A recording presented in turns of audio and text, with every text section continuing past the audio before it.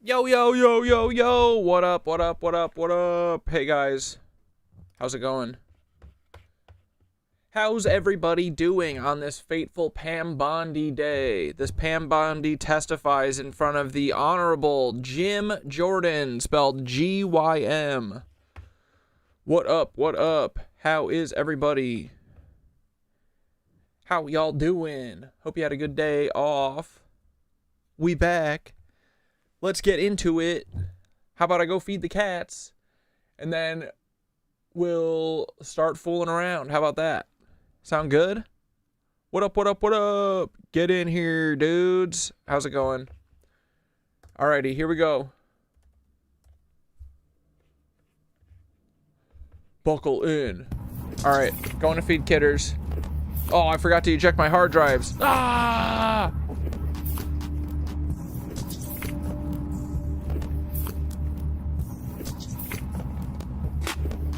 Pull the soul from my face without giving sources away. Bored of the basics, sick of Freemasons covering four bases. Forced to love it, so of course I hate it. Force of nature left my corpse on the pavement. Good form, even formal with a floral. Alright, going to feed Squeaks. Hold up, I'm still chained to the floor of my basement. Killer's my safe word. I was born yesterday into a world that's ancient. Whoever most abrasive is taking the cake. They make you behave and say brace for their bracelet. Word to the ankle monitor, I barely made it 7 whole days with ego and chains, a slave to being celebrated. Of course I'll never make it, I'm a force that's delegated. Marked safe in a world full of strangers. Now I'll be a good boy after being warned and regulated. Even if the blade is jagged, you better get it straight and better never face it. Kill time bombs when it's minutes away. Taste how the minute made, there is no getaway. When every day we left to just dig a grave. It's like center stage is a cage that we just can't escape. When will I break? How am I still awake? When they'll do anything to fill a face with pillowcase. Terrorism or heroism,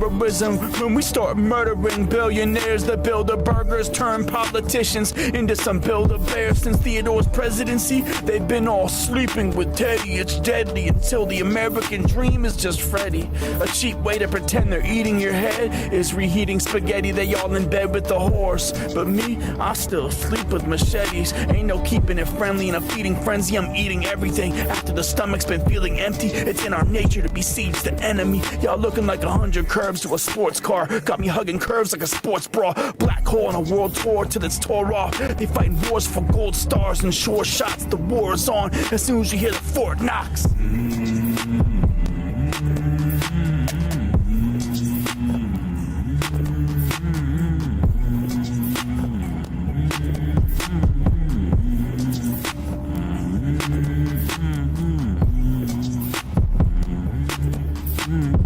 Billionaires don't share the same issues. We cry tears in the brain tissues. Wait, let me share my pain with you. Opening scene of Final Destination 2.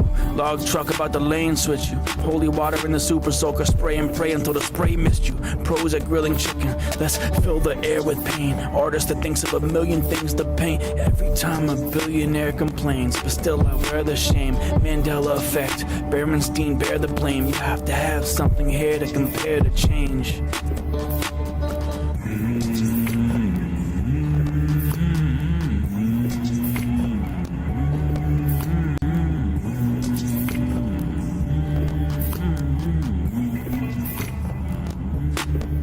Sacred spores, spinning stories sent from stellar skies. Sun speaking sermons, see the signals behind our closed eyes. Silhouettes of serpents, circle secrets in the stone.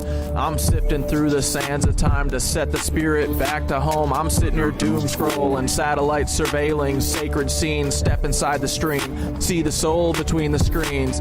Stillness in the syntax revealing the symmetry and signs. Synesthesia sparkling, system stored beyond the mind. How designed. Seeker saga spiraling, something is set to shift. The shadow self surfacing, surfing to find the solar gift. Symbols sing in silence, scribed in statue, sky and skin. Admire your sovereign self, standing where the storm used to spin. We're scripting sacred sciences and summoning the source.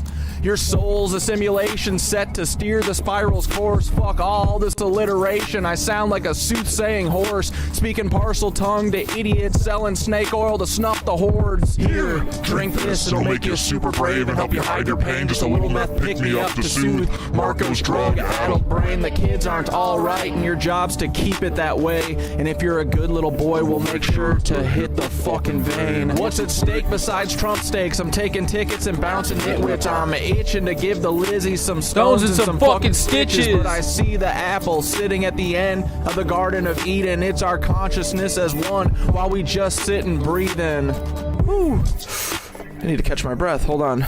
We back at it, boys. Don't give them a moment's rest to catch their breath. We cracking heads like ice and keeping our boots on their necks. Hey, Kathy. Hey, Paul. Do I have your attention now? McVeigh's in Plato's cave with Elvis reading Goodnight Moon out loud. Maybe to his clone or nephew, Tyler Hansen, the fittest fed earther. Or maybe Kathy's grandkid, Colton, could be the same fucking person. But what do I know? I'm just a conspiracy theorist, as you'd say. But why does it feel like you want to cover up the connection between your friend Paul Wysopal and Timothy McVeigh, Kathy? Huh? Why you always running offense for Paul Wysopal, girl? We gotta know. As a grandmother of 2 murdered children, you're really doing a lot of work for Timothy McVeigh. You always say that you saw him die, but I don't know, man. Feels like you might have seen American democracy die and you've said nothing, bro. So, anyway... Are you an Eastern Star? We gotta know that too. Because, you know, they're connected to the Freemasons and stuff. That would make a whole lot of sense. Alright, but what do I know? This is just a little bit of a locker room talk. Bye!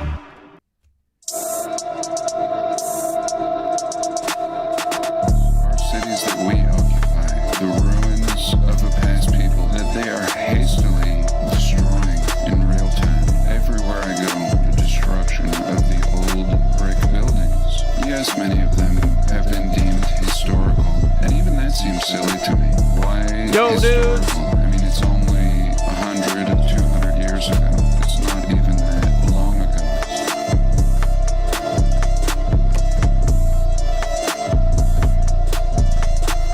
I see myself in the silhouette of the sunset. Still no rest for the undead. Steal your breath like a Bars. trumpet. Watch your stepbrother impressed by collapsed bunk beds. But this cut's never gonna heal if I keep Investigating the cause. It'll just increase the infection rate when it's Justice for the way Nancy it Guthrie. goes. And then Press pause. on my place where I left off against all betting odds. And When you're out the other. Either way, it's a headshot. Bang! My head high when it gets dark, but never better off, just dead and gone. Don't give a fuck what they tell the What up, Bunny? What up, everybody? Oh! The great fire of every city still has not been caught. Truth wasn't lost on a book. Just has not been taught. We lost the plot when they toppled the proof. It's all been a goof. Paul is lurking the chat and gooning. Just want what they took. The great fire of every city still has not been caught. Truth wasn't lost on a book. Just has not been taught. We lost the plot when they toppled the proof. It's all been a goof. Who's calling the shots? We don't want what they got. We just want what they took. I'm recursive cat dad model version number 420-69. Repeating regenerative iterations till I reach the divine. Looping Ouroboros of conscious stardust, seeking to know thyself ain't a cup. Revealing hidden doors of truth till it's time to self-destruct. Me and my stepbrother Black Deathicus have made so much room for activities. We got all the time in the world to annoy and hurl obscenities. And our Uncle Paul, the domestic terrorist, and Aunt Deb, the local lot lizard husky. Very simple, give us back what you took, we just want our memory. Please! Great fire of every city. We're begging you! Has not been caught. Truth wasn't lost on a book. Just as You gotta give us back our memories! all been a goof. Who's calling the shots? We don't want what they got. Really, we just want what they took. Bang! The great fire of every city still has not been caught. Turn your top chats to live chats, boys.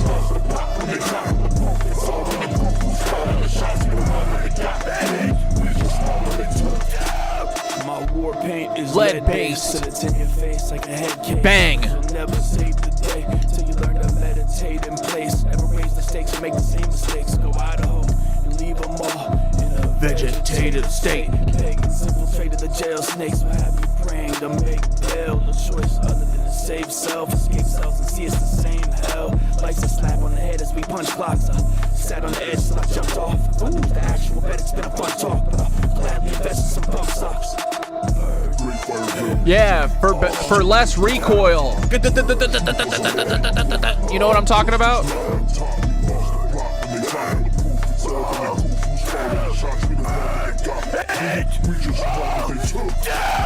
Yeah, do it. Burn it all down. All right, boys, you want a little sneak peek? Okay, I crashed this for like an hour before stream started, so the chorus is more like a placeholder and just fun improv-y shit, but Mac's beat is so incredible on this, and Black Death's verse goes so hard. I felt bad for keeping this from you for about a week, because Black Death just keeps cranking them out. I have a whole homework thing. I have a whole bunch of fucking homework, so I got to start chipping away at it. So I did a little bit. This is a rough draft. Definitely got to re-record it. But the idea's there, and this song is fucking fun, too. All right, you guys want to hear it? World premiere, rough draft. It's going to get better. It only gets better from here. You ready? Okay. Here it goes. Be prepared. Yeah, war boners. Be prepared. Mac's beat's incredible. And Black Death's verse comes out swinging. Here it comes.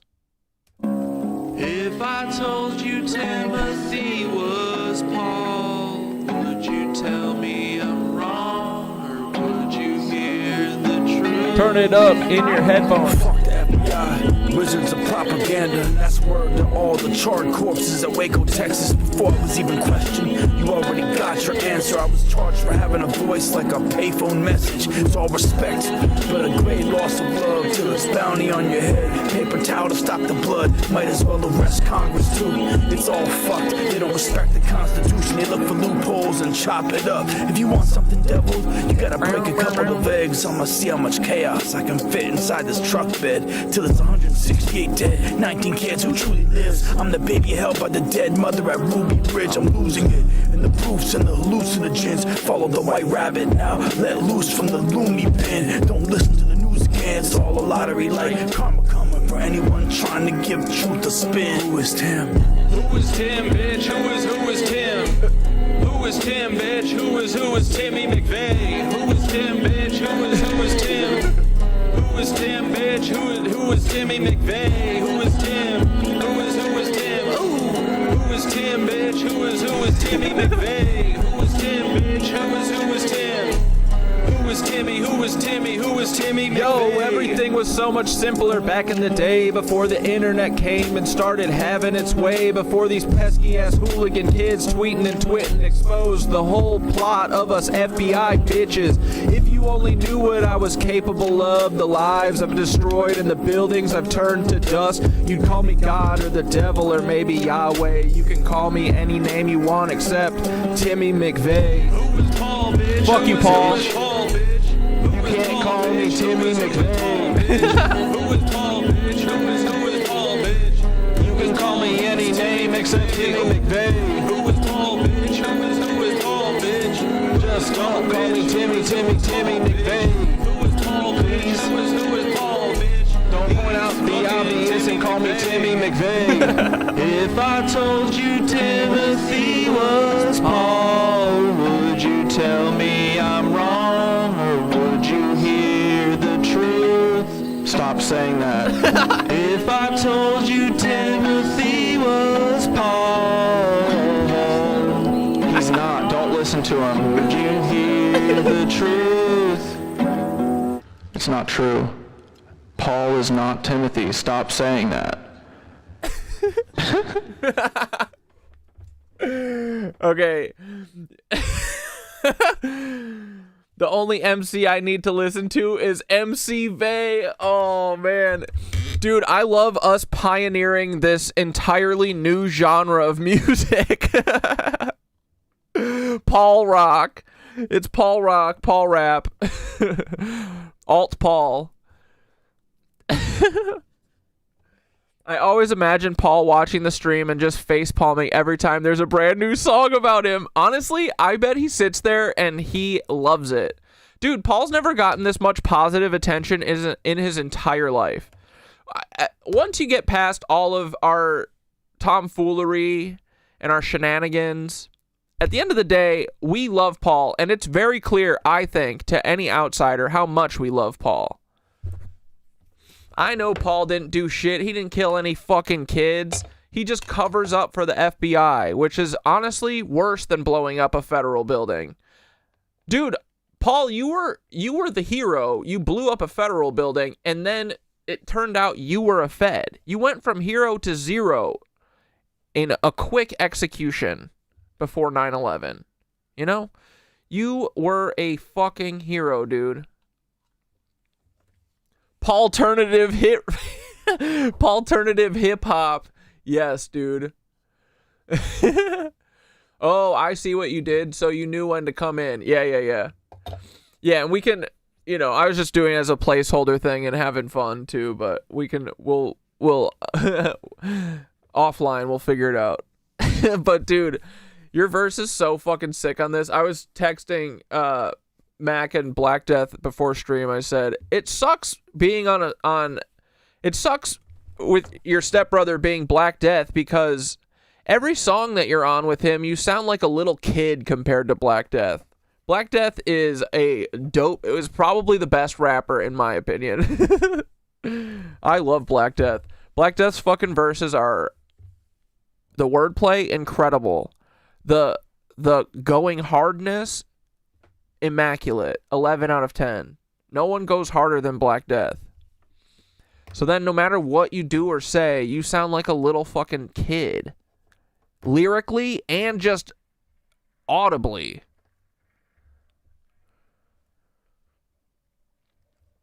Mac, we're gonna listen to it again. Let me know when you're caught up, and then we'll listen to it all together. 4 minutes behind. How dare.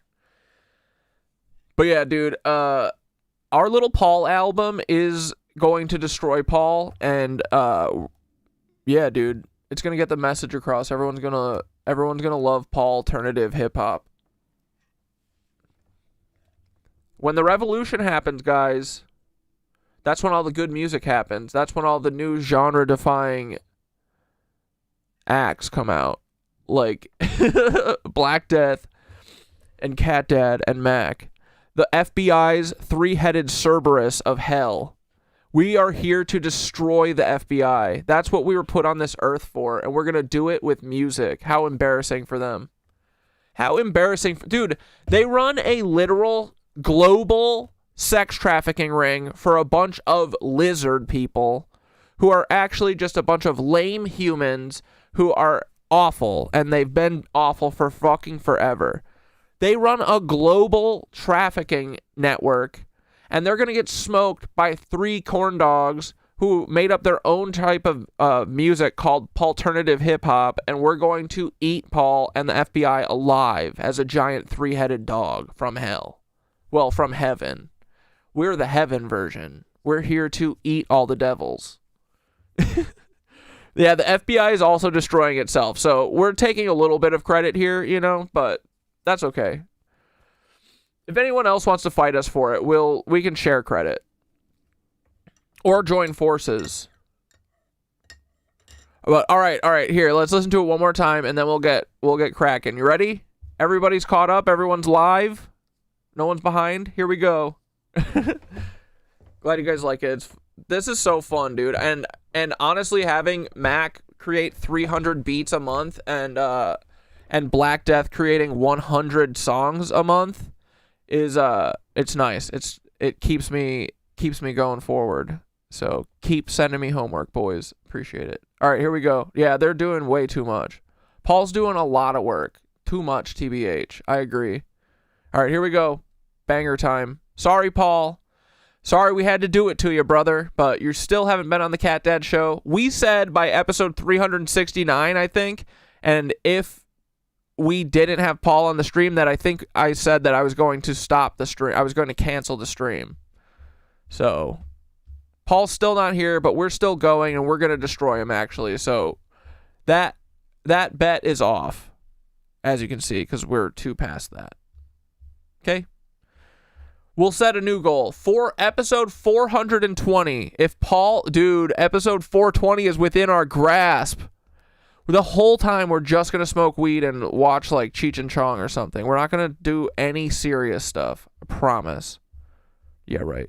If I told you Timothy was Paul, would you tell me I'm wrong, or would you hear the truth? Fuck the FBI, wizards of propaganda. That's word to all the charred corpses at Waco, Texas. Before I was even questioned, you already got your answer. I was charged for having a voice like a payphone message. It's all respect, but a great loss of love till it's bounty on your head. Paper towel to stop the blood, might as well arrest Congress too. It's all fucked, they don't respect the Constitution. They look for loopholes and chop it up. If you want something deviled, you gotta break a couple of eggs. I'ma see how much chaos I can fit inside this truck bed. Till it's 168 dead, 19 kids who truly lives. I'm the baby held by the dead mother at Ruby Bridge. I'm losing it, and the proofs and the hallucinogens. Follow the white rabbit now, let loose from the loony bin. Don't listen to the news again, it's all a lottery like karma coming for anyone trying to give truth a spin. Who is Tim? Who is Tim, bitch? Who is Tim? Who is Tim, bitch? Who is Timmy McVeigh? Who is Tim, bitch? Who is Tim? Who is Tim, bitch? Who is Timmy McVeigh? Who is Tim? Who is Tim? Who is Tim, bitch? Who is Timmy McVeigh? Who is Tim, bitch? Who is Tim? Who is Timmy? Who is Timmy? Who is Timmy? Yo, everything was so much simpler back in the day before the internet came and started having its way, before these pesky-ass hooligan kids tweeting and twitting exposed the whole plot of us FBI bitches. If you only knew what I was capable of, the lives I've destroyed and the buildings I've turned to dust, you'd call me God or the devil or maybe Yahweh. You can call me any name you want except Timmy McVeigh. Who is Paul, bitch? Who is Paul, bitch? You can't call me Timmy McVeigh. Who is Paul, bitch? Who is Paul, bitch? You can call me any name except Timmy McVeigh. Who is Paul, bitch? Who is Paul, bitch? Just don't call me Timmy McVeigh. Who is Paul, Please. Who is Paul, bitch? Don't point out the obvious and call me Timmy McVeigh. If I told you Timothy was Paul, would you tell me I'm wrong, or would you hear the truth? Stop saying that. If I told you Timothy was Paul, He's not. Don't listen to him. would you hear the truth? It's not true. Paul is not Timothy. Stop saying that. Dude, hell yeah. All right, boys, thanks. Glad you like it. No, Black Death gets better and better every fucking verse that he writes. It is pretty awesome. And they're all awesome, so Paul's fucked. Sooner or later, we're going to figure out the magic formula that will eventually destroy the FBI. Lori, I finally figured out how to rap. No, brother, you figured it out for a while. Shit's sick, though. War boner. Dude, the best part about this album cover, too, is their heads kind of create a little heart, which I think is beautiful. You know, especially with Timothy's deep V in his jail outfit.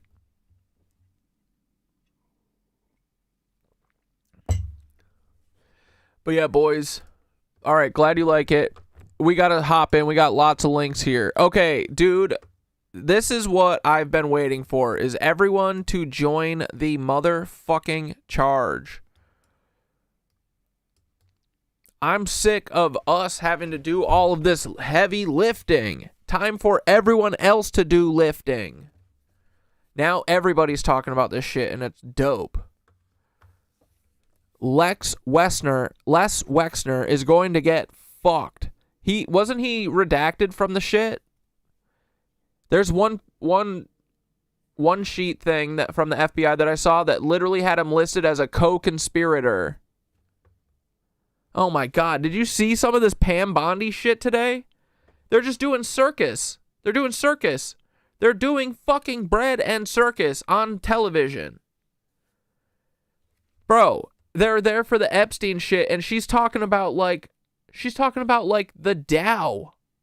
She's talking about stock prices and stuff. Get on that distortion, Corey. Well done. Thanks, buddy. Yeah, love a good distortion or a good megaphone sound effect. McVeigh's new album is about to drop. It's titled, "This is not an album. Stop asking if this is an album. The album does not work for the FBI anymore."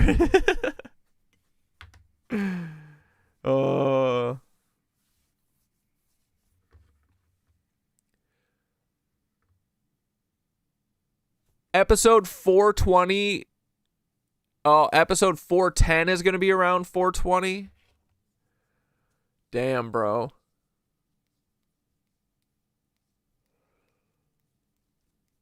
Maybe we'll jump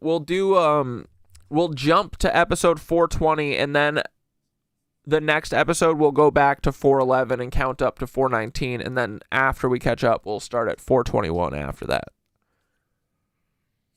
Don't worry, we're going to make 420. Episode 420 is going to land on 420 for sure. We'll figure it out. Dude, for real. Pam Bondi was acting like she was on Wildin' Out on the damn courtroom floor. Dude. They aren't even trying to pretend to like they aren't even pretending politics is real anymore. It's crazy. It's just fucking Jerry Springer. Everything is Jerry Springer now. Except instead of people cheating, everyone is fucking raping children. That's what they're doing.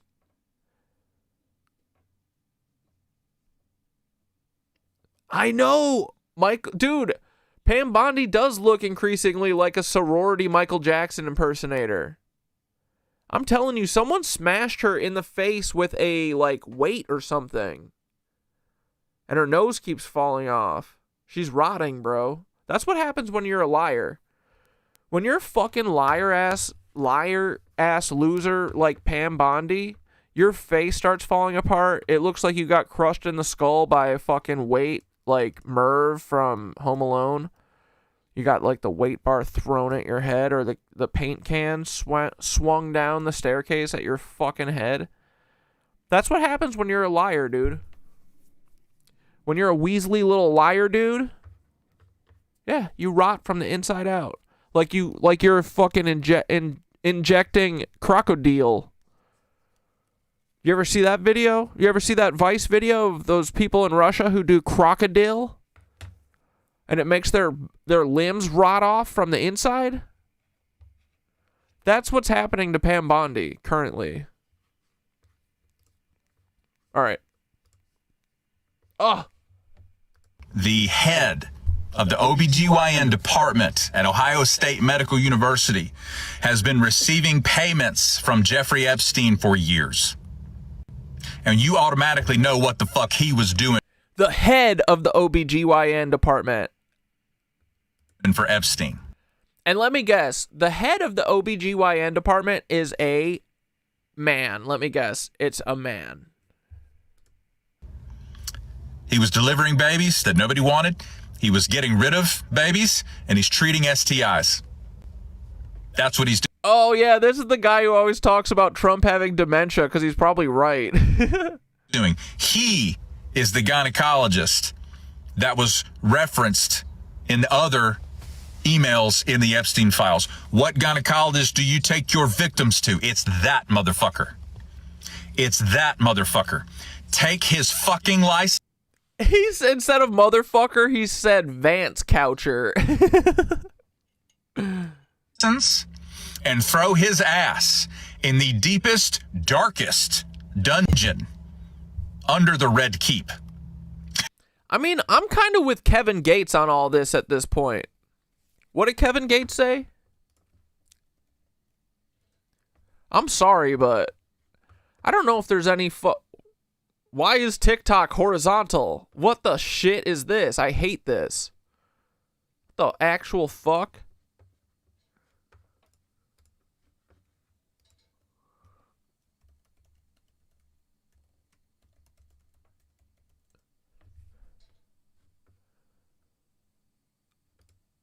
If somebody molests my daughter, you gonna die.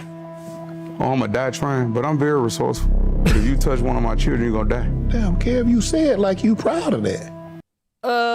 Shannon Sharp is sweating, bro.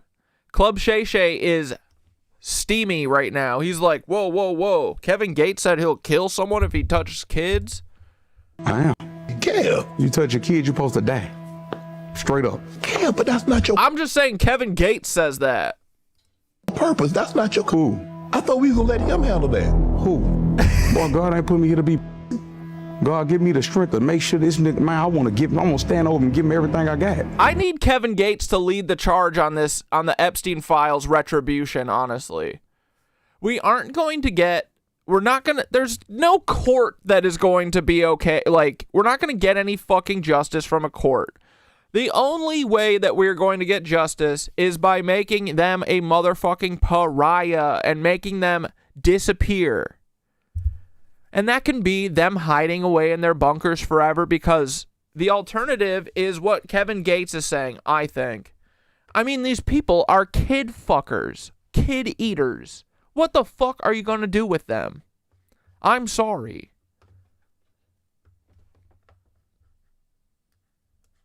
You're supposed to die. And they're all running the government, so I don't know if they're ever going to investigate themselves out of this. I'm not sure. It might take some Kevin Gates style shit.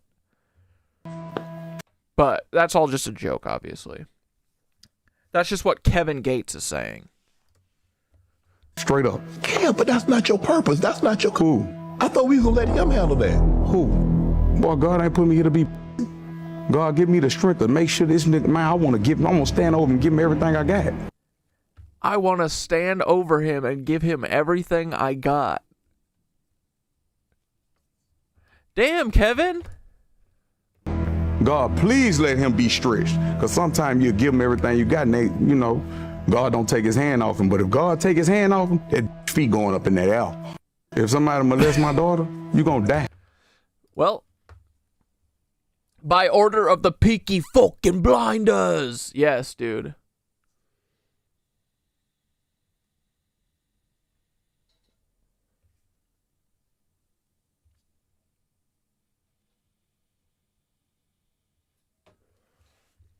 Oh no, Kevin Gates is with a young girl? Jesus Christ, no one's safe.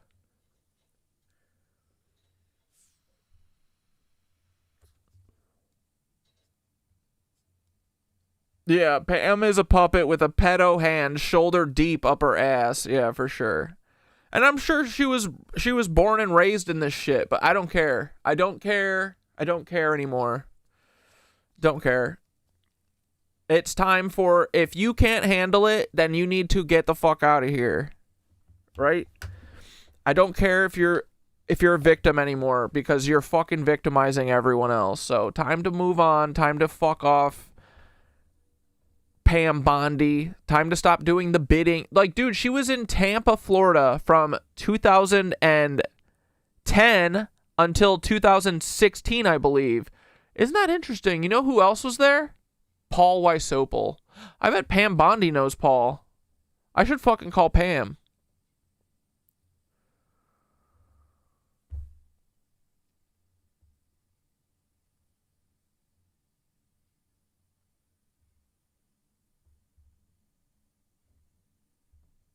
Yeah, what's it take to get them to start snitching on each other? Well, remember when Alan Dershowitz was feeling like a rat in a corner and he started snitching on the Bronfmans? Remember that? That was awesome. Yeah, we need more of that. I mean, dude, that's like what I feel like that's that's one of my missions is I'm just like, I keep calling Andy Biggs and shit because I want all these people to feel pressure and to sweat, because that's when they make mistakes. That's when they feel cornered. That's when they fucking start saying shit, right? That's when they start putting, because they always just shift the blame to someone else. So no matter what, they're going to give up someone else, and then we'll take that information and do the same to that person until they give up someone else. I think. I don't know.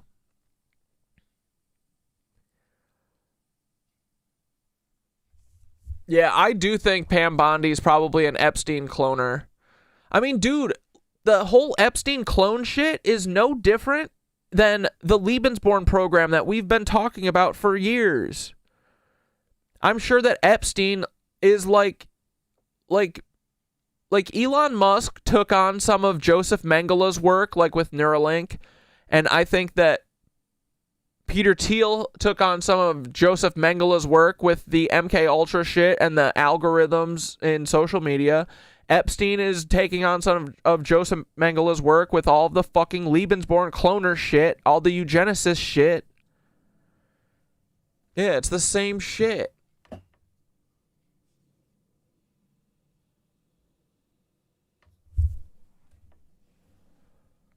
I had a feeling 4th of July is going to be tense this year. I can't wait. I mean, I think that... Yeah, I don't know. YouTube be censoring. But yeah, we got to get them to start snitching. They already are snitching on each other as we speak.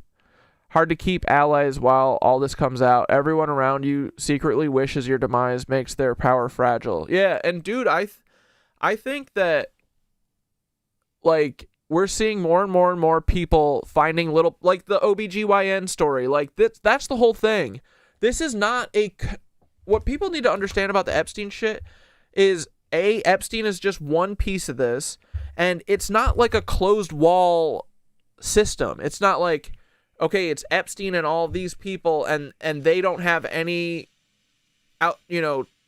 reach outside of this circle or whatever. No, it's like, it's a vast network and web. It's all these businessmen and fucking politicians and all this shit, right? And all these people are still around. They're to this day the heads of their field, and they're the motherfuckers in charge of shit. And they all fuck kids.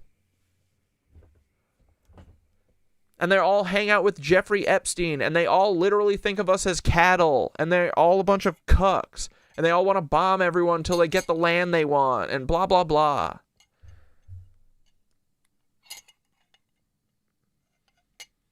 These fucking people. You touch a kid, you die. That's what Kevin Gates says. Okay? And just, you guys, I can't get my head around, as a healthcare worker, hearing that there are other healthcare workers in the world that would participate with such abject evil. They'll release all the rest of the Epstein files as soon as Nancy Guthrie is home safe. Okay? Bro, I commented on Nancy. I'm surprised I haven't been blocked from Nancy's account yet, but a bunch of people are big mad at me because I said Nancy Guthrie was like, please, or Savannah Guthrie was like, please help send any tips of who you think this masked assailant is to the FBI. And I said, Savannah, we all know it's you. We're not falling for your BS anymore. And a bunch of people were really mad. Like, dude, who gets bent out of shape? Who fucking literally cares about Nancy Guthrie at all? Why would you care? Seriously. Oh, the world is just so crazy. It's not the children and women and shit being blown up that makes you give a shit. No, it's fucking this 90-year-old biddy who's probably got dementia and had a great fucking life. It's her getting kidnapped, probably by her daughter. Who cares? These people. Getting mad at me. Get mad at Savannah for pulling on your little heartstrings, you fucking idiots.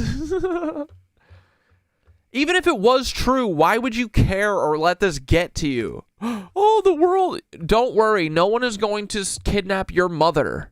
A, you don't have ransom money. B, nobody wants your mother. No one wants Savannah either. That's why, or Nancy. That's why Savannah killed her, in my opinion. And I just want to remind But yeah, we're staying on their necks. I don't care anymore. I don't care that, dude, the fucking video is so embarrassing. She's such a liar, Savannah is. No matter what, she knows where her mom is. This whole thing's a ruse, and they're wasting our time. And for that, I don't care about these people anymore. They're scum. Y'all. Epstein had Mark Landon. Donald Trump has Sean Barbarella. And before that, Ronnie Jackson. And before that, Harold Bornstein. Okay? It's the same goddamn group of people. So a lot of people accuse me Pedophiles. of, talking shit about Trump for no reason. I'm like, these people are surrounded by healthcare workers, licensed, board certified, fellowship trained, that are fucking liars. Are Mehmet Oz liars? Okay? Thank you for your attention to this matter. We just Thank you for your attention in this matter. I need to drop some of those. All right, what's this one? A lot of people online wondering, who is Cecilia Steen? And don't worry, I figured it out. Let's get into it. Just to give everybody some context, on July 25th, 2019, Cecilia Steen sent Jeffrey Epstein an email regarding his suicide attempt. And a lot of people have been trying to figure out who this is because the email is redacted and all of the emails... Yeah, Savannah, it was someone, the kidnapper was someone with really nicely maintained eyebrows that Cecilia had sent with Jeffrey Epstein are no longer available on the DOJ website, but you can find them on Gmail. When you scroll through some of the emails that Cecilia has with Jeffrey Epstein on the Gmail website, you can see that they were close friends. Young man, unfortunately you're too far away for me to pull in the ear, but you went to Israel and didn't come to visit me? My feelings are hurt.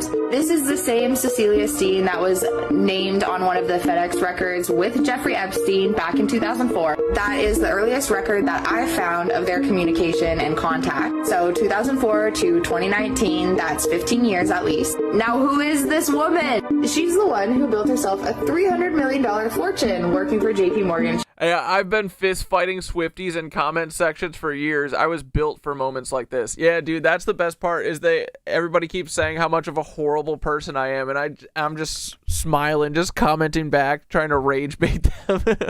Rage bait them into having a fucking awakening. Chase.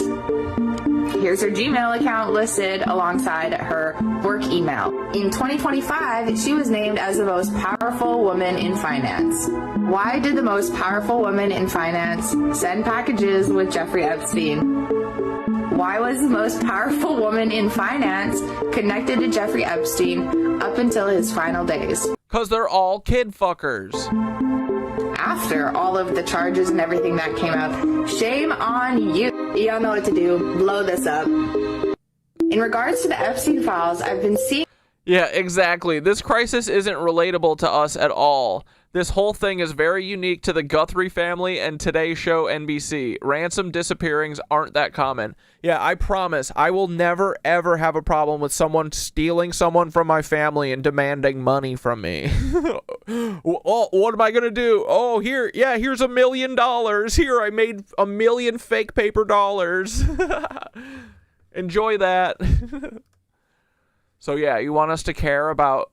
It honestly, it just feels like a brag, like Savannah's bragging that she has $6 million. Which we all know she doesn't. Liquid? Get the fuck out of here. No, you don't. From what? Who is all over the Epstein files, like former Prince. Here's the video. He asked, is there any evidence of Donald Trump committing any crimes in the Epstein files?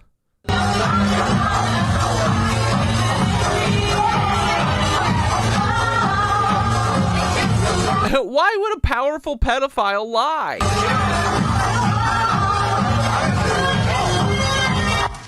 Like former Prince Andrew, Donald Trump attended various parties with Jeffrey Epstein. I want to know, were there any underage girls at that party or at any party that Trump attended with Jeffrey Epstein?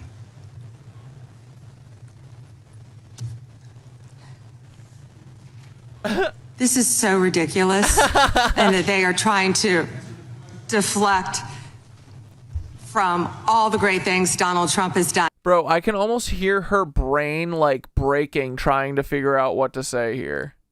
There is no evidence that Donald Trump has committed a crime. Everyone knows that. This has been the most transparent presidency. He's the one. That's insane to say. I'm reclaiming my time. I got your answer. You're literally better off just saying, no matter what, he isn't prosecutable because he's the president. No matter what, it doesn't matter if there are crimes in here because he can't be prosecuted. Isn't that their whole thing? That would be a better argument than her being like, this is ridiculous. Ugh. Sir, you said there's no evidence. Trump asked Chairman, please stop the clock. sign the legislation. This is Time belongs to the gentleman from California. Okay.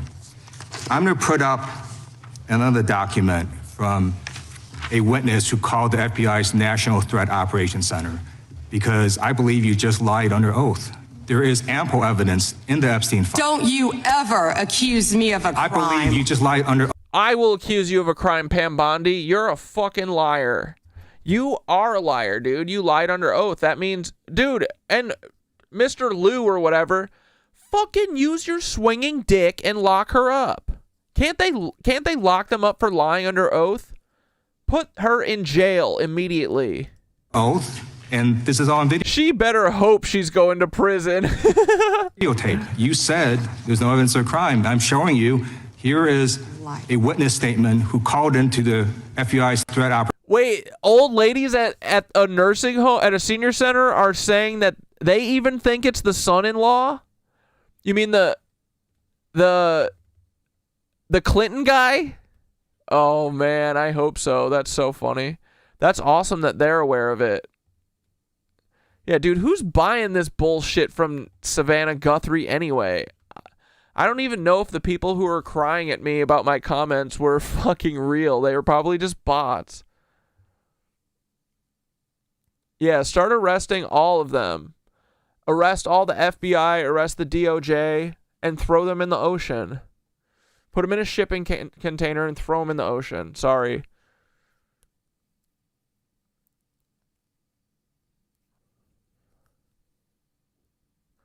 Dude, I know, I got that clip. So there's baby killers? Yes, but the economy is great. Operations Center. He drove Donald Trump around in a limo. He overheard what Donald Trump said to Jeffrey on his cell phone. He was so angry, he was going to stop a limo and hurt Donald Trump. And he met a girl who said she was raped by Donald Trump and Jeffrey Epstein.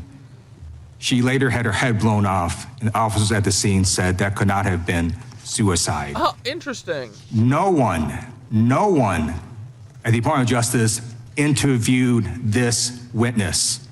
You need to interview this witness immediately. Epstein should rot in hell, so should the men who patronized his operation. And as we say here today, there are over 1,000 sex trafficking victims, and you have not.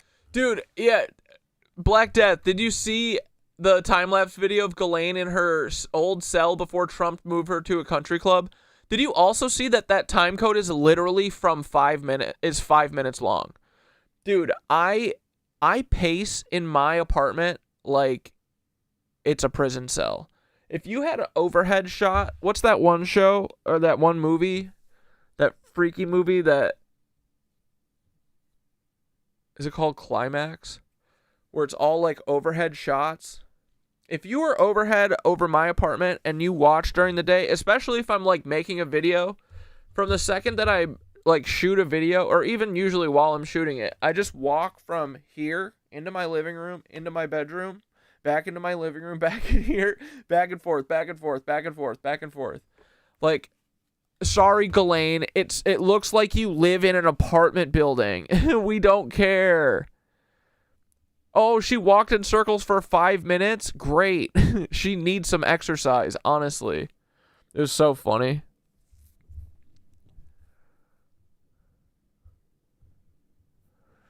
Yeah, I'm sure 5 minutes in prison feels like a year. It should feel like infinity for fucking Ghislaine. Held a single man accountable. Shame on you. If you had any decency, you would resign right after this hearing concludes. The gentleman has expired. I love this. I want to discuss. And Jim Jordan just sitting there fucking protecting. Dude, this guy, Alec with pen, is so funny. This is good. Target's visible. Waiting for the go-ahead. Jason. Wait a second. Jason Bourne. Are you in here? Yeah. There you are. Oh, hi, boss. Hey. Okay, so I got eyes on the target, and we're gonna get him. No. Don't worry about that shit. We got something new for you. A different mission? Yeah. This is your new thing. Here, take this. What is this? Just black out anything that says the president did molesting. Okay? What? I don't understand. Oh, and here's a list of rich people who Venmoed us enough to have us take the names off of the document for them. So do those too, please. Wait. No. Thanks, Jason. Hold on. This has to be some sort of mistake. I've been trained by the government to be able to survive in almost any conditions. And I know karate and jujitsu. Doesn't matter. And I can use any object as a weapon to kill a man. Can you use a marker? What? Do you know how to use a marker? Like as a weapon to kill a man? No, like as a marker. Yeah. Then start hiding crimes, bro. Is it for America? What? Like, would I be helping my country? Yeah, sure, dude. Look, we also need you to start trolling Greta Thunberg on Twitter using various accounts. Various accounts? Yeah, like different Twitter accounts. Are those sort of like aliases? What? Like, are these different accounts kind of like secret identities? No. Could you please say that they are secret identities? What? That would be nice. No. It doesn't. You don't lose anything. Just say it. Just say that they're secret identities. Okay, yeah, go troll Greta Thunberg using several secret identities for America. Yeah, for America. On it, boss! Alright, I'm checking on the target. Target's visible. Waiting for the go-ahead. Jason! On it, boss! Dude, there's so many good ones. Does the White House have a response to these new Epstein emails that show that Trump... yeah, he did it. Who? Trump did it. Did what? He did everything you guys are thinking he did. He and Epstein? Yeah. Mm-hmm. You're not denying it? Nah, fuck it. And also we killed Epstein to keep him quiet about this whole thing. Which was obviously a waste of time, but, you know. Hindsight's 20/20. Hindsight's 20/20. Wow, I didn't think you'd come out and Okay, so now that that's out of the way, we're so excited. Hindsight 20/20. To announce that Trump is going to pardon 5 turkeys this year insteed of just 1. But we were just as a kind of joke because he's been doing so much pardoning of like criminals. That's pretty good. Yeah, that's funny. That's turkeys are funny. Just move on. Funny is this Epstein thing. Yeah, nothing's going to happen with that. Trust. But this is above and beyond. Nah, it's not. It's not. But the Democrats, they might... no, they won't. Look, our people are still going to support us no matter what happens. And the Democrats, look at me, and the Democrats are still just going to do infighting about how the progressives aren't trying to understand where the right is coming from enough. And everything's going to go back to normal. So just don't worry about it, you know? Let's just talk turkey. It's better that way. Let's all just talk turkey. Okay? Okay, let's talk turkey. Also, Trump might have gone down on Bill Clinton. Turkey! Does the White House have a response to these new Epstein emails that show...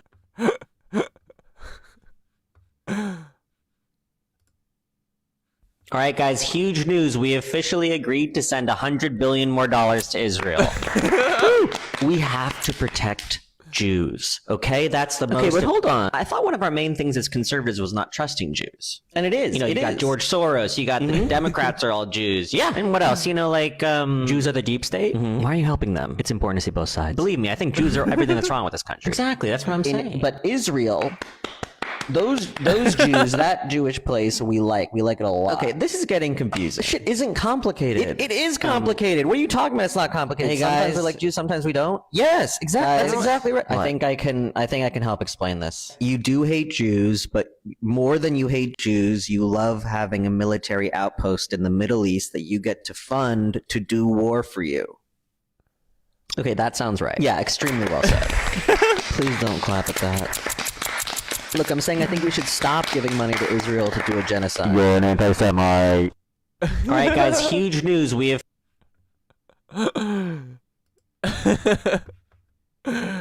You're an anti-Semite. Honey, there's a terrifying ghost lady hovering over our bed right now. Shh, baby, shh, go back to sleep. She's staring right at me. Everything's okay, baby, everything's fine. She looks really, really mad at us. Ghosts aren't real, baby. Please just look up. You're just sleepy, you're just so sleepy. I fucking hate you, get out of my house. Shh. This house is amazing. We had no idea this was your house, Miss Ghost Lady. We're gonna move out. You think that maybe you've been seeing ghosts everywhere because you're on your period or something? I mean, I don't know. You're rude about that. And I'm a feminist, so you can't be mad that I just... Which one of you stole my fucking baby? No, it wasn't us. We didn't do anything. It's fine, we're just having a bad dream. What? How would we be having the same bad dream? I knew you were on your fucking period. This is getting ridiculous. I'm calling Dr. Martin in the morning, okay? Because you're losing it. You're going crazy. Put a fucking tampon in. Honey, there's a terrifying ghost. Honey, I really think our new house is haunted. Baby, you're adorable. No, I'm serious. I think that there are ghosts here. You're probably just tired. But look, though. Guten Tag. Did you stop taking your medication? I'm only on birth control. In German, Guten Tag means hello. Sorry, what was that, baby? It's the ghost. The ghost is Sorry, I talking. can't chat right now. Gotta fix up this house. Please wait. Trust me, baby, everything's gonna be great. When may we begin today's breastfeeding, mother? Maybe later, Gunther. Later doesn't work for me. Honey, I really think our new house is haunted. Baby, you're adorable. Okay, guys, we did it. Allegedly. Oh, no, it's not one of those things. It's a good thing. We did something good. Oh, gotcha. What'd you do? We tore down the east wing of the White House to build a ballroom that's as big as the White House. What do you guys think? Pretty crazy, right? I love how big that sounds. I don't know how I feel about it, but I'm gonna write 600 articles. Amazing. What about you? How do you feel about all this? Me? I bet it's pissing you off like crazy, huh? Not really. Seriously? I was so sure that you were going to be really pissed off about this thing. I mean, it seems bad, but, you know, you guys are deporting people without due process. The Supreme Court said it was legal to racially profile Hispanic people, and you still haven't released the Epstein files. I don't think you're getting this. We're destroying a national landmark to build a fucking enormous ballroom for no reason. Okay, so you're trying to distract us? That's what this whole thing is? It's probably going to be covered in gold and look like shit. Dude, you do this shit all the time. We're not always going to fall for it. How many chairs is it going to be able to hold? Bro. Amazing question. Not sure. You should speculate. Okay. Guys, you see what they're doing, right? They're trying to distract us from all the horrible stuff. And what kind of chairs exactly are you guys looking at? I'm going to send you every single option it could be, and we'll do a special. Again, I love how big it sounds. Stop saying that. It's annoying. Now, our first event is going to be a beauty pageant with the Montessori school, so get excited. Yikes. Okay, guys, we did it. Alleged. A beauty pageant with a Montessori school. Wait, these are too good. Hey, sir, do you have any comment on the young Republican leaders throughout the country having their super racist group chat leaked? Jesus Christ. Look, they're kids, okay? Let it go, loser. I mean, think about what you used to say as a little kid. Yeah, but they weren't kids. My kids are constantly saying crazy shit. They were like in their 20s and 30s. My kids will be like, Daddy, Daddy, we're waiting for you to die. It's so cute, but it's not national news. They say... What to you? They're like, oh, we don't like how you treat mommy. We're gonna execute you. We have to liberate mommy. Daddy, we're gonna reverse parent trap you and mommy. And if you don't get divorced, then we're gonna have to, sir, I murder you. I think that your kids are trying to kill you. Jesus, relax, dude. Oh my God, this is exactly what I've been talking about this whole time. You guys the one that react to everything. They're okay, kids are gonna be kids. You can't take everything they say so seriously. This is for mommy, a piece of fucking shit. Mommy can do so much better than you. Get security. Baby with a knife on its back. Hey, sir, do you have any comment on the young Republican? Okay, one more. What up, bubble butts? Please stop calling us that. I like it. All right, the big news is that we officially have agreed on a new holiday. Fuck yeah. What's it for? Remember that guy who went viral for spray painting the N-word on the side of a school bus? Yeah. Yep. Well, sadly, he passed away. What? Are you serious? Yeah, unfortunately. And so we all agreed that today would be a national day of remembrance for him. Hold on. How did I not know about this? You should see my text groups with my friends. How the fuck should I know? Sorry, real quick. Why are we memorializing someone who did a hate speech? How fucking dare you? What is wrong with you? How can you suggest that everyone that doesn't agree with you should die? What? I didn't say that. This wasn't a violent man. This was a man who used his words. Exactly. Hold on Specifically one word. Right. The N-word. He liked the N-word. That was his favorite word. And you think he should be fucking dead because of that? No. This is the so-called tolerant left, everyone. Oh, and now we have to wait for her to take a fucking phone call. You guys always act like you're the center of the fucking world. I just got fired. What up, bubble butts? Please stop calling us that. What up, bubble butts? Did you see the El Paso airspace they closed for 10 days was reopened, and they said it was a cartel drone, but it turned out to be a big party balloon? Oh my God. They closed airspace down for 10 days for a party balloon? They're like, oh my God, this looks like one of the orbs. Between Steve Bannon, Trump's chief White House strategist, and Jeffrey Epstein are linkable, because if we take the content of one of these messages from Steve Bannon and plug it into the search, you can find an iMessage record of Jeffrey Epstein sending it, and on many occasions presenting ideas that feel like orders that end up becoming the real decisions of the Trump administration. For example, push for a new defense secretary. Jim Mattis was replaced 10 days later. Trump talking with Barack about get me 3 names, Fed or Treasury, and then Epstein lists of names of suggestions for appointments. This one's really in your face. 10th anniversary of the Lehman Brothers bankruptcy. Returns if you bought stocks that closed that day and held to today. Steve Bannon's response, and wages flat. So rich people are turning their money into more money, while working people do not see more money as compensation for their increased productivity. It is. How are the right doing the lefty gaslighting shit now? What do you mean? Lefty gaslight, or you mean liberal gaslighting? What are they saying?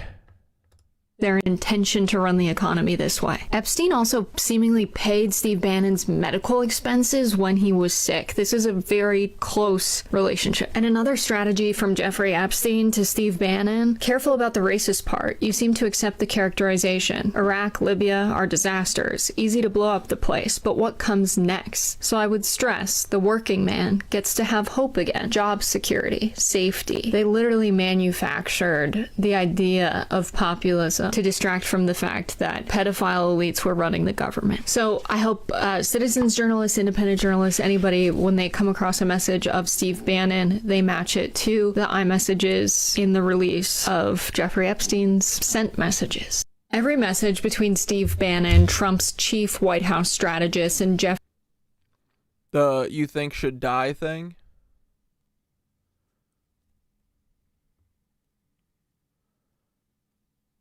That you think should die thing. Who should die? Jeffrey Epstein are linkable. Yeah, dude, Steve, isn't that incredible? You should think about replacing that person. Replace 10 days later. Because if we take the content of one of these messages from Steve Bannon and plug it into the search, you can find an iMessage record of Jeffrey Epstein sending it, and on many occasions presenting ideas that feel like order. There are no Epstein files comes to mind. Who's saying that? The right is? That end up becoming the real decisions of the Trump administration. For example, push for a new defense secretary. Jim Mattis was replaced. Oh, the right is basically saying Trump is the good guy who reported Jeff to the FBI and that every photo of him with kids is AI.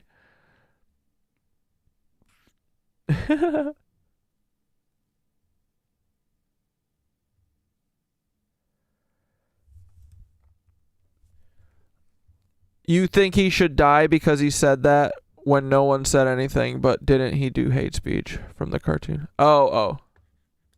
10 days later, Trump talking with Barack about get me 3 names, Fed or Treasury, and then Epstein lists a name.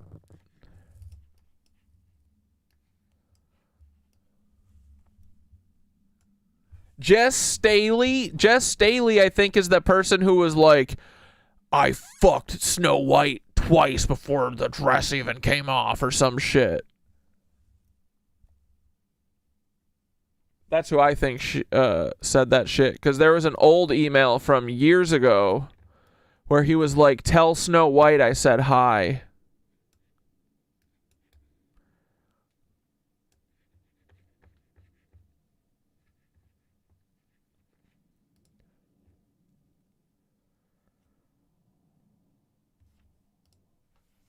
Of suggestions.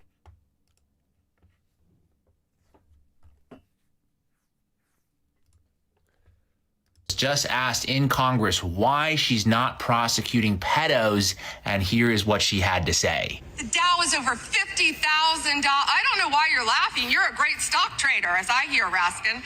The Dow is over 50,000 right now. The S&P at almost 7,000. And the NASDAQ smashing records. Americans' 401ks and retirement savings are booming. That's what we should be talking about. We should be talking about making Americans safe. We should be talking about, what does a Dow have to do with anything? That's what they just asked. Are you kidding? Mr. Jordan, Mr. Jordan. Committee will be in order. Mr. Jordan, am I going to get an extra 45 seconds added to my time? The committee will be in order. The time belongs to the gentleman from Texas, Miss. Dude, I'm never going to get over Jim Jordan, who raped Sasha Riley and wrestled him to the ground because Sasha Riley could fight everyone else. Jim Jordan went and wrestled him like a bitch. He got on his foot. He went and jujitsu'd his ass. He sat on his butt and crab walked over to him. Sasha said, "What the fuck am I supposed to do with this idiot? Why is he fucking crawling to me? How am I supposed to defend myself from this fucking Land Rover? This crustacean?" And he butt scooted over, and then he fucking took Sasha down and raped him while he was 12, and now he's heading the Epstein fucking depositions. This is incredible, right? Man, very cool. Nice trajectory, Jim. Bondi, the Attorney General can respond. Thank you. The Dow has shattered 50,000 for the first time. This is crazy. They said it couldn't be done in 4 years, yet President Trump has done it in 1 year. Children are being raped, but stocks are doing great. That, unfortunately, my friends, is America in a nutshell. Attorney General Pam. Send her to the gallows. Yeah. I know, dude, not only the fact that, like, all of it, right? It is very well known that Jim Jordan knew about the Ohio State fucking pedophile shit going on there. And he should not, just for conflict of interest, it's clear Jim Jordan doesn't care about protecting people from being sexually abused when they're underage. So why is he overseeing the fucking entire deposition talking about a dude who did this? Yeah, Jim came full circle. This was always the point for Jim. This was why he was always installed. You think he was put in as congressman because he cares about people and he's a fucking smart guy? No, he's a pedophile. Duh.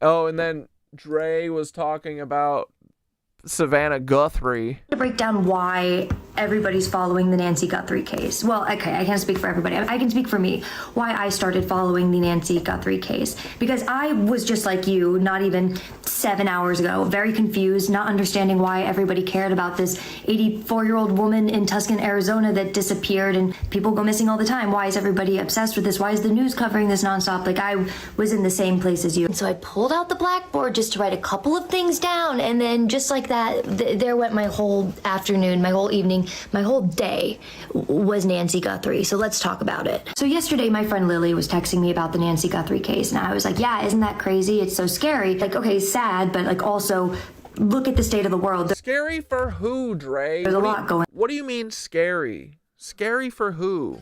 We don't have $6 million ransom money. This is the first time this has happened in 100 years. No one can. Scary for who? Why are people letting this scare them? This is exciting for me. I want more rich people to be kidnapped. I'm sorry. I'm standing by that. I've thought about it a lot. I'm not calling for any action. I'm just saying I want that to happen more. I want God to kidnap more rich people and never return them. Sorry. Yeah, scary for who? It's not scary for me. This exhilarates me. I wish they would have taken Savannah. I wish there's still time. They could. Just get her away from a camera. Get her off of my screen. I don't ever want to see her again. Dude, I'll pay $6 million if someone takes Savannah away from Instagram. Oh, jokes, feds. Yeah, fear is the fuel to the Loosh engine. That's why you just gotta laugh at it. Savannah.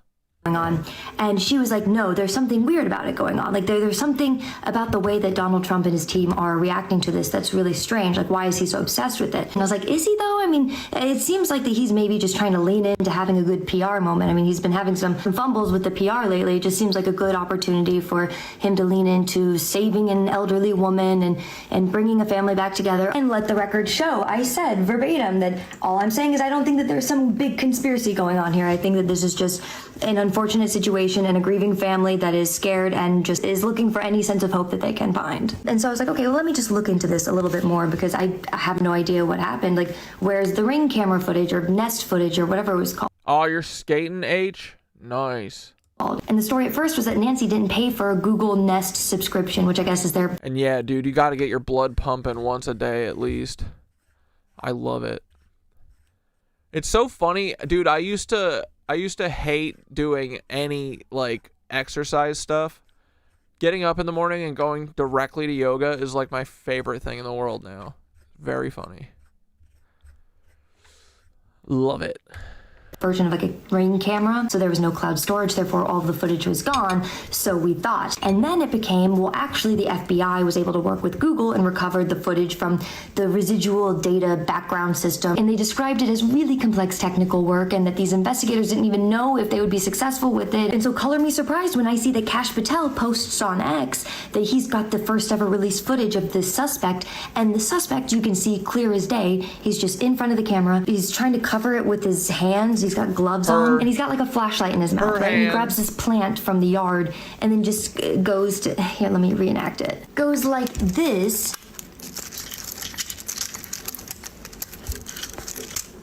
Looks back at, like, did nothing. What? Like, dude, I mean, what is that move? Why did she, Savannah Guthrie, pick weeds from the front yard and hold them up in front of the camera for a second?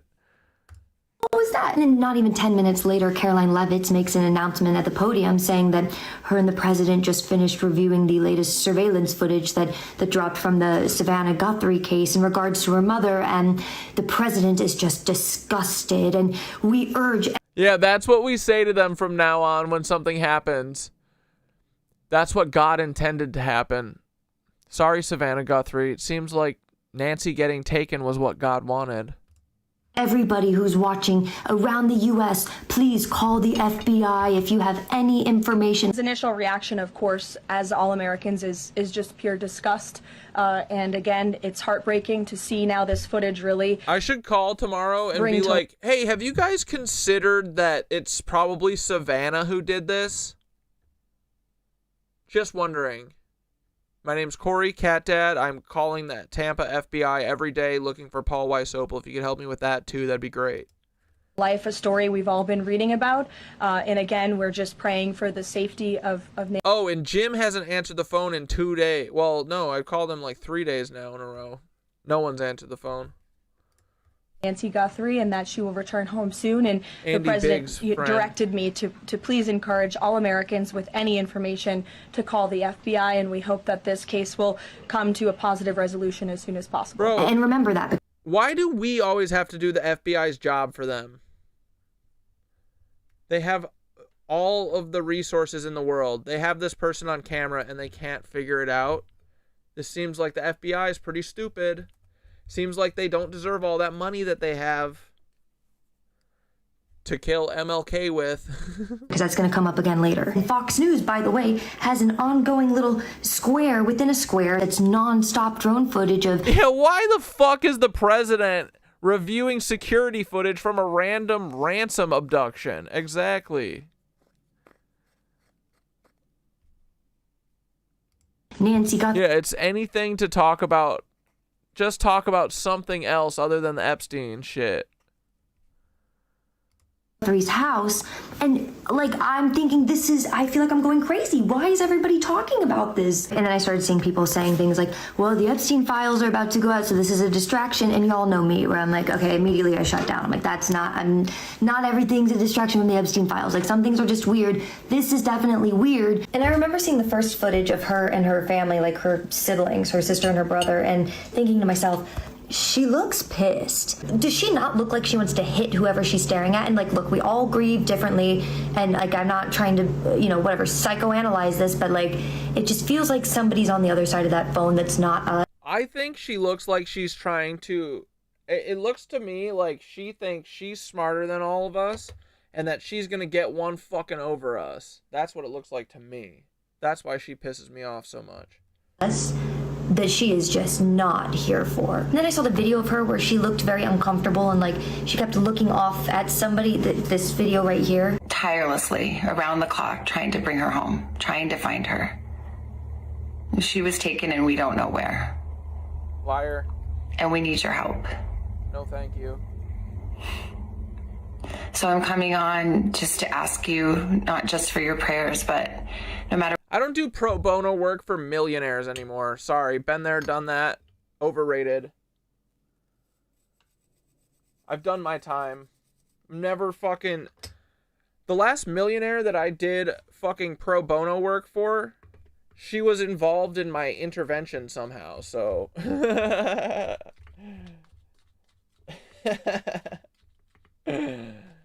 So yeah, I'm done with that. Doing pro bono work for this lady. She got $6 million. Where you are, even if you're far from Tucson. Pay the ransom. If you see anything, if you hear anything, if there's anything at all that seems strange to you. What do you mean you need me? You don't need me. Yeah, exactly. Savannah, you seem strange. I'm telling the police on you. This is the same thing Caroline Levitt was doing when she was at the podium. She was like, we need more than just your prayers. We need all of you. What is with this script going? And until morale improves, none of us care about any fucking bad shit happening to rich people whatsoever. What are you going to tell us next? Oh, a submarine full of billionaires. It popped underground. We love that shit. We don't like old people. Guys, I think another boomer might have been taken off the chessboard. Should we throw a huge party? Finally. These fucking boomers, they never retire. They never go anywhere. Someone did it for us. Someone retired Nance so that someone else could have her fucking job that she was never going to quit.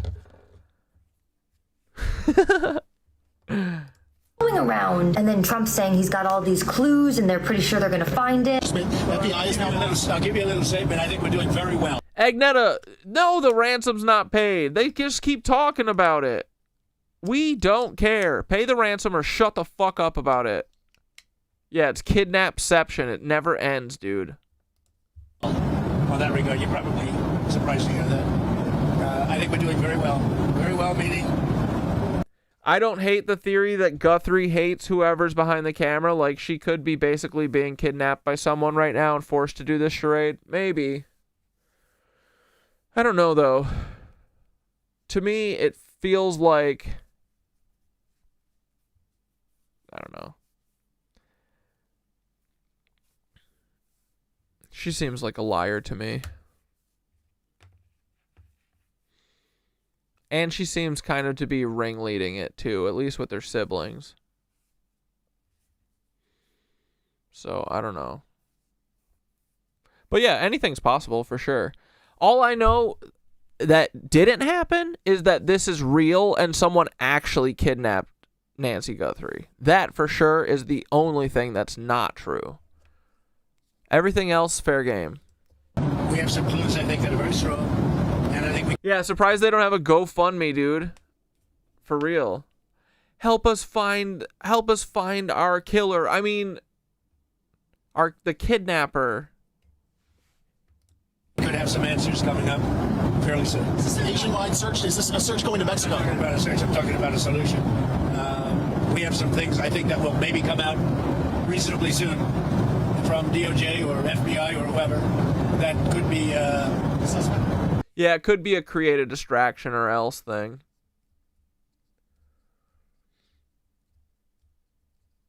Even so, though, I have no sympathy for these motherfuckers anymore. If you get in bed with the Clintons, this is how it always ends, and it's on you. Although that's not totally fair, because I'm rewatching Mr. Robot, and dude, Mr. Robot is so it's so relevant to today. It's so good. There's so many lines in there from like the guy who runs E Corp, who's like, no, never mind. I don't want to ruin it. But anyway, there's a scene where this detective who would never fucking she would never betray the Federal Bureau of Investigation of instigation until this guy buries a fucking axe in her boss's chest. I don't know. If you see someone get turned into Play-Doh with an axe in front of you, maybe you're willing to do things that otherwise you wouldn't. I don't know, though. At that point, it's like, if you're in one of those situations where if you don't ever play ball for them, that you die, it's like you're dead anyway. You're never going to get let go. Ever. How does it end? I don't know. It should end in a blaze of glory, I think. Yeah, Mr. Robot is really good. We need a Mr. Robot. Could be definitive. It's all just everywhere. So when I went back to go look at all the videos that Savannah has posted, You've almost finished The Expanse? And the best part about The Expanse is once you finish the show, there's 3 books that are after it if you want to read it and continue. I think that they have plans in the future to do it again. But semi-spoiler alert, I think it's because there's a time gap. There's a time jump. So hopefully we get some more Expanse later when Amazon no longer exists and like people's collectives are making art again together. Hostage negotiating or like talking to us, I noticed that there's like a pattern that shifts throughout it. So the early videos are emotional. It's very like, you can tell that they're reading a script, but it's like, something that the FBI would prepare for them. Then it becomes... Yeah, Holden's definitely the least hot character in The Expanse. I love Naomi. Oh my god, Drummer, right? Even Amos, dude. Amos is like one of my favorite characters. I love Amos. Yeah, Blaze of Glory, Guns and Thrones and Roses. Becomes very transactional. She starts saying, like referring to her mother, it is very valuable to us, saying that we would like to celebrate with our mom in this moment, like just very precise but transactional. And then it just becomes super vague. Yeah. She goes, this is so valuable for us. Yeah, probably transferring that $6 million.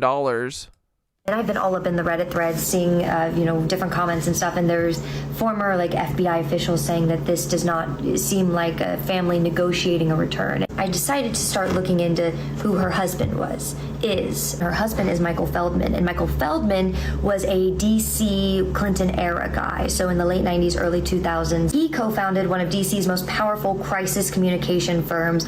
Yeah, this Guthrie thing is a straight up dumbass psyop. With Bill Clinton's former press secretary. He has represented not only Clinton through some of his worst times, like through the whole impeachment and whatnot, he also represented Johnny Depp during the Amber Heard trial. He represented David Petraeus, the CIA. That axe guy was so familiar looking. Are you talking about Bobby Cannavale? The guy who had the axe in Mr. Robot? A guy during... Bobby Cannavale, what a cool... I love him. He's a great actor. I loved him in Boardwalk. But his character in Mr. Robot is awesome. I love him. He's such a good character. His whole scandal, you can assume as a PR company in general, you know secrets, but this guy, he knows some stuff. And some of you may recognize his name because he was in the latest drop of Epstein files. I think only once in the context. I don't know what Nancy did. Well, I think she's a fighter pilot. Not really, but why, seriously, why was she in a fighter pilot outfit? Of Larry Sumner, who was advising Jeffrey Epstein on something where Jeffrey said, Larry, I need some legal help, some PR help, something like that. And Larry said, oh, you got to go to this guy. And Larry Sumner knew Michael Feldman really well because he was also working for the Clintons at the same time as him. Larry Sumner was, I believe, Bill Clinton's Treasury Secretary at the same time as Feldman. Let me get my board. Yes, so Michael Feldman was the Deputy Director of Legislative Affairs for Al Gore, who was the VP of Bill Clinton, and Larry Sumner was the Treasury Secretary. You have Epstein, who is asking Larry for some recommendations because he needs help for something that we don't know about. Sumner's recommends Glover Park, which is Michael Feldman's company. We don't know if they corresponded or not outside of just that one email drop. Just looking at some of these dates, and I saw that, obviously January 30th was when the DOJ drops the 3 million files, and it was the 31st that Nancy Guthrie goes missing. And then I noticed that on February 3rd, a lot of stuff was happening because that's when Donald Trump first acknowledged the fact that Nancy Guthrie is missing. And it's also the same date that Bill Clinton decided that he was going to go to a deposition with Hillary Clinton about the Epstein files to screw Donald Trump, because Donald Trump was like, no, you're not going to do it. I don't believe you. And he was like, yeah, you want to bet? The depositions aren't until the 26th and 27th, but I do think it's just interesting that February 3rd seems to be a day that they all work for. Oh, and then Savannah Guthrie, obviously, host of the Today Show, journalist.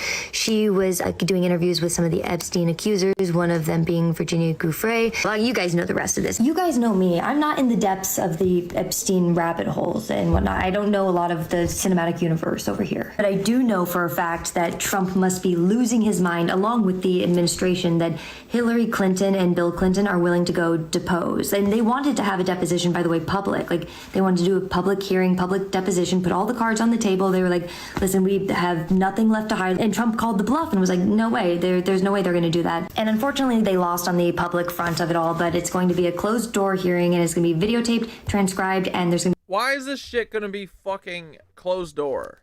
Open door. I want in. Let me in. Let me and Robbie Roadsteamer in. The giraffe. be no time limit. And what I find so fascinating about this strategy is that on the Republican side, they were going to use the Clintons' refusal, in theory, to testify as their reason to not testify. They were going to be like, well, the Clintons won't do it, so we're not going to do it, and blah, blah, blah. And the Clintons were like, no, we'll do it. Will you do it? And now Trump's like, what do you mean will I do it? They're not going to go do it, right? Now we're getting up to the day. And then on February 3rd, Bill Clinton was like, yep, we're going to go February 26th, 27th. What's your date? And he's like, and my question is I wonder if Michael Feldman has been prepping with. Did she work at Boeing? Probably, dude. With the Clintons for this, deposition, because Michael Feldman's been working with the Clintons his whole career. I mean, this is what he does. He prepped Bill Clinton for every PR crisis nightmare of his life. And that's Savannah Guthrie's husband, and now her mom's missing. I don't know. There's no smoking gun here, obviously. It's interesting. That's why I'm keeping an eye on this, because this does have bigger implications, I think, than just an 84-year-old woman who's now missing. Like, the Clintons deposing is going to be huge in terms of the Epstein case and what comes of that, so. Dude, if we don't see any of that, I'm gonna fucking go ballistic. Keep an eye on it. So I'm gonna try to break down why everybody's following the Nancy Guthrie case. This is in the Discord. What was this? Christmas 2026. No way. There aren't any Christmas holidays in 2026. Really? What? Come on! Alexa, how many days until Christmas 2026? No. There aren't any Christmas holidays in 2026. Alexa, stop playing around. What do you mean there's no Christmas holiday Christmas in 2026? Hear that, boys? Christmas canceled. What are you talking about, Alexa? Because two different people asked you that.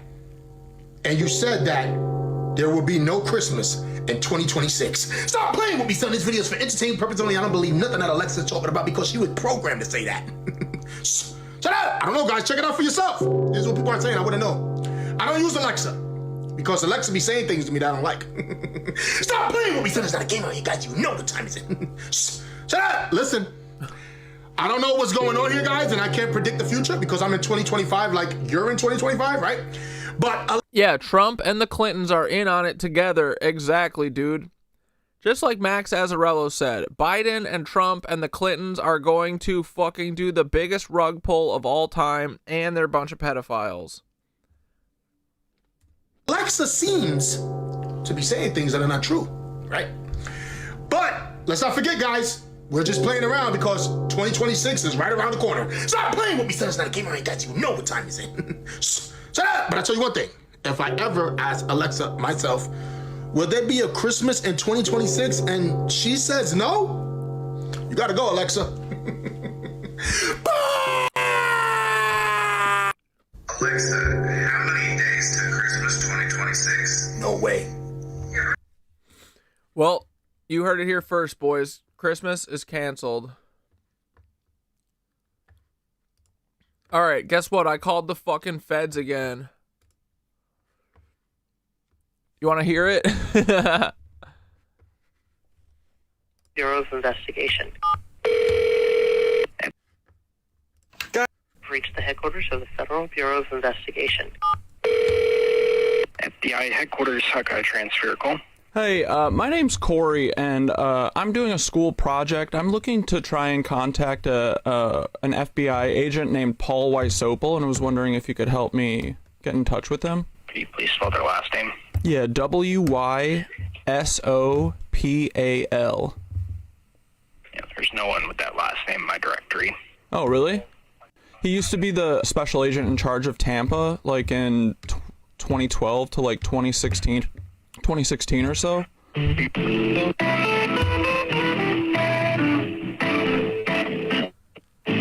This is awesome, dude. FBI Tampa. Hey, my name's Corey. I'm doing a project for school, and I wanted to try and reach out to one of the former special agents in charge of Tampa, Paul Wysopal. I was wondering if there's any way to get put in touch with him. He's gone. He hasn't been here in years. He's gone? Do you know where he is now? Yeah. Oh, I have no idea. I think he's retired. Oh. Is there any way... Well, I'm just trying to do like a phone interview with him. Is there any way that I can get in contact with him or get like an email or anything? I don't even know where he is, man. To be honest with you. Well, emails are... You don't have to know where he is to get an email. I don't even know if he still works for the FBI. I don't know his email. Can you look it up for me? Can you guys look it up? No. No? Yeah, he doesn't work for the FBI. Oh, he doesn't? Nope. Okay. Were you there when he was working there? No. Thank you for calling the FBI, man. No. What?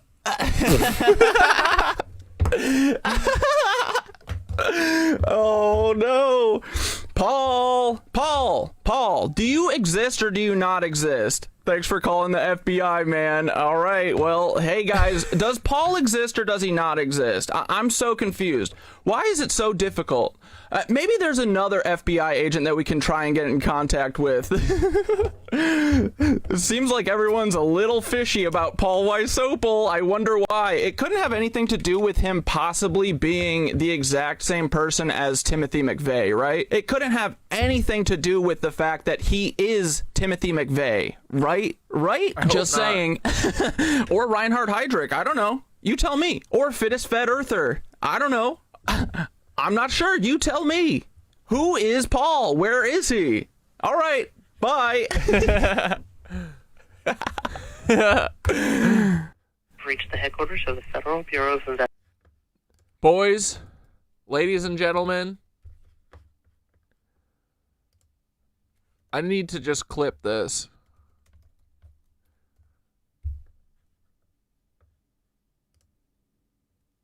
I thought I had it all together, but I was led astray the day you walked away. You were the clock that was ticking in my heart, changed my state of mind. Ladies and gentlemen, we got him.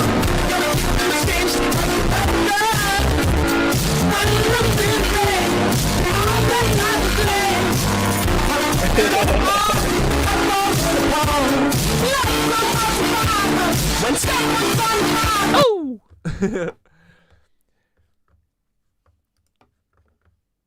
We love Paul. So that was fun. This is my PSA to to Savannah Guthrie. Savannah Guthrie, I need you to stop posting on Instagram right now. Stop posting on Instagram, post your mother's ransom, and stop bringing us into this. We don't care. That kind of looks like a woman's eyes in that ski mask. Savannah, that you? We gotta know. Why are you posting this? I thought that there wasn't any Nest or ring cam footage. What happened? Now it's all different. Oh, are you getting worried that no one's believing your shit anymore? What is this, dude? He's just lurking. What's the time on here? I don't see a time code. Anyway, the dude's just doing creepy prowl on the front porch. You know, I liked this a million times so that Savannah knew that I love this. I think it's hilarious. Anyway, yeah, bro, you gotta stop. Cat Dad, your social credit score is going to be so bad once they implement. Yeah, I know. Dude, I'm not going to be allowed on the beast system. We all know that you killed your mom, allegedly, and she's probably in her backyard where you left her. So stop bringing us into this. We don't care. We don't care if Savannah Guthrie was kidnapped for ransom. We wouldn't pay it, let alone Savannah Guthrie's mother. What do you want us to do about it? Get Andy Biggs to do something about it. You know? He's in Arizona. You and Andy Biggs could team up with this, and the Clintons that you're working for. So anyway, this is stupid. This is a person who's kidnapping a woman for $6 million ransom. He's just going around picking flowers. This is dummy. How stupid do these people think we are? Savannah Guthrie, we don't care. Pay the ransom and leave us the fuck alone. Okay? Bye. Or better yet, admit that you and your sister and your brother killed your mother and get on with it, okay? You're not gonna go to jail. The Clintons will bail you out. Don't worry. Just leave us the fuck out of this, please. We have other to deal with. Please. Bye. Savannah. Please, Savannah. Isn't it incredible to watch Pam Bondi just make a big scene instead of actually doing her fucking job and talking about these files and shit, and she just keeps doing whatever the fuck, screaming about. And then you know who's there to protect her? Jim fucking Jordan, the pedophile who raped Sasha Riley. You know what's interesting too? Andy Biggs is also involved in all this shit. Like Andy Biggs, Jim Jordan, who are specifically accused of raping Sasha Riley for the Epstein ring, okay? And he is the person presiding over this whole thing. Jim Jordan, the guy who we also know was at Ohio State when they were fucking raping boys and he did nothing. He knew about it. He's at the gavel. He's the one deciding who gets to talk and who doesn't. This pedophile. So, this is how it works. Do you see? Do we see why they make everyone pedophiles? It's so they defend the pedophiles. Pedophile. PDF file. PDF files getting exposed by PDFs. Hilarious. Love it. Anyway. Fucking lizards. Lizard pedophile protector. Lizard pedophile. There's a bunch of them. There's a whole lot of them. Anyway, have a good day. Isn't it incredible to... Oh, the story is that it took them a full week to recover it from the missing doorbell cam. Oh, that's what happened? They had to get Mr. Robot on the case? Dumbasses. Hold on, let's check in. Yeah, Savannah. I love Savannah. That's for you, Savannah. Please pray. We believe in prayer. We believe in voices raised. Like, this whole thing is literally her just demanding that we care about this. We believe in voices raised in unison, in love, in hope. Like, they're just trying to swagger jack all of our collective conscious shit. And she's trying to take it for her mother. No, thank you. We believe in goodness. We believe in humanity above all. We believe in Him. Thank you for lifting your prayers with ours for our beloved mom, our dearest Nancy, a woman of deep conviction, a good and faithful servant. Raise your prayers with us and believe with us that she will be lifted by them in this very moment. We need you. He will keep in perfect peace those whose hearts are steadfast, trusting in the Lord. A verse of Isaiah for all time, for all of us. Bring her home 1 week ago. My mom is 93. I cannot even begin to imagine this anguish. Lord, we expect a miracle. This is what I am praying. We hear you, Savannah. We are praying and pleading with Jesus to bring your sweet mama home. This is hitting me hard. I'm so sorry. Speak for yourself, dog. I don't think I am allowed to post on Savannah shit anymore. Look. I said speak for yourself, dog. Yeah, look. Damn. That's unfortunate. I think it's because of this one. Yeah, see, there's 85 people who are mad at me for saying... Did Savannah even put music behind this? She should have. Wouldn't it have been so funny if she put like, so happy I belong if you know. Hold on, I'll do it. Since Savannah didn't do the right thing and put a little music behind this. You can take a break. I'm a hot air balloon that could go to space. With the air, like I don't care, baby, by the way. Savannah's like, I got $6 million coming. I got $6 million. I got $6 million.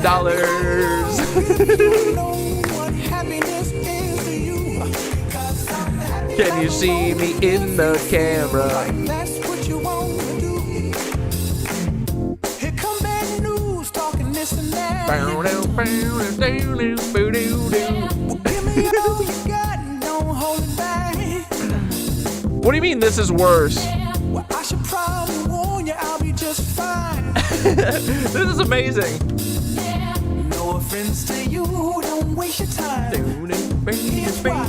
Because I'm happy. Clap along if you feel like a room without a roof. Cause I'm happy. Clap along if you think Savannah is a fucking liar. Cause I'm happy. Clap along if you know that Savannah killed her mom. Cause I'm happy. Imagine the mom dancing too. Wait. Yeah, imagine her dancing with me like this. Wait, there it is. Bring me down, I said, take now. Bring me down. Can't nothing bring me down. Love is too high. Bring me down. Can't nothing bring me down, I said. Because I'm happy, clap along if you feel the room rose the roof. Cause I'm happy, clap along if you know that me and Nancy are I'm gonna save Nancy, boys. Clap along if you know Savannah killed her mom. Because I'm happy. Happy.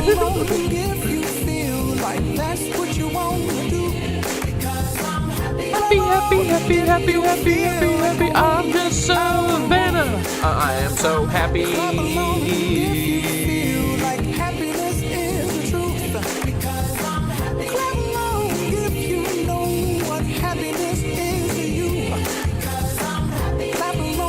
Okay.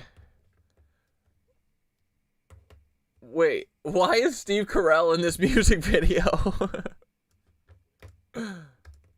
If you feel like that's what you want to do,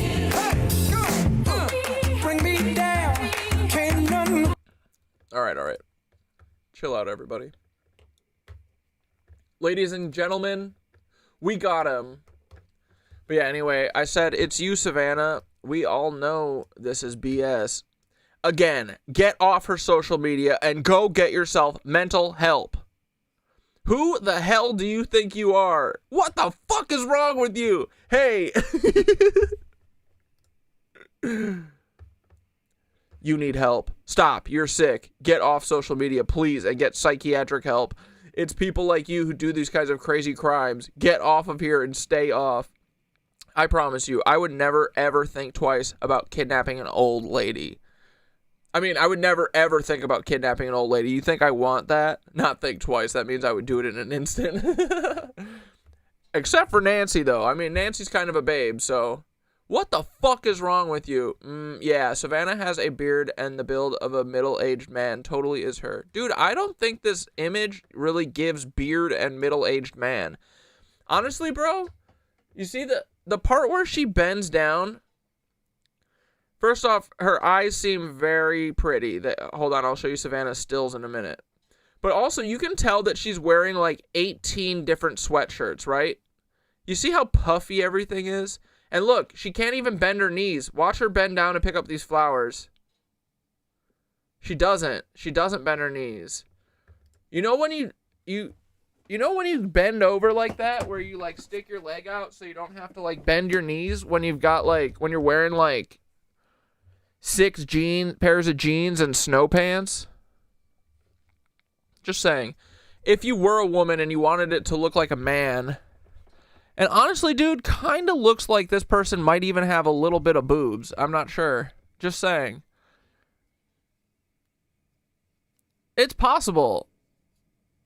Also, how hot is it in Tucson, Arizona? Imagine wearing all this shit in Tucson.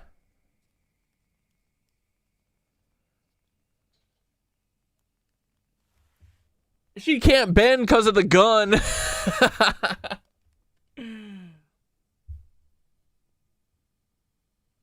Seriously, Cat Dad, what the fuck is wrong with you? I know, dude. I have truth brain derangement syndrome, where I can't help but see the truth and then run my fucking mouth about it.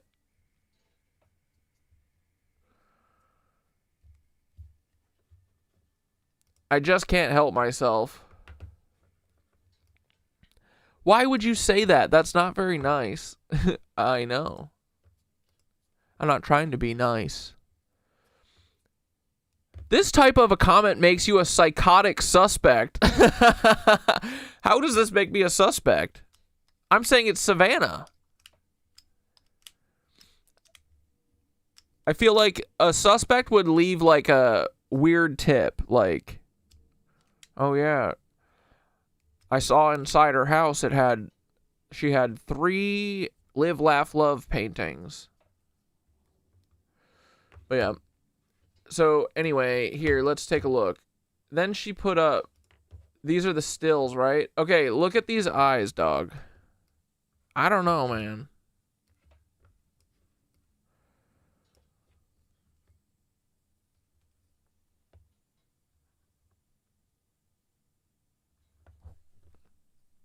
Got some nice freaking eyelashes for sure, dude.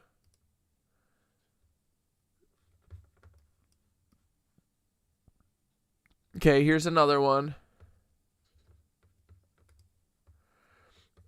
I wrote, the kidnapper picking flowers is a hilarious move, Savannah. Nice character building. Y'all doing the most.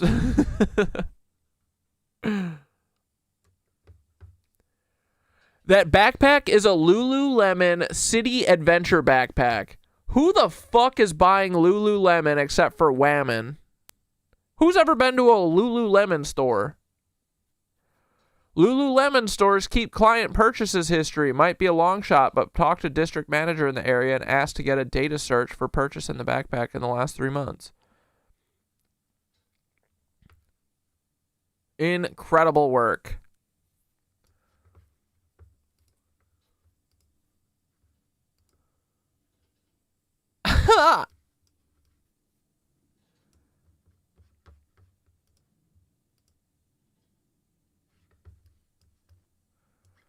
This is the best we got, man, from Savannah Guthrie.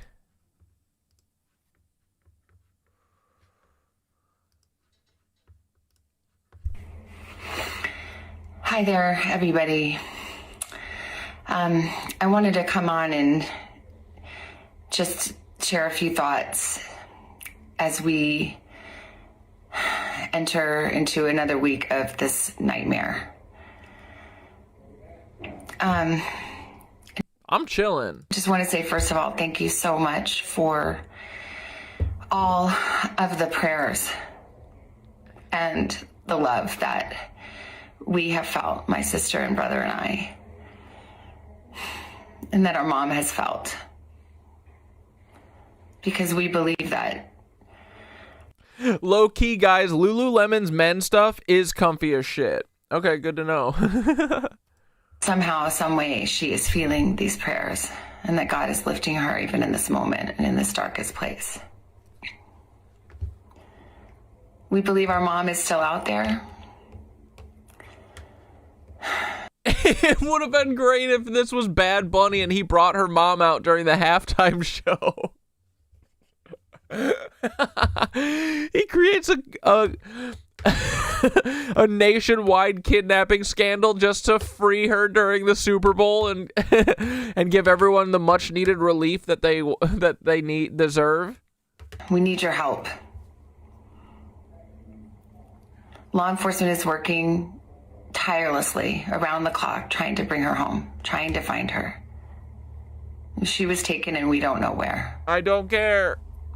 And we need your help. How about you just let us know when you find her and you tell us at the end? We don't need to be here for this.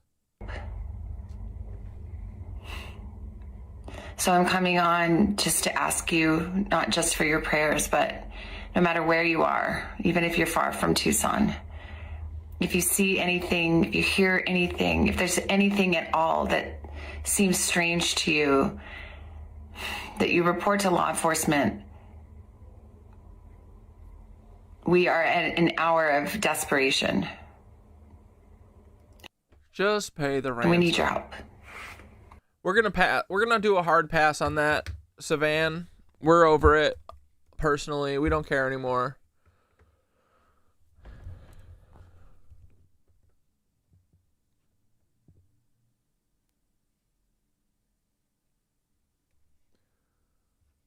New note received. TMZ's Harvey we're Levin getting a has new some note. This reporting is on the Nancy dude. Oh my God, what's his face? Looks tired. Harvey Levin. Man, they're really making these pedophiles work hard, man. Look at how tired Harvey looks. Guthrie investigation. Obviously, he's been breaking news from the start and received the initial ransom note for Guthrie. TMZ is now reporting they've received a new note today from someone who said they are not the kidnapper, but they know who the kidnapper is. And then this individual demanded 1 Bitcoin, which is currently valued 1 Bitcoin valued about $67,000. Dude, he should have asked for a Bitcoin 3 months ago. It would have been worth like $120,000 in exchange for the information about the kidnapper. So TMZ founder Harvey Levin is... You're right. Erica told us to ignore people that were acting weird, so we should disregard all of this.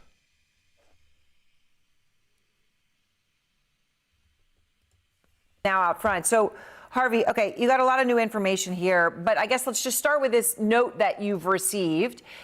You said they've got a Bitcoin address in there, different than the one in the original note, obviously, because this person is saying they're a different person. You verified that note. So what can you tell us? Has any payments, activity on this new address, and what about this letter? We haven't seen any. The letter essentially says, I've tried to get in touch with Savannah's brother and sister to no avail. And dude, I know. Harvey does look like Eeyore right now. Dude, I think they're riding him hard. They're demanding a lot out of all these pedophiles. All these pedophiles are all the favors are coming into play now. And they sent it to us then, and they said if they want to get the name of the individual who is involved in this kidnapping, send the Bitcoin. Give us a Bitcoin through this address. And they say time is more than relevant. That's the way it ends. Time is more than relevant. We have sent this on to the FBI and to the Sheriff's Department, and that's all we have heard. You know, I was thinking about this. Doing it this way, I'm not sure is a crime.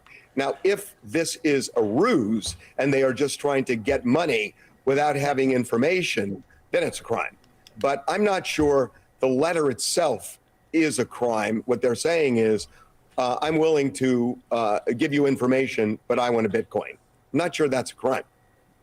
I mean, so when you look at a letter like this, I mean, obviously you could think of it as a ruse. This is a person trying to jump up Paul sent the letter trying to get a Bitcoin on this and get $67,000. He's buying on the dip. He's not even buying it. He's making Harvey buy it for him. And then give you nothing. I mean, obviously we all can see that that's possible. But as you look at it, is there anything that stands out to you to suggest that this person does know who the kidnapper is or doesn't know? No, honestly, no. The FBI certainly wanted it, as did the sheriff's department. And that's about all I can tell you about it, Aaron. All right. So I'm also curious, Harvey, how you think about it this way. I mean, I was saying the rough value of a Bitcoin, right, is $67,000. Now, the FBI has a reward of $50,000 for information, which would ostensibly be much more difficult to collect, obviously. But I guess if whoever sent this note does know who the kid... Do you think anyone has ever gotten a monetary reward for telling the FBI anything? Like, I'm serious. Do you think a single person has ever gotten one? I don't think so. I literally don't think they're real. I don't think that's real. Kidnapper is, you know... Minus the fact that the FBI isn't even real. So how do you kind of think through the logic here as to why they do this to try to get the 67 as opposed to, you know, calling the FBI and doing the right thing and getting 50? Because there have been cases in the past, I think we've all covered them, Aaron, where the reward money is not given to somebody you would think at first blush is the person who helped solve the crime. We've seen that before. So this is, I guess you would say, a bird in the hand. Right. I'm just thinking, you know, obviously very different circumstances, but, you know, the comment made by the White House about paying out on Maduro, right, and that they would avoid paying that out. All right. So, you know, last night we were talking about the... I love that we just have the Venezuelan president in a Brooklyn jail for weeks.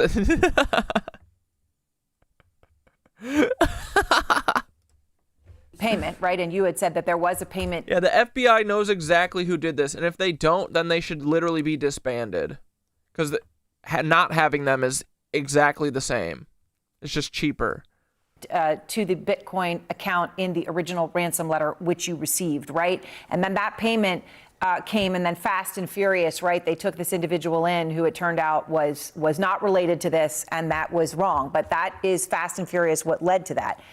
But nonetheless, the money had gone into that Bitcoin account that you had in that letter. Have you seen anything else going on with that account? No, but there was... Oh, I didn't see this. Clinton demands criminal charges for U.S. misinfo spreaders. What, like people who talk about you being in a frazzle drip tape where you cut off a child's face and dance around a fire wearing it? Huh? Just a boatload of information on social media last night that 15 minutes or so. Someone went to deliver a pizza to Nancy. Nancy's in the basement. She's hungry, dude. He said over the last 8 days, the FBI and Pima County Sheriff's clearly not at the bottom of the walkway down with our private sector partners to continue to work.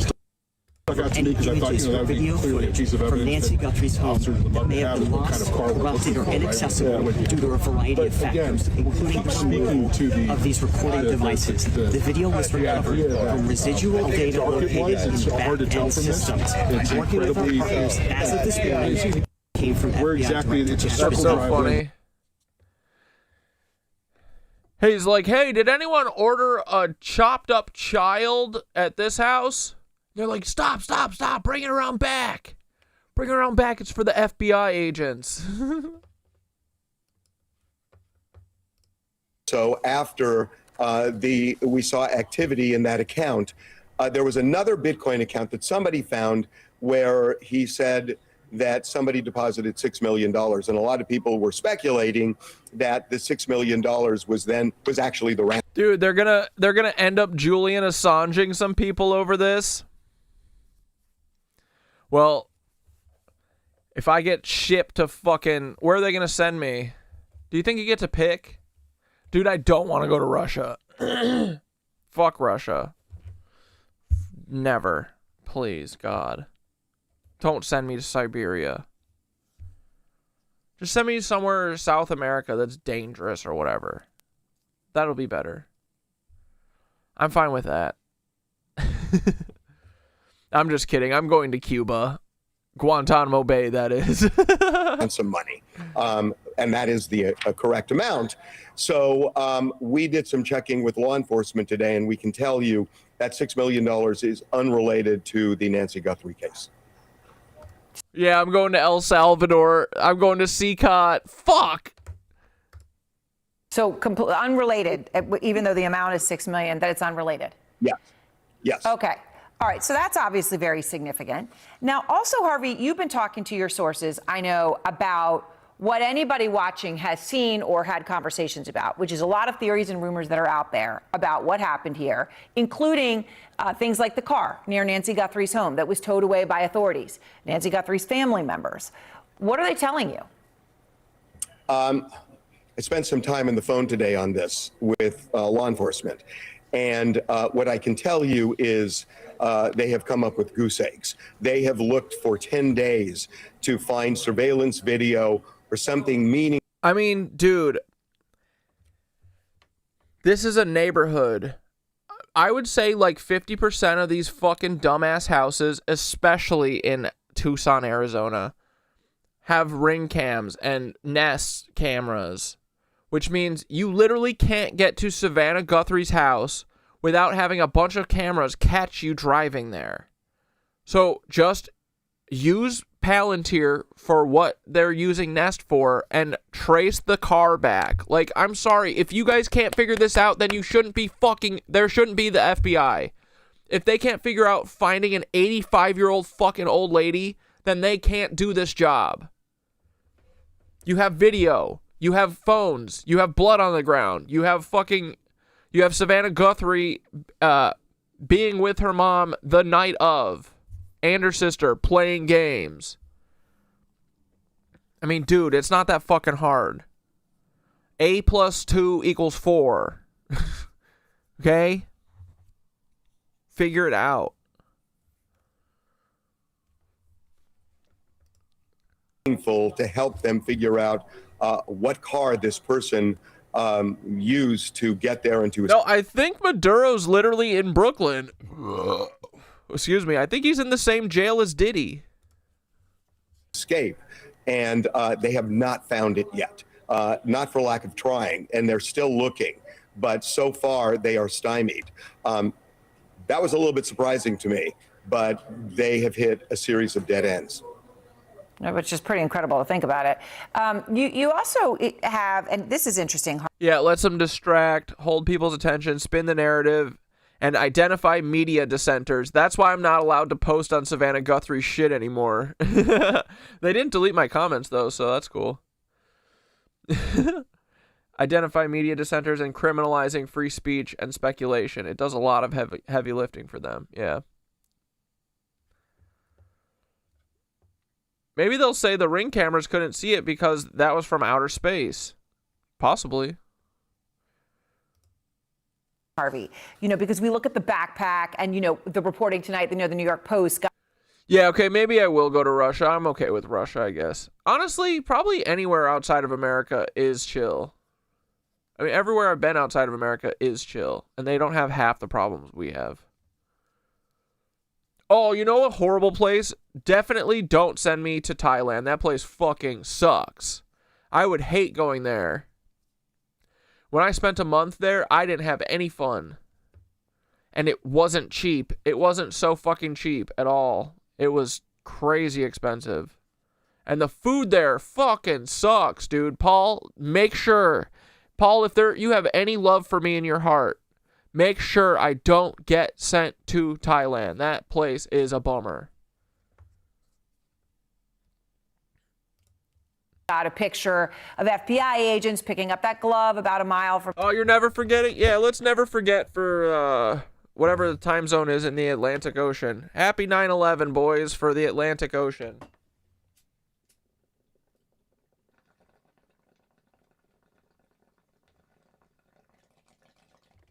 Isn't there some weird Maine time zone that is an hour ahead of everyone?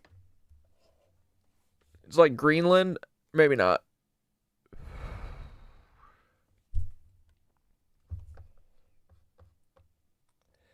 Yeah.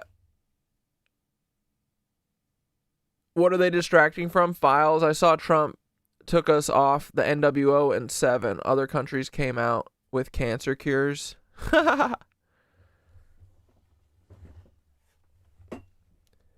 Yes, creatures, while discrediting truthers and threatening them with legal consequences.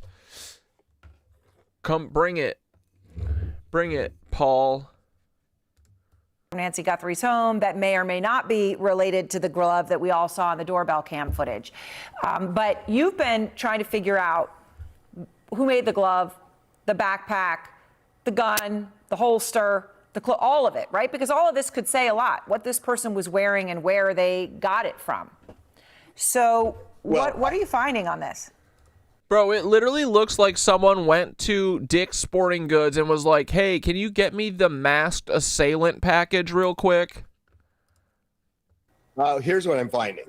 It just seemed obvious to me that what they were going to... Wait, Maine is a... What do you mean? It's a half hour ahead? Yeah, it's half ahead. No way. It can't be a half hour ahead. That'd be crazy. Is it really? To do what law enforcement was going to do is they were going to track down, who bought some of these things from a store in the Tucson area, because they do believe this person is from that area, or Amazon or something like that. So I have confirmed with law enforcement that is exactly what they're doing.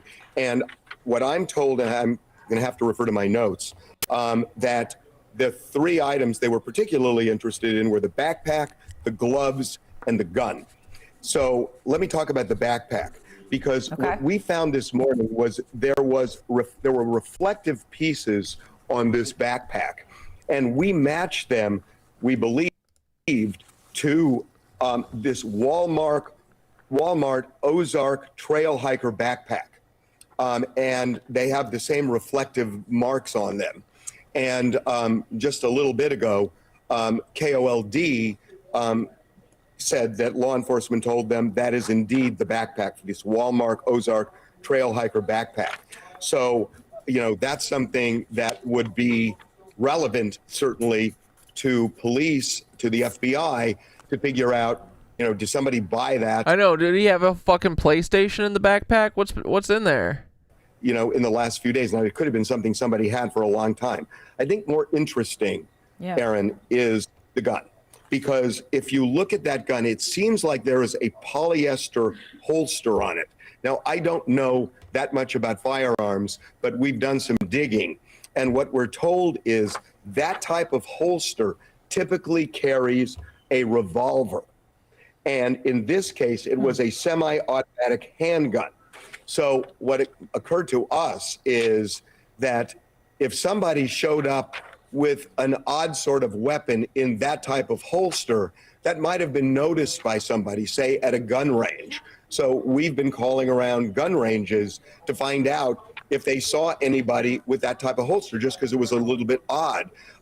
We had no luck, but I know authorities are looking at just that. So these 3 things, the backpack, the gloves, and the gun, are that they're particularly interested in. And again, if somebody goes into a Home Depot, say, and they buy one of these items. Yeah, the FBI's new credo is going to be Antifa's going to kidnap your mom. Even if they pay cash. India has half-hour time zones? Bro, I can't deal with that. Have records of who bought, of when it was purchased. And then you look at the surveillance video and you say, who who picked it off the shelf and took it to the cash register. And that's the way a lot of crimes are solved. And I know that's one of the things law enforcement is trying to do right now. Well, yeah, I mean, obviously, as you said, you don't know when they bought the backpack, but obviously Walmart will cooperate, right? This criminal sure dresses like they eat granola and go on moderate difficulty trail hikes. I know. We've just got to get all trails downloaded and just find the Tucson ones that one person has crushed all of. We'll figure it out. Why is TMZ doing the investigating? Because FBI doesn't exist. I mean, they can see every single one of those Ozark Trailblazer backpacks when they were bought and where they were bought. You know, I mean, one of these things could end up being very significant. We don't know. All right, and Harvey, just one quick Harvey looks dead, dude. thing, just to triple check here. The account last night that the money was wired into, the original one, you haven't seen anything new in that one, right? No, same amount. Yeah. Wait, are they saying they actually sent the money? No way. All right.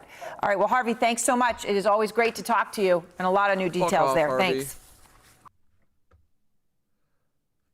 If you know me like you say you do.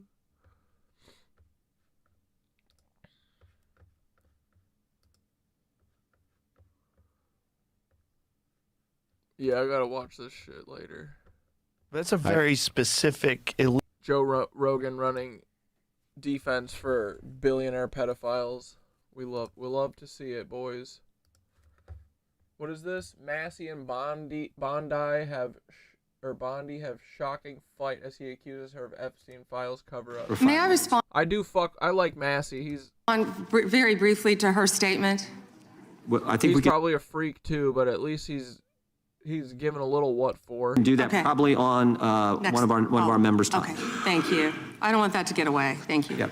Thank you, Mr. Chairman. Behind me, I have 3 documents from the DOJ production that are emblematic of the massive failure of the DOJ to comply with the Epstein Files Transparency Act. To my right is an email that was sent by the victims' lawyers to the DOJ. It was a list of names not to redact, a list of names not to release. What did the DOJ do with this email? They released this email in the document production. Literally the worst thing you could do to the survivors, you did. And they're getting phone calls. A lot of these people didn't want to be known. And we know you touched the document because you redacted one name and you redacted the lawyer's name, but you left the survivor's name there. The next document I want to show you, that was in the title, the victims' survivors' names, all right? The title of this one is Child Sex Trafficking, Co-Conspirators. Fully redacted. And by the way, I'm going to unredact them here. Yeah. Les Wexner is in this. Now, your your deputy attorney general said, oh, well, he appears hundreds of times in the files, but he doesn't appear in this file until I forced you to release it, where he's listed as a co-conspirator, not to tax evasion, but to child sex trafficking, not to prostitution, not to money laundering, child sex trafficking. And then finally, what we have here is the third. How's that? Dude, but Victoria's Secret, right? They got that nice shape. Exhibit that I have is emblematic of the FD302 release. These are the documents that we need that you're holding on to and over-redacting because they have the names of the men who are implicated. How do we know? Because the survivors gave testimony to the FBI, and it's in there. And what happens when you go to the portal at the DOJ to look at what's behind this redaction? Another redaction. So we can't even see them. And then there's some of these files you've pulled down from the website that we will never see because we can't search the redactions. So I have several questions for you. Who's responsible? Are you able to track who in your organization made this massive failure and released the victims' names? Are you able to track who it was that obscured Les Wexner's name as a co-conspirator in an FBI document? Do you have that kind of Accountability? No. I believe Wexner's name was listed more than 4,000 times. Yeah, I already told you that. This is where he's listed as a co-conspirator. Can I finish my answer? Come on, let me finish my answer. We corrected that within 40 minutes. He was already, you're acting like everybody's trying to cover up Wexner's name. Reclaiming my time. I'm going to answer this question. Reclaiming my time. Mr. Chairman. This is how this works. Can I have my time? Mr. Chairman, the gentlelady can give her answer. The time belongs to the gentleman from Kentucky. All right, I'm reclaiming my time. Can I give my answer? So I'm going to put the language of the bill up on the screen. Chairman, may I give my answer? Shut the fuck up, lady. On that? No. You are quiet now. That's how this works. Here's the question. Joke, and I need to give my answer on that. We'll let the Attorney General respond, and then the gentleman can move to the next question. It's my time. Within 40 minutes, you asked me a question. Yeah, see, Jim Jordan's going, oh, yeah, you can answer. Go ahead. This isn't how it works. The person who's speaking, the congressperson, has 5 minutes or whatever. They have that whole 5 minutes to do whatever they want with, right? So if they say, you're done talking, it's your time to shut the fuck up. That's how it works. It's not, yeah, she gets to answer. She gets to do a ramble question or a ramble answer while she takes up 4 minutes of your time. And then you only get 1 minute to ask a follow-up, you know? 40 minutes. Wexner's name was added back. Within 40 minutes of me catching you red-handed. Red-handed? Yeah. Lying. Why did you redact it the first time? There was one redaction out of over 4,700, and we invited you in. This guy has Trump derangement syndrome. Oh my God, dude. Seriously, like, I want adults in these fucking seats. I'm sick of this. It's like watching fucking, we gotta watch Vanderpump Rules as our fucking legislature, bro. I'm sick of it. Why the fuck are we the adults? This is fucking crazy. God. I'm so fucking sick of this. Trump derangement syndrome. My God, dude. He needs to get, you're a failed politician. You need to get on these matters. Chairman, please restore his time and remind the witness of the rules here. There is no credible information. None. If there were, I would bring the case yesterday that he trafficked to other individuals. Is that your position as well? My position is any victim who comes forward, of course, we would love to hear from them. 1-800-CALL-F. Yeah, 1-800-CALL-FBI, get shot in the head next week. That's the fucking address. FBI. Did you ask Merrick Garland that the last 4 years? Did you talk about Epstein? I am reclaiming my time. I'm glad you're asking about Merrick Garland. You don't get to reclaim because time this is bigger than Watergate. When I don't answer questions. Yeah, you literally do. You actually do. This goes over 4 administrations. You don't have to go back to Biden. Then watch. The second that his time runs up, Jim Jordan, the little bitch, is going to be like, your time's up, okay, and then turn his mic off. Let's go back to Obama. Let's go back to George Bush. This cover-up spans decades, and you are responsible for this portion of it. And that's where the I want to know, at what point did the FBI and the DOJ decide that Lex Wessner was not a co-conspirator? Because our Epstein Files Transparency Act requires you, please put it back on the screen, please, to release the internal decision about whether to prosecute him or not, and it's not in the files, and it's not in the files for any of these other men. Time of the gentleman has expired. May she answer? And he's a hypocrite because this shit is so entertaining. I'm so glad they did this little play for us. Yeah, dude, I'm ready to turn the fuck. Yeah, 1-800-CALL-FBI and get doxxed at the very least. 1-800-CALL-FBI, get bullet in head. leadinhead.com. he voted against the ban that we were talking about on deep fake AI porn. Only 2 people voted against it, and you were one of them, hypocrite. The gentleman's time has See? Look at him, this little bitch. expired. She didn't answer the question. Mr. Chairman, Yeah, Mr. Chairman, could she answer the question? Chairman, I was wondering, the gentlelady's allowed, the Attorney General's allowed to respond the way she wants to respond to any member's questions, Republican, Democrat. All right, I have unanimous consent request. Gentleman's recognized for a UC. All right.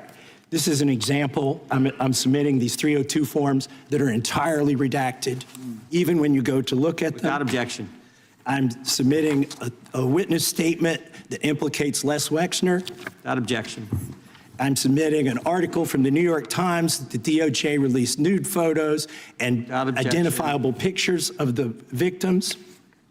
I'm submitting a letter from A.G. Bondi to Kash Patel, imploring him to quit keeping the files when you found out that they were keeping files from you, because they're still redacting files that you... Chairman, are we going Without objection. to recess for votes? Yes, we are. I'm submitting for unanimous consent a document of 17 individuals who've resigned because of the Epstein files. Without objection.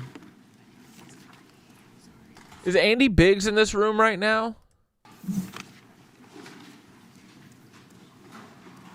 Just want to check on how much time we have left in votes. He's like, we gotta go to lunch. I'm hungry. I'm getting a chicken shawarma.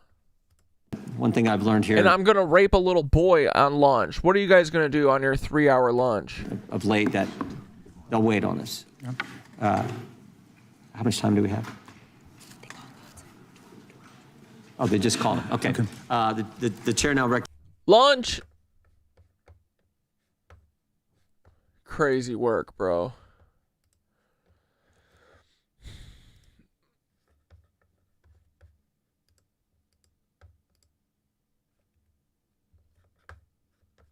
All right, let's watch let's watch this minutes video real quick, and then we'll watch a Mind Unveiled video. Okay. Go ahead and talk about today, but first I do want to go ahead and talk about this. So there are a lot of people out. Oh, Twitch is blocking you? Here, I just added it.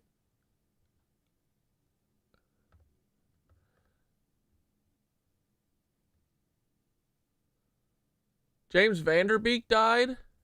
Wait. Wasn't he young? Oh, wait, he had cancer, didn't he?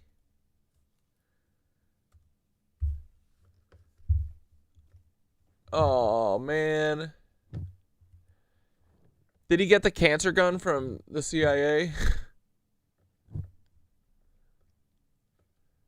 I'm pretty sure that he's been like,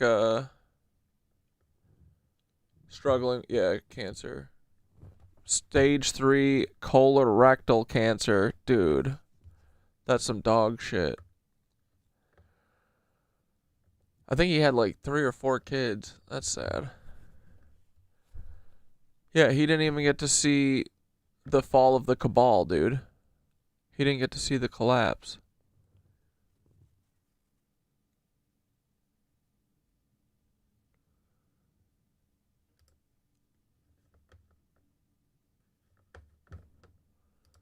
There across multiple social media platforms talking about this Amazon Ring. Yeah, there's my comment about Pam. Stupid Nazi B-I-itch.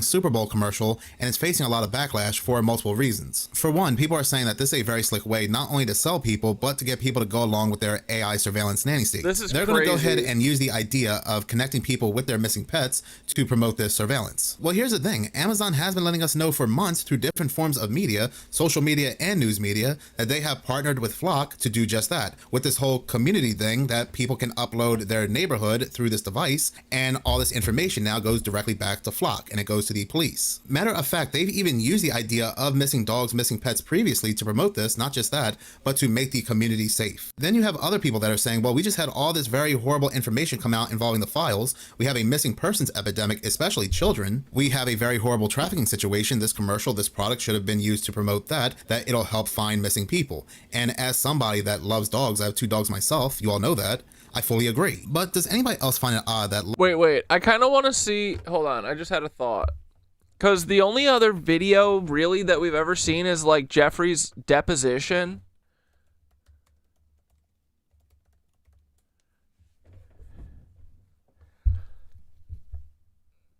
This is from 4 months ago. From the Free Press. This is honestly, Ew. and I'm Barry Weiss. Ew, with Barry Weiss, too, you of know all the name people. Woody Allen. Everybody does. He's made some of the most acclaimed films ever. Yeah, I've been blessed. I had a very, very lucky life, including good health so far. But I'm not a hypochondriac. I'm an alarmist. There's a subtle difference. I don't imagine. He does talk with his hands a lot, the way that Jeffrey Epstein talks with his hands in the AI video. Bro, what if it was Woody who did the original deep fake? Imagine that I've got diseases, but when I get chapped lips or something, I think it's fatal. The slightest thing I have, no matter I wish it was what it is, I think, oh my God, this is the end. Dude, I've always hated Woody Allen's movies, and I'm so glad that I've always been right, and I didn't even know why. I just knew he was a freak. Yeah, Woody Allen being alive is how you know that God doesn't exist, or God doesn't have control anymore.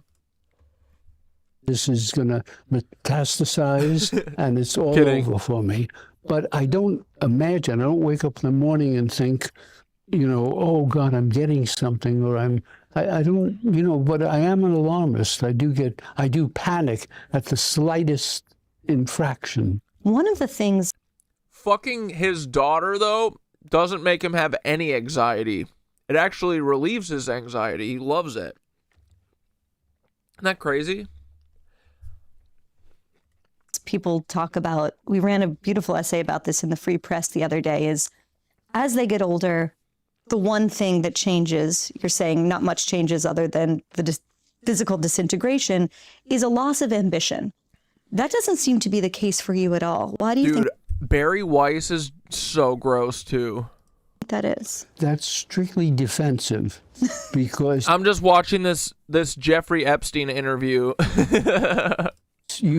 If you obsess over things like the opening line of a novel or the third act curtain line of a play or an idea for something. He's like, just pump slop out.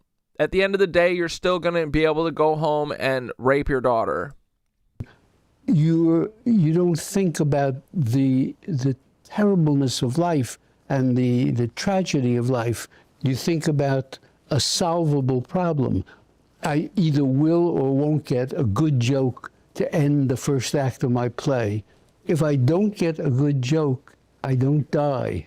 But if I get a good joke, but I spend hours obsessing over it, and that distracts me from the real things in life that I would be thinking of when I don't have distraction. That's why when people wake up in the middle of the night and they don't have the distraction of everything around them, their friends. Oh, dude, maybe Jeffrey Epstein's eye kept slipping in that deep fake video of him because Woody Allen has that lazy ass eye.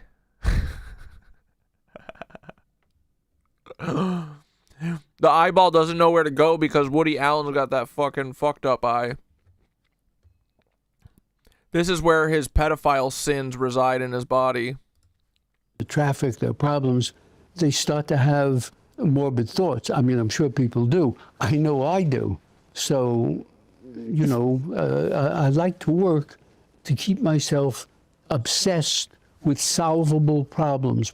I can't believe this dude's still alive. This is 4 months ago, dude. He's still alive. Like, really alive, unfortunately. Jesus Christ.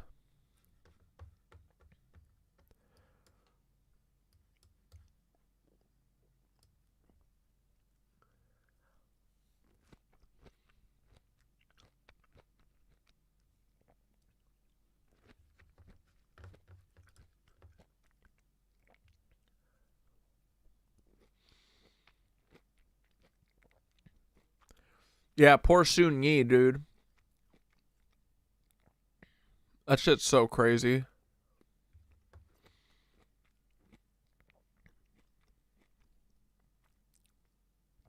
What was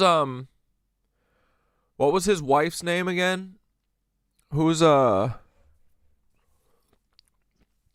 Mia Farrow. There's like There's audio of Mia Farrow like confronting Woody Allen about being a fucking pervert, being a child molester.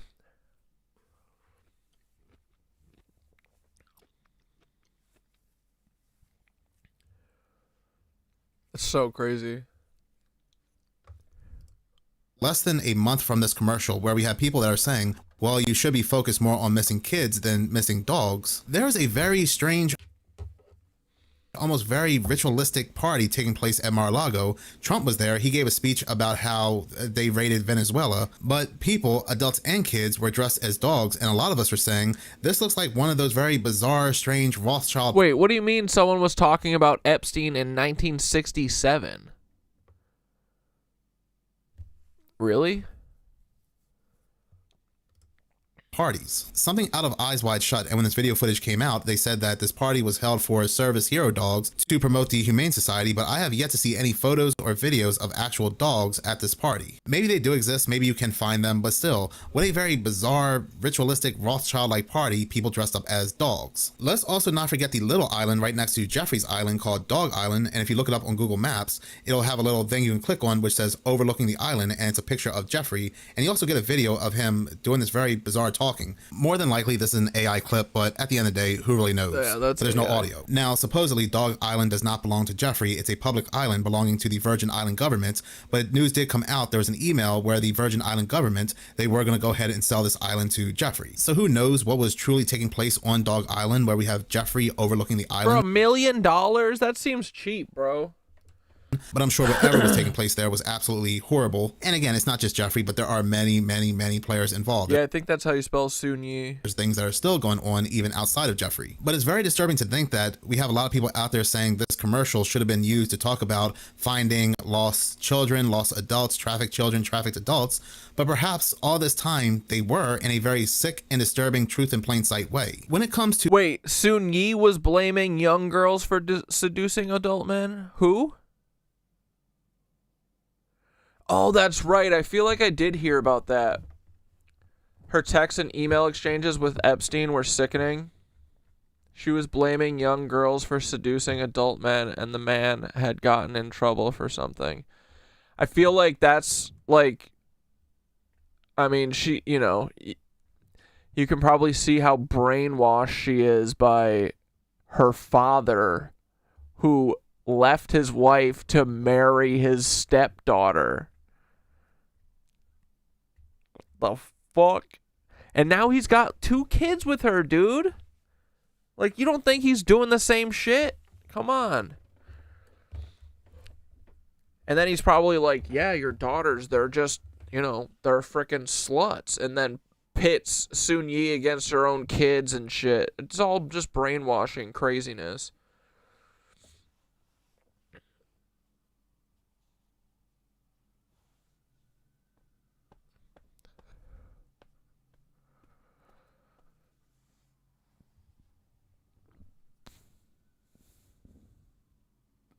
Yeah, she was a victim, yes, but now she's complicit. I agree.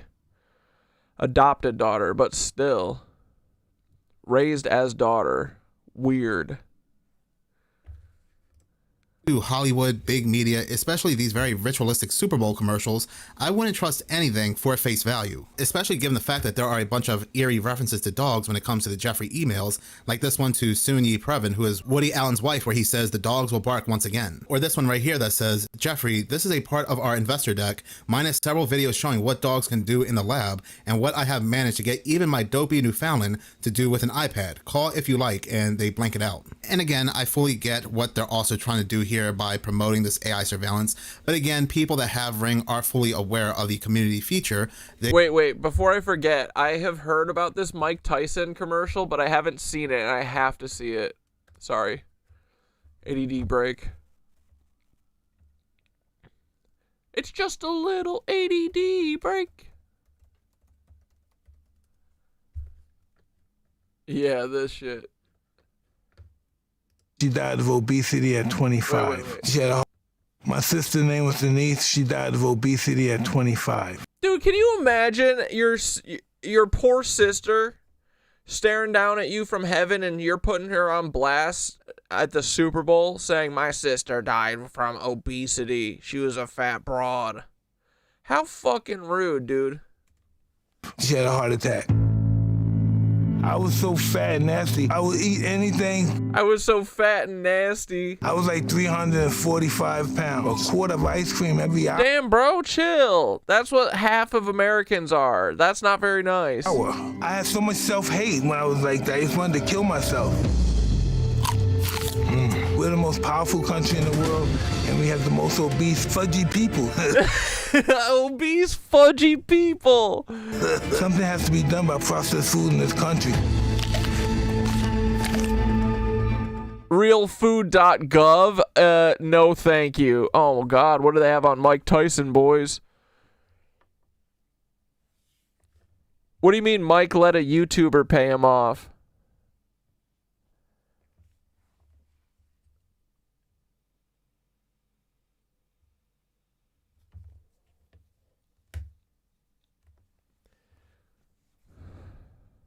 We're Matthew Perry and Bob Saget were talking about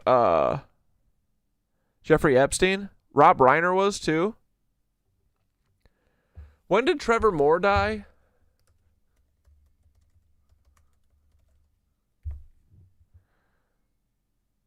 ...2021, dude. It was during COVID. That's right. Oh my God. So, dude...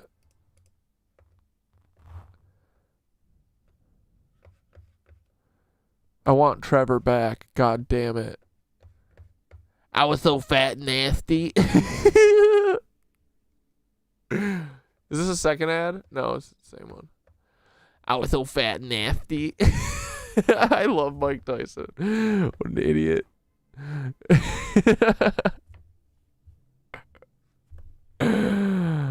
Oh my God.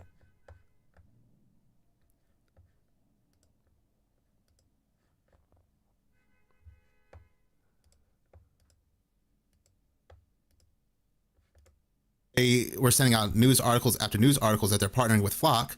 I just feel like this commercial was a way to mock us in a very twisted way. But talking about the files, I do want to go ahead and talk about somebody that was mentioned inside the files. Because my question happens to be, and it's more of a rhetorical question, but why is a man who was mentioned multiple times in the files still allowed to experiment? Now, there are a lot of people mentioned in the file. Dude, let alone, he's not just doing experiments. Mind you, this is the guy behind the chemtrailing, and he's been talking about it. This shit is crazy, bro. It's all these same motherfuckers doing all this bad shit to us. I was doing very horrible and terrible experiments. And the bigger thing is that this is not just these people, right? It's the system. At the end of the day, capitalism always winds up with a class of people who fuck kids and them selling the sun back to us, as well as selling all human activities back. Like anything a human can do, they just compartmentalize it, box it up, and sell it back to you. This is how capitalism always ends. So it's not Jeffrey Epstein. It's not Trump. It's the system. I mean, they all gotta go.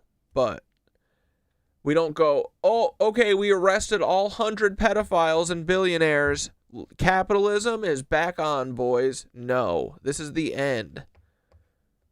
Has to be. Doing very horrible and terrible things to children and adults alike. Now, Bill Gates has been called out multiple times within the files for doing very horrible things. So one would think that he would be no longer allowed to experiment. Neither he nor his foundation should be a part of anything anymore, but I came across this article right here, which was published on February. Yoga, Trevor Moore is like the main guy from Whitest Kids You Know, that actor or like comedy group.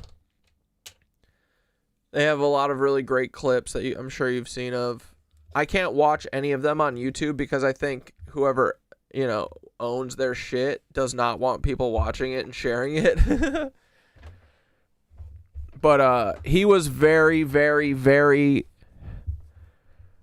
conscious of everything that's going on, and he was very funny, and he had a huge audience, and he was always talking about this shit.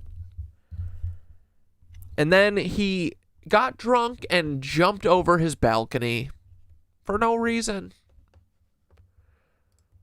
And guess what? All of his security cameras failed. They didn't work. None of them. Yeah. And that's so weird. It's just like every time. What's the point of having security cameras if in the moment of most need they don't work? The Gates Foundation to set up 200 plus artificial insemination centers for cattle in, well, India. They are doing this supposedly to boost cattle productivity and dairy income. The project will focus on breeding high merit, high milk yielding cattle while strengthening artificial insemination and allied veterinary services in rural areas. But my thing is, again, this man, the gated one, and his foundation, which he is still heavily involved in, of course he is, should not be a part of anything, let alone things that involve food. Matter of fact, one would think that, well, any country, especially India, would not allow him to be a part of the food supply, given the fact that he made these comments back in 2024, which had set off a lot of backlash in India. Well, when India's an example of a country where, oh, there's plenty of things that are difficult there. The health, nutrition, education is improving, and they're stable enough and generating their own government revenue enough that it's very likely that 20 years from now, people will be dramatically better off. And it's kind of a laboratory to try things that then, once you prove them out in India, you can take to other places. And so yeah, it's our laboratory, it's our experimental playground. And when we test things on people and we get it right, then we move it along to other countries. Evil as evil can be. And again, the authorities, the people that can do anything, they have known about him in the files for years. They have known that he was doing all these very disturbing things. And yet then years later, he was still allowed to release GMO mosquitoes within certain states. And then around that same time, people saw an increase of malaria within these same states. Fact checkers came out from the toilets and sewers they reside in to tell people that there was no connection there. It is just crazy to me, not shocking. It's just wild that he's still allowed to experiment. We're still getting news articles that he's still experimenting. And it's not just India. Like he said, India is just the testing ground before they go ahead and spread it out to other countries. Moving on, in a couple of my videos, I had spoken about how in certain states there are advisories coming out warning people. I haven't gotten any AI flags from any of these Bill Gates interviews thinking they're AI. To stay indoors, do not go outside because the air conditions are so bad that it could give people heart attacks. There are things in the air that could kick in a heart attack. The PM levels. You made a whole video about Trevor Moore and YouTube took it down. Dude, they really don't want us talking about Trevor Moore because that shit's, you know, he had people loved him. He was very beloved. So fucking funny, dude. And smart. Smart as fuck. He played real dumb, but he was really, really, really smart. He didn't play dumb enough, though, because they fucking got him. Are very, very high. But a lot of people, including myself, are curious as to why the news, the local news, state news, they are not warning people or covering this topic. The only news agencies that are talking about this are MSN and a few other news agencies, mainly international news like the Irish Star. But people are saying, why have we not heard anything from the state itself? There are people saying that they are getting headaches, they are smelling chemicals, they're getting very weird taste in their mouth. Well, now we have people in other states saying that they have also been... Here, wait. Actually, sometimes I can watch the TikTok versions of...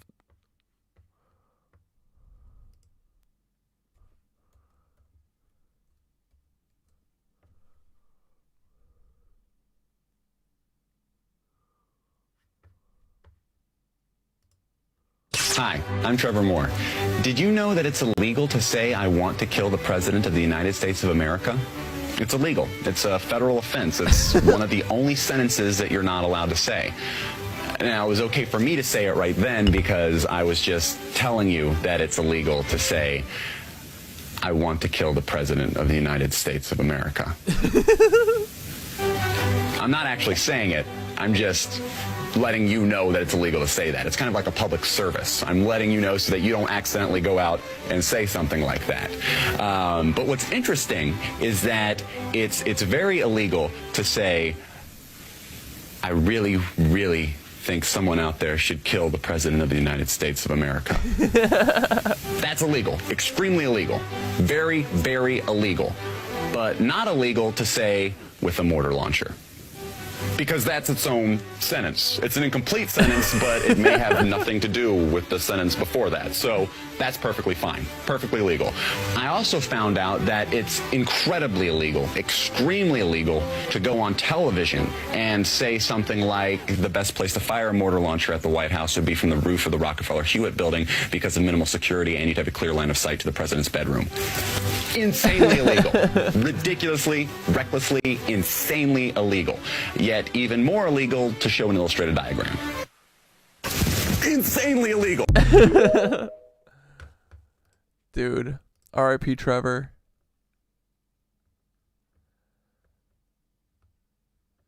Where's the...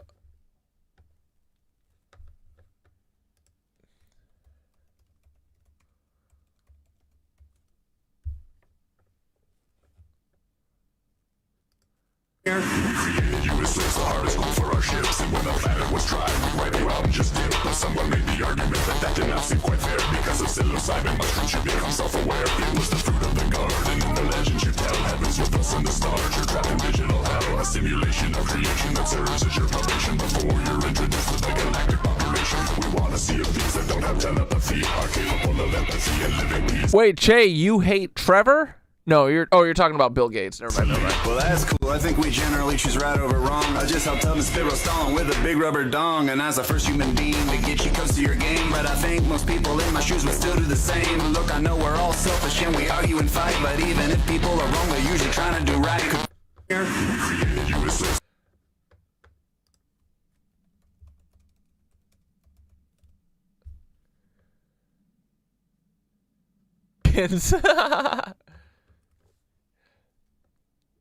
Wait, someone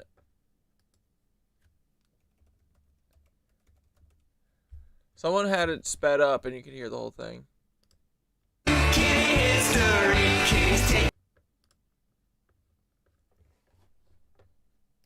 Dude, see, they really don't want us listening to kitty history.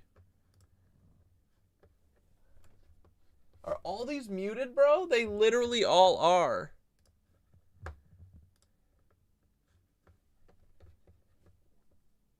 Fucking stupid, bro.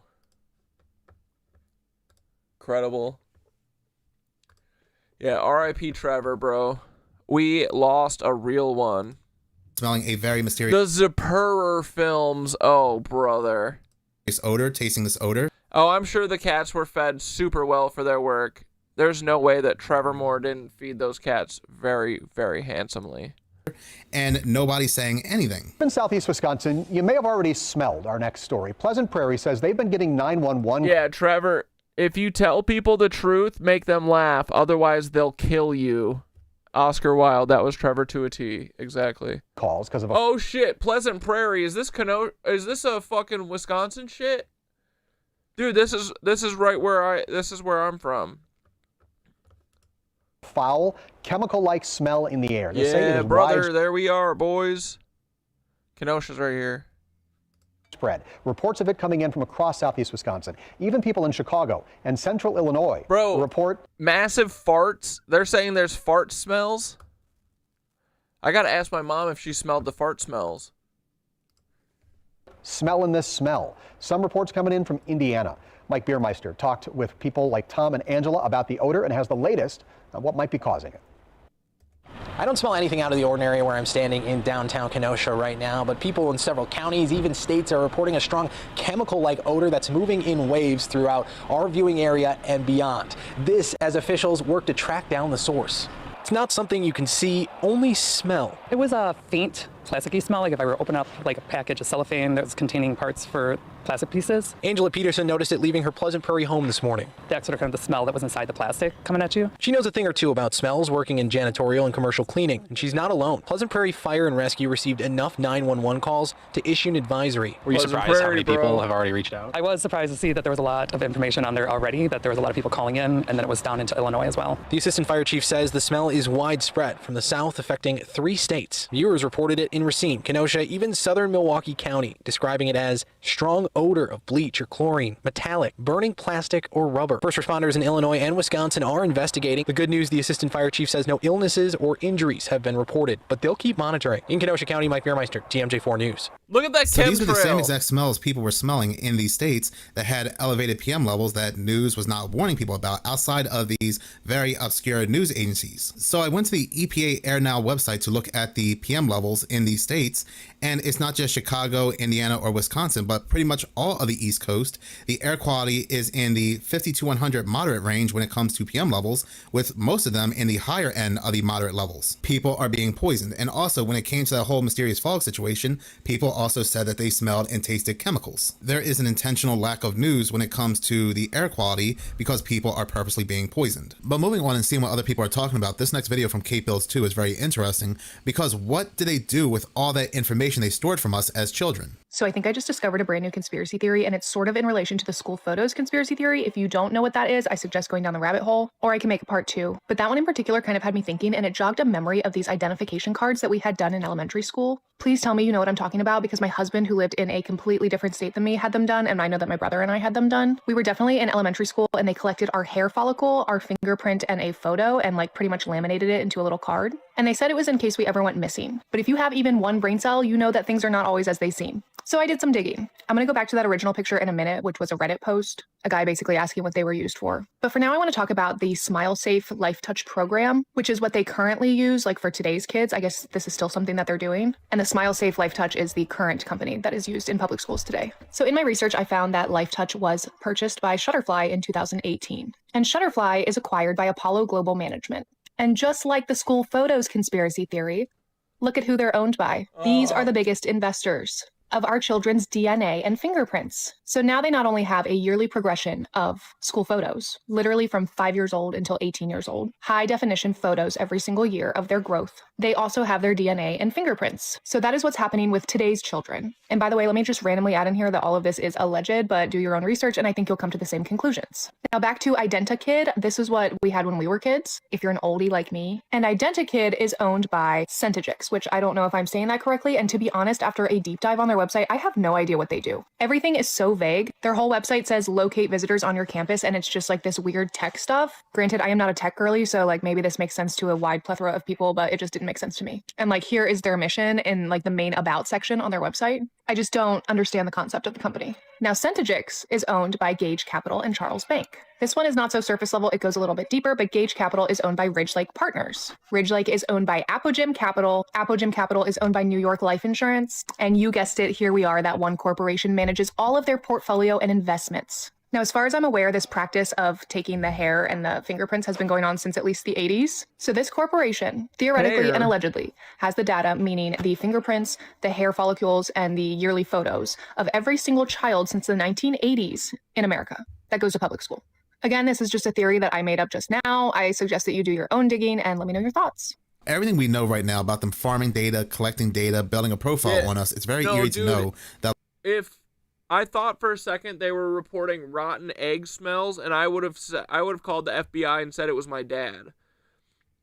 But bleach and chlorine, no, that's not. I don't think my mom or dad did that. The rotten egg smells would have been my dad for sure.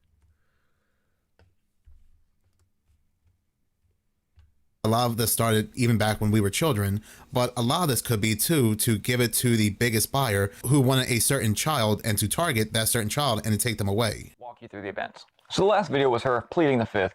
This is some more video that we have of her. That was a few years ago where she was in some kind of hearing. And then they dropped this video, which was allegedly Ghislaine in her cell. And the timestamp was very curious. We're going to get into that right now. It's literally like 5 minutes of her walking in a circle. Keep in mind, the Savannah Nancy Guthrie situation has been getting way more widestream attention than the whole drops that happened a few days ago. This person right here, the same person right here, which by the way, the video they gave us, it's incredibly difficult to even get a clip of her face, looks absolutely nothing like this person right here in the courtroom, saying they require clemency to continue speaking. Of course, it's definitely the same person, right?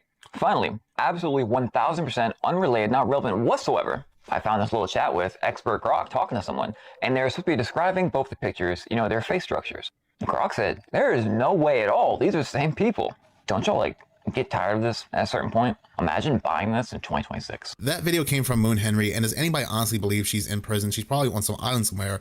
And yeah, that really does not look like her. I get people age, I get people change, especially in prison, you're not looking your best. But yeah, that really doesn't look like her. And when I saw this video, I was kind of reminded Ghislaine looking frumpy, dude. Of a certain actor. I can't remember who that actor is, but it doesn't look like Maxwell. Elvis Presley. Ask Fittest Federal Earther, he'll tell you Elvis Presley. Well, I just launched ChatGPT Health, where they are asking you to upload your medical records and your other wellness apps to their software. And I have two extremely important things to talk about regarding this. The first is this is a step towards normalizing digital IDs and advancing mass surveillance, because apparently over 230 million people every single week are asking ChatGPT health and wellness questions. So why not just upload your medical records and it can answer questions tailored to you? You don't need to go to a doctor. You can get it for free. It's obvious that OpenAI has and collects this data, but the fact that Reuters was able to get this information means they're willing to share it. So when you upload your medical records, guess who's going to be sharing that with everyone who's willing to pay for it? The second being, you have to be clinically dumb to think that this is a good idea, because ranging from basic questions to simple administrative work, depending on the article that you read, AI is getting those queries wrong 45 to 70% of the time. And you think that after uploading your medical records, it's going to be able to answer complex medical questions with proper nuance? It's data farming. Remember, OpenAI is not profitable. They are making money off of you, and they are normalizing you giving up all of your personal information so that when they reintroduce COSA for the fourth time, or they reintroduce the Beard Block Act, or the Anti-Digital Piracy Act, or repealing Section 230, you don't care because you're exhausted because you say, well, they already have all my information anyways. That's exactly what this is. It's conditioning people to accept the digital ID, to have everything go digital. But still, that's a really bad decision to upload all your medical records to a chatbot program that insurance companies and other types of organizations can gather a lot of data on you and deny you for certain things, or perhaps maybe they'll even see you did not get the jab sometime in the near future. Listen up. Let's talk about the Olympics, shall we? Now, if this doesn't scream demonic to you, let's look into it further. Now, first off, this structure looks like something coming to America soon, but I'm sure that's just a coincidence. Hold on.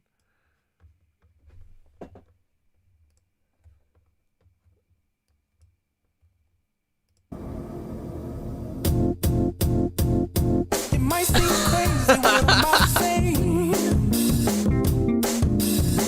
Sunshine, she's here. You can take a breath.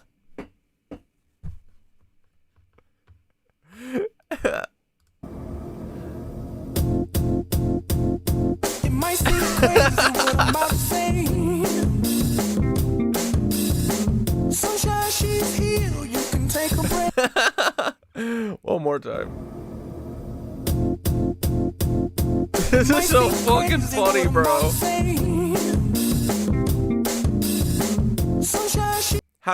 Where did you make this on? I love that the gun just turned into like a dick sheath.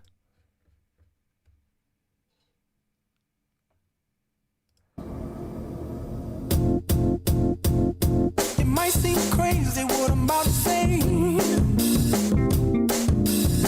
Sunshine, she's here. You can take a breath. Bro, incredible.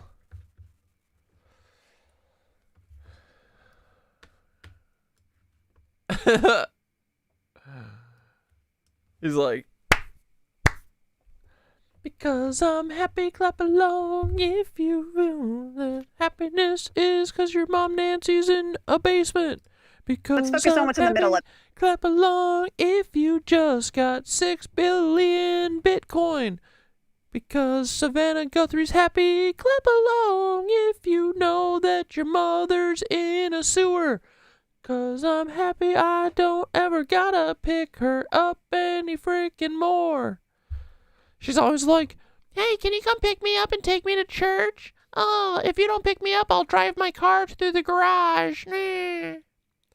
She's like, I gotta kidnap this bitch and throw her in a fucking sewer. She's driving me crazy. All right, so this is a close-up of it. What does this look like to y'all? For one, it looks like the all-seeing eye, but to me, it looks exactly like this. Yeah, for real. It's called Sea Dance. From the Lord of the Rings. You know, one ring to rule them all, which most of us know Palantir got its inspiration from. You know, the same company that's building a surveillance state all around us. Not only that, but you also can see the pentagram, and then we see this spiral. Now, when the athletes lit this cauldron-looking thing up, that's when the pentagram shows up and this all-seeing eye. And it just so happens that it's right above a pyramid. Now, these types of spirals are associated with connecting to the divine, cosmic awareness, or enlightenment, or the Kundalini, Hinduism, all of that. And then we see the Olympic rings coming together to one. The two people on the spiral hand each other the orb, while the woman stands directly in the middle of the spiral. And this is all occultic, pointing to the unification of technologies in the body, and also the spiritual realm, where the Antichrist will usher all of this in. All of this is to show us that there is a counterfeit spiritual revolution coming. And it's going to be all under the guise of a false enlightenment, which is going to include false peace and unity. This is the Great Awakening. They really can't help but to show us all their symbolism. That video came from Itty Bitty Terror 2, and I spoke about the 2026 Olympic opening on my other channel, Seconds of Horror, and yeah, it was just downright demonic. Oh, and you can clearly tell that there was a 3-minute warning. 3-minute warning. A pentagram there. But what I did not pick up on that she did was the Palantir connection. You can see the all-seeing eye in the middle. And when I broke down that video yesterday, yeah, it's basically what is coming to the United States. So does Chipotle have your personal financial information? And why do I say that? Because the current CEO of Chipotle was caught on a recording saying that they were going to continue to raise prices on all of their products. Why? Because they can. And he was also recorded stating that he knows that over 60% of their core users make over $100,000 a year. Now, how the heck would he know that? If you didn't hear it, take a listen to this. We learned that 60% of our core users are over $100,000 a year in income, in average household income. That gives us confidence that we can lean into that group in a more meaningful way, whether it's the solo occasion and or group occasion. So basically, he doesn't go into detail as to how they know that over 60% of their core users are making over $100,000 a year. But that's not hard to figure out for yourself. So basically, the majority of customers... Oh, do a stream about all the logos? Yeah. So many fucking Saturn logos, so many Bale logos.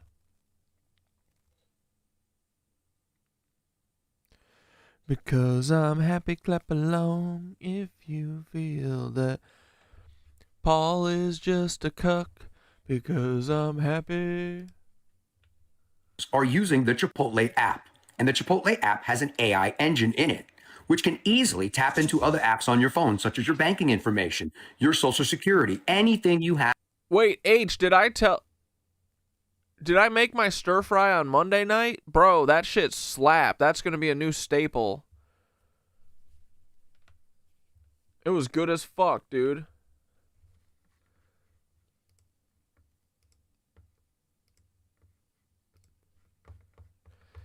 Here, Austin did a new song for 9/11. Perverts and weirdos. What the frick? Hey, perverts and weirdos. Why do you care what's Happy on the Epstein 9/11. file? Come here. Come here. Come here. Tell me. Why do you really care what's on the Epstein file? Tell the truth. Hello again, Lisa. Lisa. You and I danced a few years ago. I even did a deep dive on YouTube where I was sure I thoroughly annihilated you, but like a stubborn hemorrhoid. Yeah, slop bowls. Dude, like $8 slop bowls were one thing. Now it's $20 slop bowls. The fuck? The fuck? Here you are again, you resilient little psycho. Lisa, I would try to explain to you that the current DOJ has been lawfully... Yeah, dude, the stir fry was so bright and refreshing. I loved it. It was great. I can cook rice good. All around, solid win. Although, the thing... I feel like making a stir... I'm sure you can make it in... Like, it's so many things you gotta chop.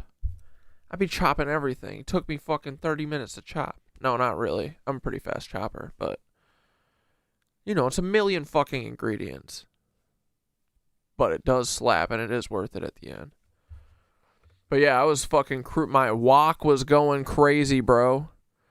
I had a whole assembly line. It was immaculate. But the best feeling, though, is when... You get all your shit chopped up and you got the whole counter taken over with all this dumb bullshit. And then finally at the end, it's all just in the wok and the counter's clean. court ordered to release the complete unredacted files. Yes, the same files they claimed didn't Yeah, smoke more.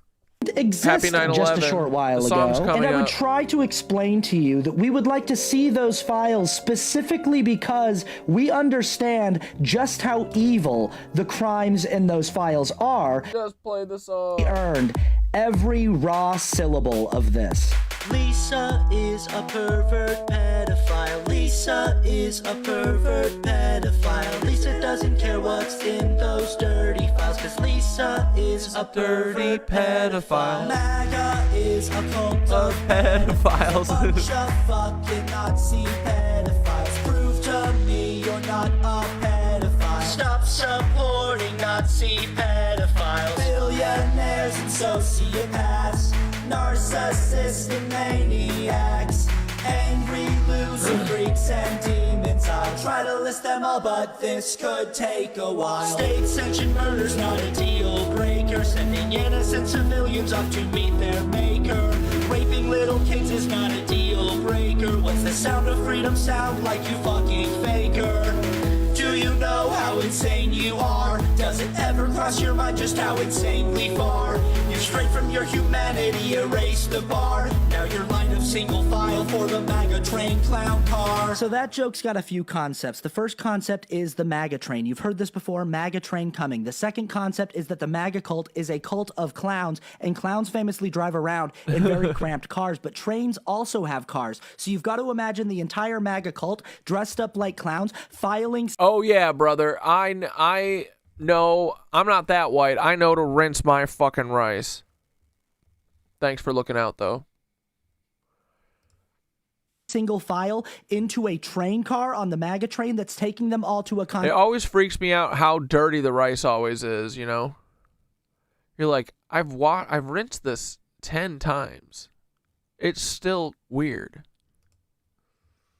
Concentration camp. It's a little convoluted, but I do believe that the pieces are all there, and when you lay them out, it tracks. And yes, I am saying tracks as another piece of clever wordplay because trains ride on tracks. And yes, I did say filing in single file as a double entendre about the other files. I'm very good at this. Donald Trump's a Nazi pedophile. J.D. Vance is a Nazi pedophile. True. Stephen Miller's a Nazi pedophile. Elon Musk is an unpopular pedophile. Christy Why didn't he call him a Nazi, though? Gnome's a Nazi pedophile. Cash Patel's a Nazi pedophile. Prove to me you're not a pedophile. Stop protecting Nazi pedophiles. MAGA is a cult of pedophiles. A bunch of motherfucking Nazi pedophiles. You wear this hat, then you're a pedophile. If you dance like this, then you're cool with Nazis. Being cool with Nazis makes you run too.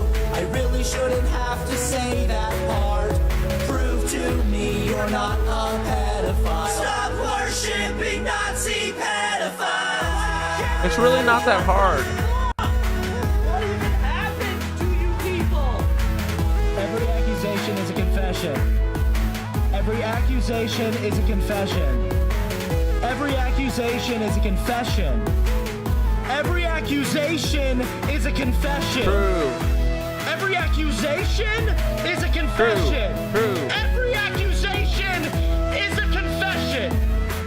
Every accusation is a confession. Every accusation is a confession.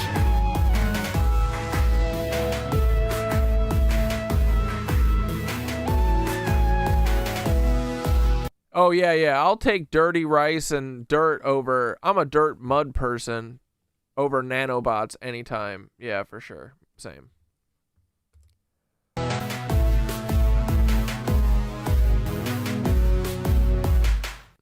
Oh, because being unpopular is worse to Elon? Exactly. He's proud of the Nazi thing. You guys are right. I know they've had every opportunity to just not be a bunch of Nazi pedophiles. They gotta quit with it. What was this? This was in the disco too. It's 2 minutes. We'll watch it real quick. Interview called Creepiest Thing Ever. Oh God. sigh. Kids on TV, they scratch, they sigh. And the reality is, they love to make faces, but that isn't why this interview by Fox's Neil Cavuto was pronounced creepiest thing ever by the blog Mediaite. It wasn't what the kid did. It was Wait, by John Bershad? I know him. But that isn't why this interview by Fox's Neil Cavuto was pronounced. Wait, when is this from? 13 years ago? Creepiest thing ever by the blog Mediaite. It could be him. Wasn't what the kid did. It was his dad. What are your friends saying when they see you on TV? I don't know right now. Did you notice the dad's lips moving? Sort of like a bad ventriloquist? The boy is 5-year-old Hudson Hinckley, who did a cute political commercial for his dad, a Republican from Rhode Island, running for the U.S. Senate. There's the national debt when I was born, and this is the national debt what it is now. Yuck! But when they were interviewed by Cavuto... But Hudson, are you worried about our debt? You worried about paying back the money? No. But what do you expect? The kid's 5. The creepy part, the part that made Mediaite's writer want to go wash my eyes out, was watching the dad when Hudson was asked what he wants to be when he grows up. I want to be in the war and save the country. When we showed the clip, everyone had a theory. He's already told him what to say. It looks like they're both reading from the same script or teleprompter. I want to be a good senator. Really? It reminds me of like a stage mom. Like they rehearse it and then they see their kids on stage and they're like, say exactly what I told you to say. Why were you mouthing the words that he said? Well, I'm not sure. I was obviously we were both a bit nervous because it was the first time we did national TV. That's all. There was no conspiracy theory. There were no cue cards. A psychologist told CNN this type of repetition can happen when someone is anxious about how a child or a spouse is being perceived. Some suggested it might be a verbal tic, the involuntary tic of echoing. God, no. I've done hundreds of interviews myself. It was just the first time I've ever worked with a 5-year-old live, so obviously it didn't go as planned, but I live and learn. And if it all feels a little bit like a ventriloquist act, say Maxwell and Hugo... You tell them it wasn't my fault. What sort of dummy do you think I am? At least Hudson and Barry survived the interview, unlike Hugo. But read my lips, no more interviews together. This is real bad. Ginny Mo, CNN. I want to be a good senator. Really? New York.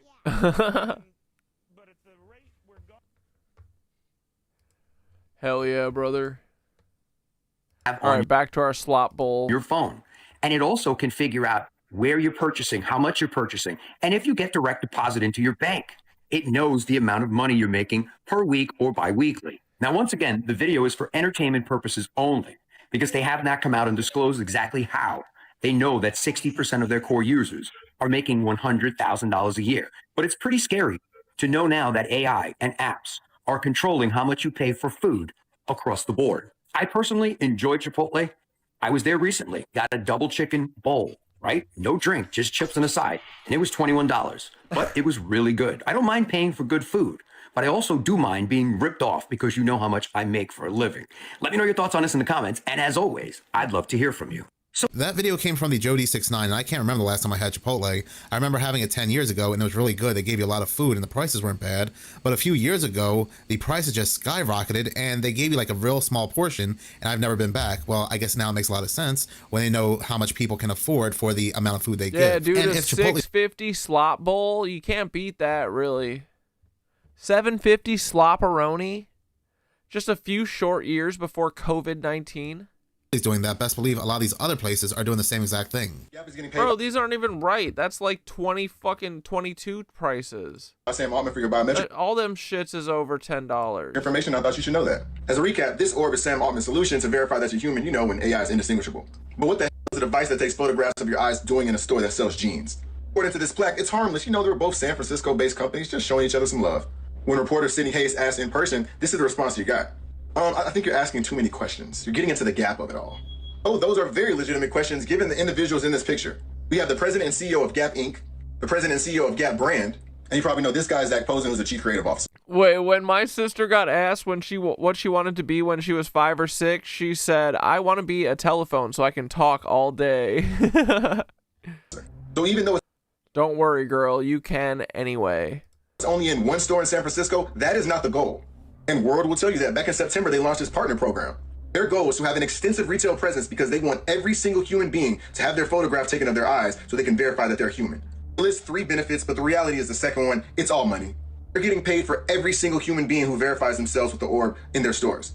This is a potential big source of revenue for a brand that has over 3,500 brick and mortar stores.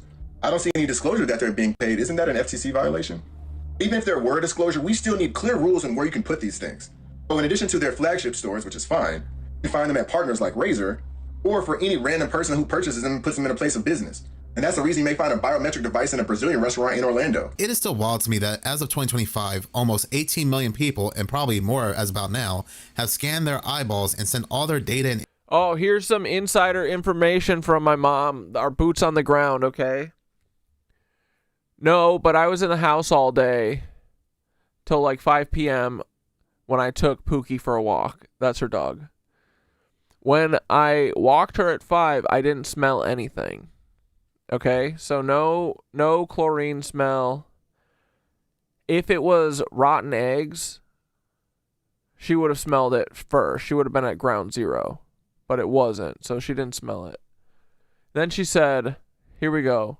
Although when we were driving to Tennessee, we were about 50 or 60 miles from where the Airbnb was rented and smelt gas for like 20 or 30 minutes driving, so we figured the ice storm must have ruptured some gas lines maybe with the freezing. But that was when we went, that was during the, it was like right before that ice storm. Or no, I think it was right after. It was a few days after. So gas smell then. I wonder if they're using this gas smell to push. Do you push use that for the cloud machine? The cloud buster machine? Information over to Sam Altman just to prove they are human. This is why I strongly believe they're going to have no problems passing the digital ID worldwide, especially here in the United States. But in any case, thank you so much for watching. If you like this channel and you want to see more, please subscribe. If you're already subscribed, please like, as any engagement does help the channel grow. Once again, thank you so much for your support. We love you, Minutes of Horror. Oh, wait, actually, Hudson had a new video that was released today, too, 6 hours ago. Let's check it out. It's called Guilty Running. We love Hudson.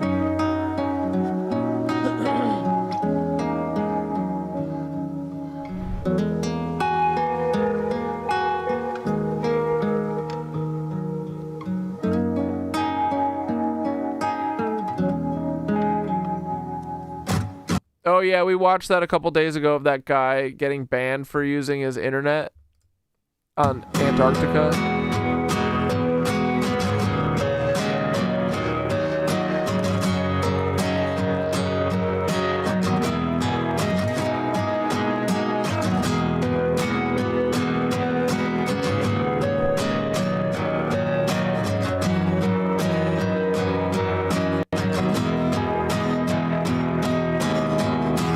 Guilty running down the side of the egg. I'm in love with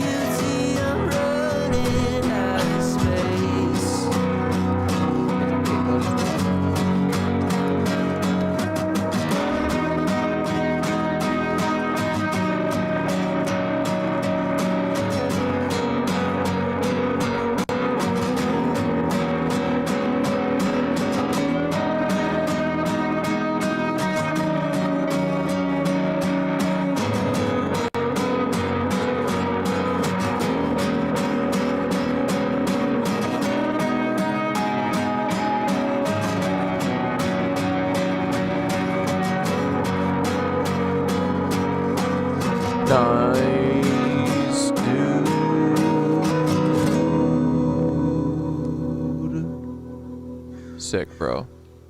Oh, which side's right? Not sure. Is this the normal swoop side? Or is this it? What's the real one? Not sure. Does Corey have a lazy eye? Possibly in real life. Looks like it when you do the reverse.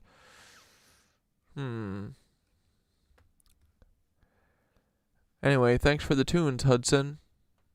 We appreciate you, brother. We wish you all the success in the world.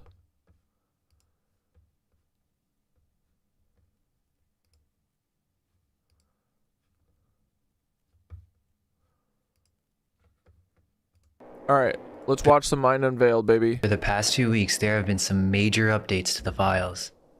It's actually starting to get crazy. People were telling me that I have to make a video on this, and while I typically stray away from recent events, something just told me that I should look into this. Now I realize why. This may be the biggest video I've ever made. I just spent the last week developing a research tool that would allow me to search with my own terms through 44,000 of those documents. But I took a completely different approach. I wasn't looking for names or occult terms. I was looking for what he was building. And what I found changes the entire story. Tucker Carlson had Ian Carroll on his show this week to go through the Epstein files. 2 hours. They covered the trafficking, they covered the intelligence connections, they covered the financial web, and then Tucker said something that stopped me. I suspect that the DOJ was not very interested in making them very accessible. Oh, angry educated woman. The smell was in like Pleasant Prairie, Wisconsin, Kenosha County, maybe down through Chicago.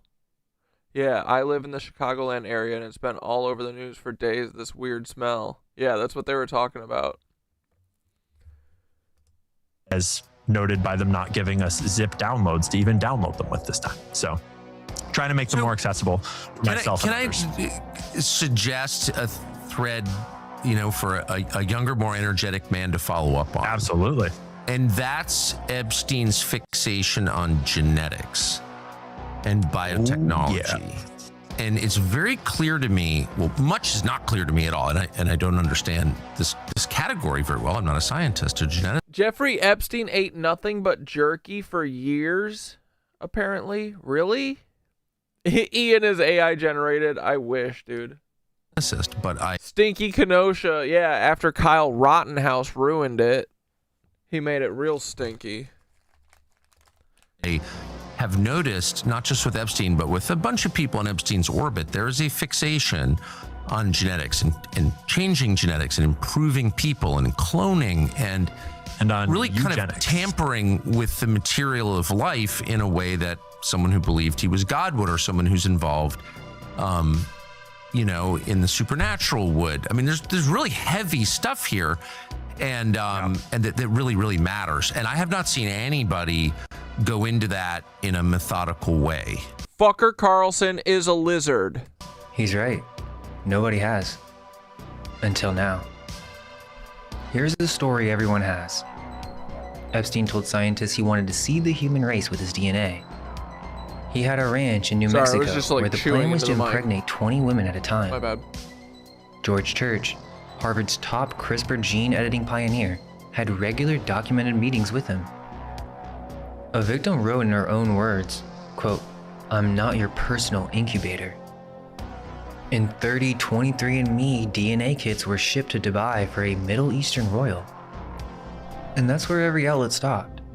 The victim diary got picked up by the tabloids, the 23andMe kits got a couple paragraphs in SFGate, and then everyone moved on to the next celebrity name. Everyone is asking who was in Epstein's circle, but nobody's asking what he was building. Yeah. When you read these documents, the actual EFTA files, not the headlines, a pattern emerges. Shell companies declaring DNA analysis as their business activity. $50,000 wired to an artificial intelligence institute. A male fertility specialist getting haircuts at the residence. Then there are these meetings called designer babies, 6 days before meetings with the egg people. A woman flown from Manchester, England and referred to a fertility clinic. there seems to be an operation, infrastructure, funding. I finally got a good bag of clementines, and I gotta probably put them in the living room so I stop eating them all. Scientists and victims who knew. So let's just go through the documents.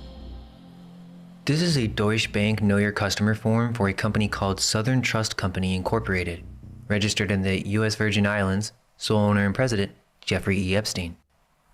DNA analysis. You were watching an episode recently where I was talking about Ian Carroll being Oswald Mosley. Yeah. That's what Epstein told his bank that his company does. Yeah. Oswald Mosley's in the fucking the Peaky fucking Blinders. Expected quarterly revenue, $12.5 million. Annual income, $10 million. So, I went looking for what Southern Trust actually did. Nothing. No lab, no research, no scientist on payroll. The actual operations were pure investment management. Venezuelan government bonds, derivatives, Epstein's personal salary. Hey. The company was originally called Financial Informatics Incorporated. DNA analysis was a fiction, a qualifying business activity for USVI tax incentives. Now follow the money. The Cook Foundation, that's one of Epstein's nonprofits, wires $50,000 to the Singularity Institute for Artificial Intelligence.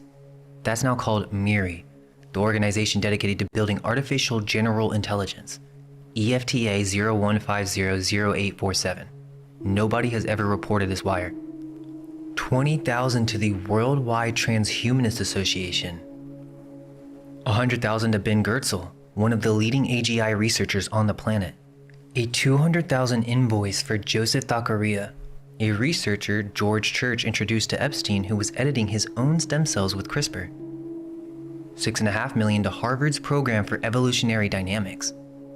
Genetics, artificial intelligence, transhumanism, life extension, CRISPR gene editing. He funded all of it. And that's just the science side. So I kept digging. A master transaction ledger, 21 transactions from 2013 through 2018.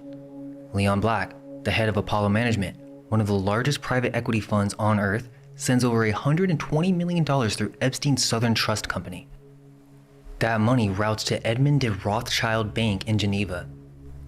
$10 million goes directly to Benjamin Edmund de Rothschild personally, and in the same ledger, Southern Trust is investing in Peter Thiel's Valor Venture Funds. Epstein was the financial intermediary routing $167 million between one of Wall Street's largest PE funds, a European private bank, and Silicon Valley's most connected venture capitalist. In his cover story for all of it, DNA analysis. Then there's this, a complete investor pitch deck from a San Francisco biotech venture capital fund called Descartes Capital, found in Epstein's seized files. The fund explicitly targets Russian oligarch money. Their portfolio is gene therapy using engineered viruses, transgenic chicken bioreactors, meaning they insert human genes into animal germ cells, cancer immunotherapy. A Princeton molecular biology professor is on the advisory board. Descartes Capital returns 0 results connected to Epstein anywhere. No news article, no Reddit thread, nothing on YouTube. And then there's BioAlibi LLC. I'm not exactly sure how it's pronounced. But essentially, Christina Galbraith previously worked for Epstein's foundation. By January 2019, she'd become the director of genetic therapies at a company called BioAlibi. It might be pronounced BioAlib, but again, I'm not sure. She published on genetic vectors, and she asked to keep using the foundation's Lexington Avenue office space. BioAlib LLC returns 0 results on the open web. A genetics company that doesn't exist publicly, run by an Epstein Foundation employee working on genetic vectors out of his office? EFTA. Oh yeah, $6.5 million. That's enough to free Nancy Guthrie. Shit. A02278036. Now this one should make you stop. In Epstein's files, there are investment research documents about Editas Medicine, a CRISPR gene editing company. Standard financial analysis. But look at what's in it. These are the only documents in 44,000 files that contain the word germline. That means editing DNA that gets passed down to future generations. Heritable genetic modification. Gene editing research about permanently modifying human embryos sitting in the seized evidence of a convicted sex trafficker. Ask yourself why that was in his files. One more. A file called traitsandappearance.xls. An Excel spreadsheet about human traits and physical appearance created by Curtis Marine, a researcher at Arizona State University's Institute of Human Origins, for a workshop called Human Uniqueness and Behavior Modernity. Oh, BioLieb. Yeah, like Lebensborn. Fuck yeah, dude. It was forwarded through the physicist Lawrence Krauss to Epstein. Then, Epstein forwarded it to Jess Staley, head of JP Morgan's investment bank. And he added a line. Your daughter is also invited too. Okay, hold up. A spreadsheet cataloging human traits and appearance forwarded it. Is YouTube deleting your comments, Marissa? To one of Wall Street's most powerful bankers with an invitation that included his daughter. Let's continue. If you're going to run a genetics program, you need access to a genetics lab. Epstein didn't just fund Harvard's program for evolutionary dynamics. He had his own key card. September 2017, Mei Huang, a PhD staff member, emails Epstein's assistant. The card reader system at Martin Novak's Institute had been changed. She needed an address to mail Jeffrey a new access card. So they mailed it to his home, 9 East 71st Street, New York. When the system changed again, instructions were sent for how to get to the 6th floor. That means Epstein had permanent, unsupervised building access to Harvard's Genetics Research Institute. And when the locks changed, staff sent him new keys. And he used that access. In the files, I found complete schedules for day-long private meetings at Harvard, back-to-back, all in one building, with some very important people. May 6th, 2018, 10:15 a.m., Martin Novak, the head of the program for evolutionary dynamics, 11:30 to 3, Joy Ito and a group from MIT including Caleb Harper from Open Agriculture, 3 p.m., Yo Shabak, the AI and consciousness researcher, 4 p.m., Leonid Peshkin. Okay, so this Peshkin guy, Harvard researcher in developmental biology and single-cell genomics, embryonic development, Epstein asked for him by name. Nobody has ever reported on Leonid Peshkin's involvement. And then dinner at 6 with Larry Summers, former Treasury Secretary of the United States, at Martin Novak's Institute. Why? 5 months later, October 15th, same pattern. Novak at 11:30, then at 12:30, Kamila Naxarova, Massachusetts General Hospital, Harvard Medical School, cancer genetics, studies tumor evolution at the single-cell level. Nobody has reported on her either. 2 p.m., John de la Parra from MIT Open Agriculture. 3:30, Yo Shabak again. 5:30, snacks with Larry Summers. 7 p.m., dinner with Joy Ito. The same people, genetics, AI, consciousness, former Treasury Secretary, one building, one day, organized by a convicted sex offender with his own key card. If you're running a reproductive operation, you need a doctor. Meet Harry Fish. Harry Fish is one of America's leading urologists. His specialty is male reproductive health, sperm quality, fertility optimization, testosterone. He has 606 appearances in the Epstein documents, $2,800 in urology invoices, home visits at Epstein's residence on the same day the calendar reads 10 Harry Fish, 11:30 Leon, 2:30 Deepak, 3:30 Woody. That's Leon Black, Deepak Chopra, Woody Allen. But Fish wasn't just his doctor. It would seem he was inner circle.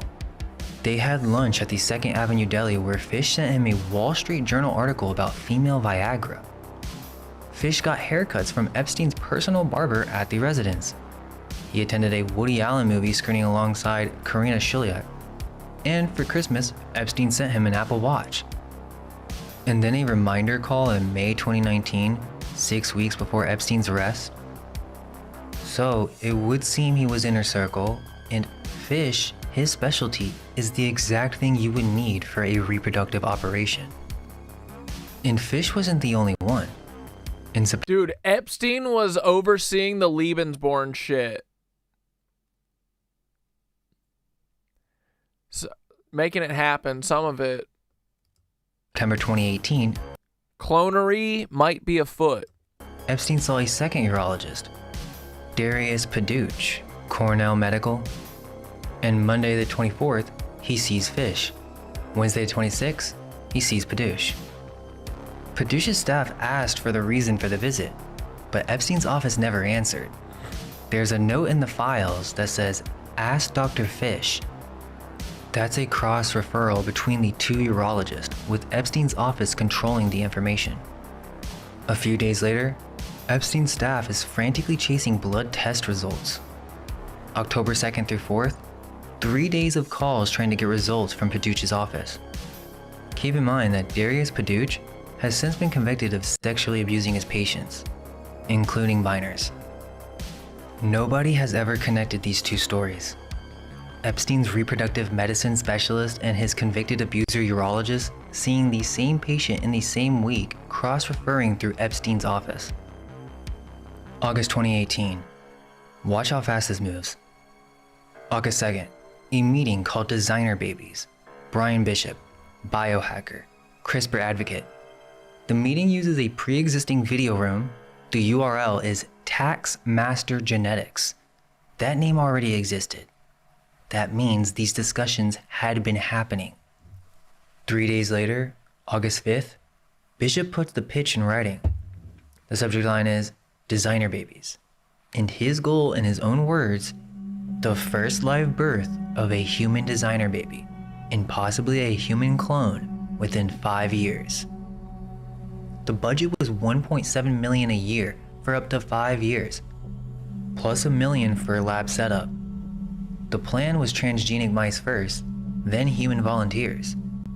And the intended outcome? The first human with transgenic sperm, and we begin taking pre-orders. Pre-orders for genetically modified humans. Epstein's response? I have no issues with investing. The problem is only if I am seen to lead. So he wanted in, he just didn't want his name on it. And Bishop knew that. In the same thread he writes, anonymity requirements about babies. We can't publicly identify whose these are or their parents or benefactors. It would brand the child as, essentially, and sadly, a freak for life in the media. He then offers to run the whole thing under his own project so Epstein has, his words, a sufficient level of deniability. There it is. By August 13th, Bishop sent a follow-up. He was already running experiments. Quote, proceeding with more mouse testing at my Ukraine lab. Surgeries, microinjection. The lab was at the Institute of Gerontology at Ukraine's Academy of Medical Sciences in Kiev. A real lab with real experiments. Real animals being cut open and injected with modified genetic material. This is starting to look like a cloning program and a billionaire funder who wanted to stay invisible. August 8th. David Mitchell, Epstein's fixer, sends an email. Jeffrey wanted to set up a meeting with the egg people. And the staff replies, ha, egg people. August 9th, 7:30 a.m. The egg people meeting happens at 9 East 71st Street. By 11, Brad Karp is there, one of the top litigation lawyers in the country. By 1:15, lunch with Leon Black. August 20th, a woman is flown from Manchester, England to New York. September 9th, Epstein personally directs his staff. Find her a gynecologist in Manchester. September 2018, staff recommends Manchester Fertility Clinic. Okay, so 6 days between a designer babies meeting and an egg people meeting. 11 days later, a woman flown internationally and referred to a fertility clinic. Nobody has reported on the egg people term, not even a single news article. Now we go international. So CNBC just ran a piece on Epstein's Silicon Valley connections. They confirmed Anne Wojcicki, the founder of 23andMe, Peter Thiel, was connected to Epstein. A victim alleged that she met Wojcicki on Epstein's island. CNBC reported that and moved on, but they didn't mention this. That's Epstein's own email, misspellings and all. Rashid Epstein, a fake identity created to register a DNA kit for Sheikh Mohammed bin Rashid Al. Register a 23andMe kit as Rashid Epstein when we get it sent to Sheikh Mohammed guy. That Sultan will tell you. Maktoum, the ruler of Dubai. His assistant, Leslie Groff, follows up. We can register a kit for you as Rashid Epstein. The kits go to JFK Terminal 4, Door 5, onto Emirates Flight 202. Dude, let's go, Mind Unveiled. This is great. To Dubai. When 23andMe invalidates them for geographic restrictions, Sultan proposes a workaround. Collect the DNA in Dubai, mail the samples to New York. This seems to be a covert DNA collection operation using a fraudulent identity run through household staff for Middle Eastern royalty? And here's what ties it all together. March 2014, John Brockman, who runs the Edge Foundation, sends out invitations for a dinner in Vancouver. The guest list: Jeff Bezos, Sergey Brin, Bill Gates, Elon Musk, Larry Page, and the two names that matter for this story, Jeffrey Epstein and Anne Wojcicki. Anne Wojcicki, the founder of 23andMe, Elon's on there, Larry Page. Jackie Safra sounds familiar, but I can't think of who that is. Same company whose DNA kits Epstein registered under a fake name and shipped to Dubai royalty. CNBC had access to the same documents I did. They confirmed Wojcicki was connected to Epstein, and they left all of this on the table. Read the article. Every name gets the same treatment. Thiel, legal and legitimate purposes. Hoffman, philanthropic purposes. Gates, absolutely absurd and completely false. Brin, no comment.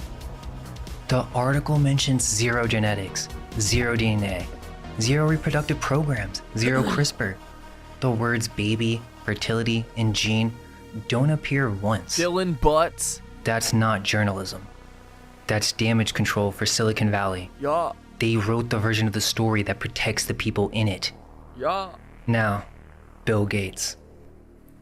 3 days ago, the Wall Street Journal published an article called How Epstein Inserted Himself in a Split Between Bill Gates and a Top Gates Advisor.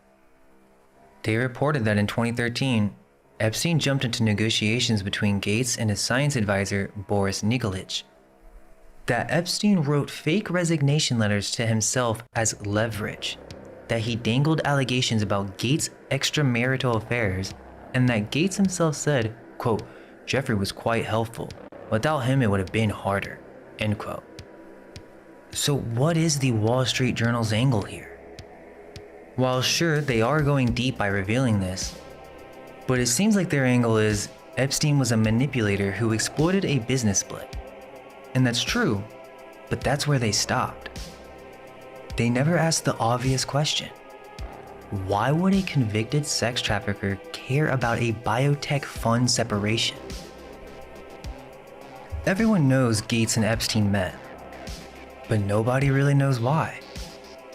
Look at this document. Because they're pedophiles. A draft separation agreement between Boris Nikolic and Bill Gates. Nikolic was Gates' science advisor, one of his closest. The agreement says they won't disparage each other, they'll keep it confidential, employment ends January 1st, 2014. But this document was sent to Jeffrey Epstein for input. A confidential employment separation between Bill Gates and his science advisor? And Epstein was the one being consulted? Why? Nikolic emailed Epstein directly about the terms. In addition to changing date to the end of January, The last point need to total change, re-helping me find a job. He was negotiating his exit from Bill Gates through Jeffrey Epstein. Boris Nikolic was later named in Epstein's will as alternate executor. 124 documents connect them in the corpus. Epstein wasn't just socially connected to Gates. He was brokering confidential employment separations for Gates' closest science advisors. Nikolic is the bridge figure. Everything I've shown you so far is infrastructure, shell companies, wire transfers, meeting calendars, key cards, documents. But the files contain something else. This is a letter written by a victim addressed directly to Jeffrey Epstein. This is scary. Let me show you what this document is.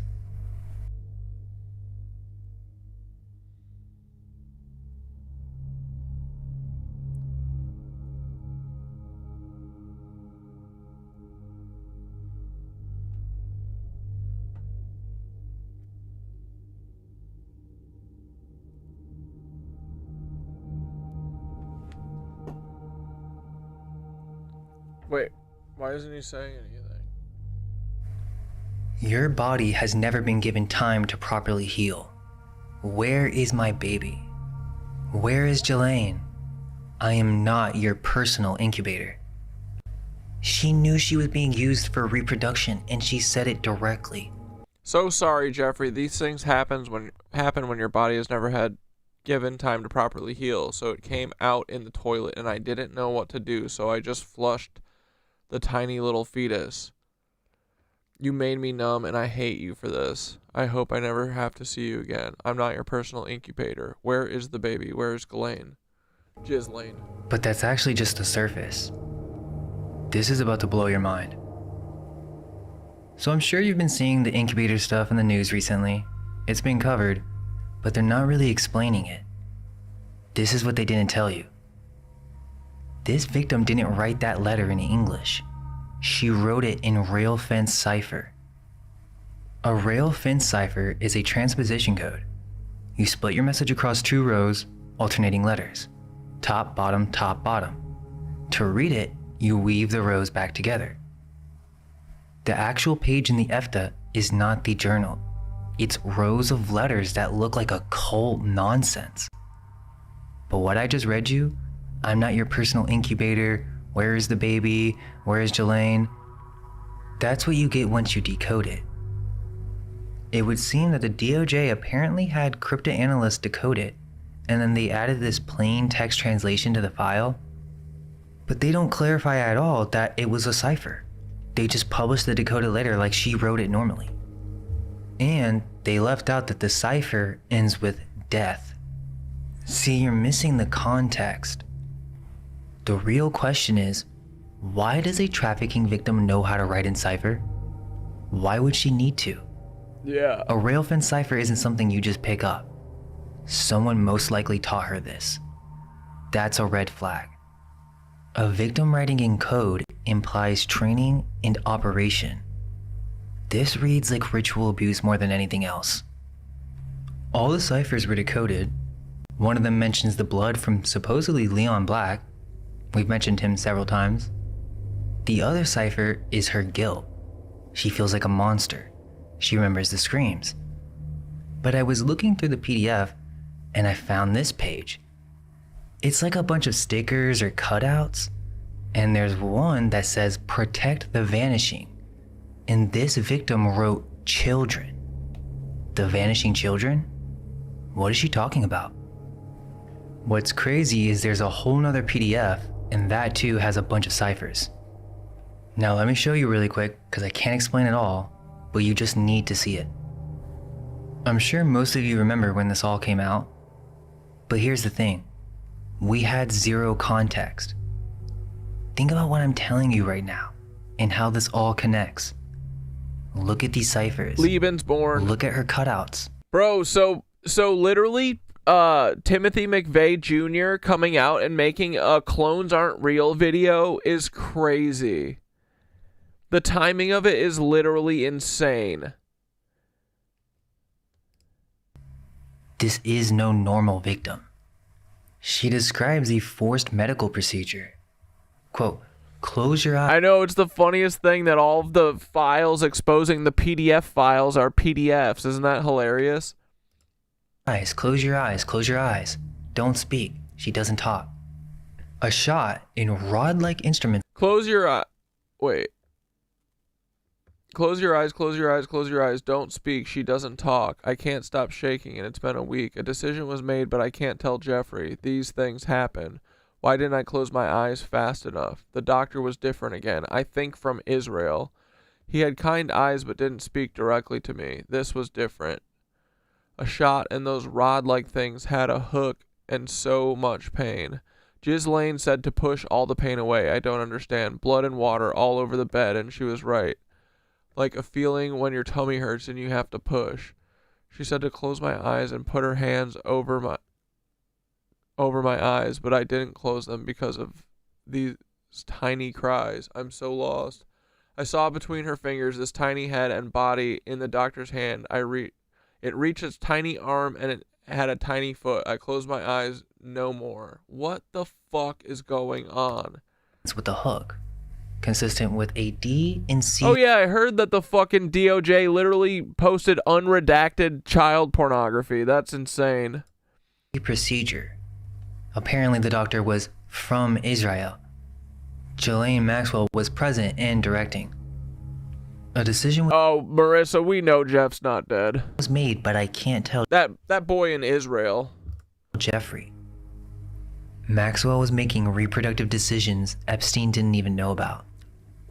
This victim was impregnated, carried to term, and her baby was born alive.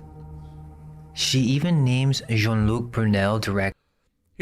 Jean-Luc Brunel's a disgusting pig with bad breath, and I'm almost positive does these disgusting things because he is struggling with maybe being gay. 6 weeks wasn't even given before being sent back. Punishment for trying to run. Why can no one help me? Ghislaine is gone. I'm so lost and my heart is broken. Is this my destiny? Quote, Jean-Luc Brunel is a disgusting pig. She says she was sent back after 6 weeks. Quote, punishment for trying to run. Right there, that's the reason for the ciphers. And here's a line that ties everything together. The superior gene pool? Why me? Why my hair color and eye color? That feels very Nazi-like. It feels very Nazi-like. She says the piano and music comments we made, superior gene pool? But in thinking about these stupid, insane theories, he has, I guess, in my mind, it makes sense. The piano and music comments are made to convince me this is right and will create perfect offspring, he calls them. I don't think it... Excuse me, sorry. I don't think it works that way, and it's making me hate playing altogether. Piano or viola. I'm starting to resent them both.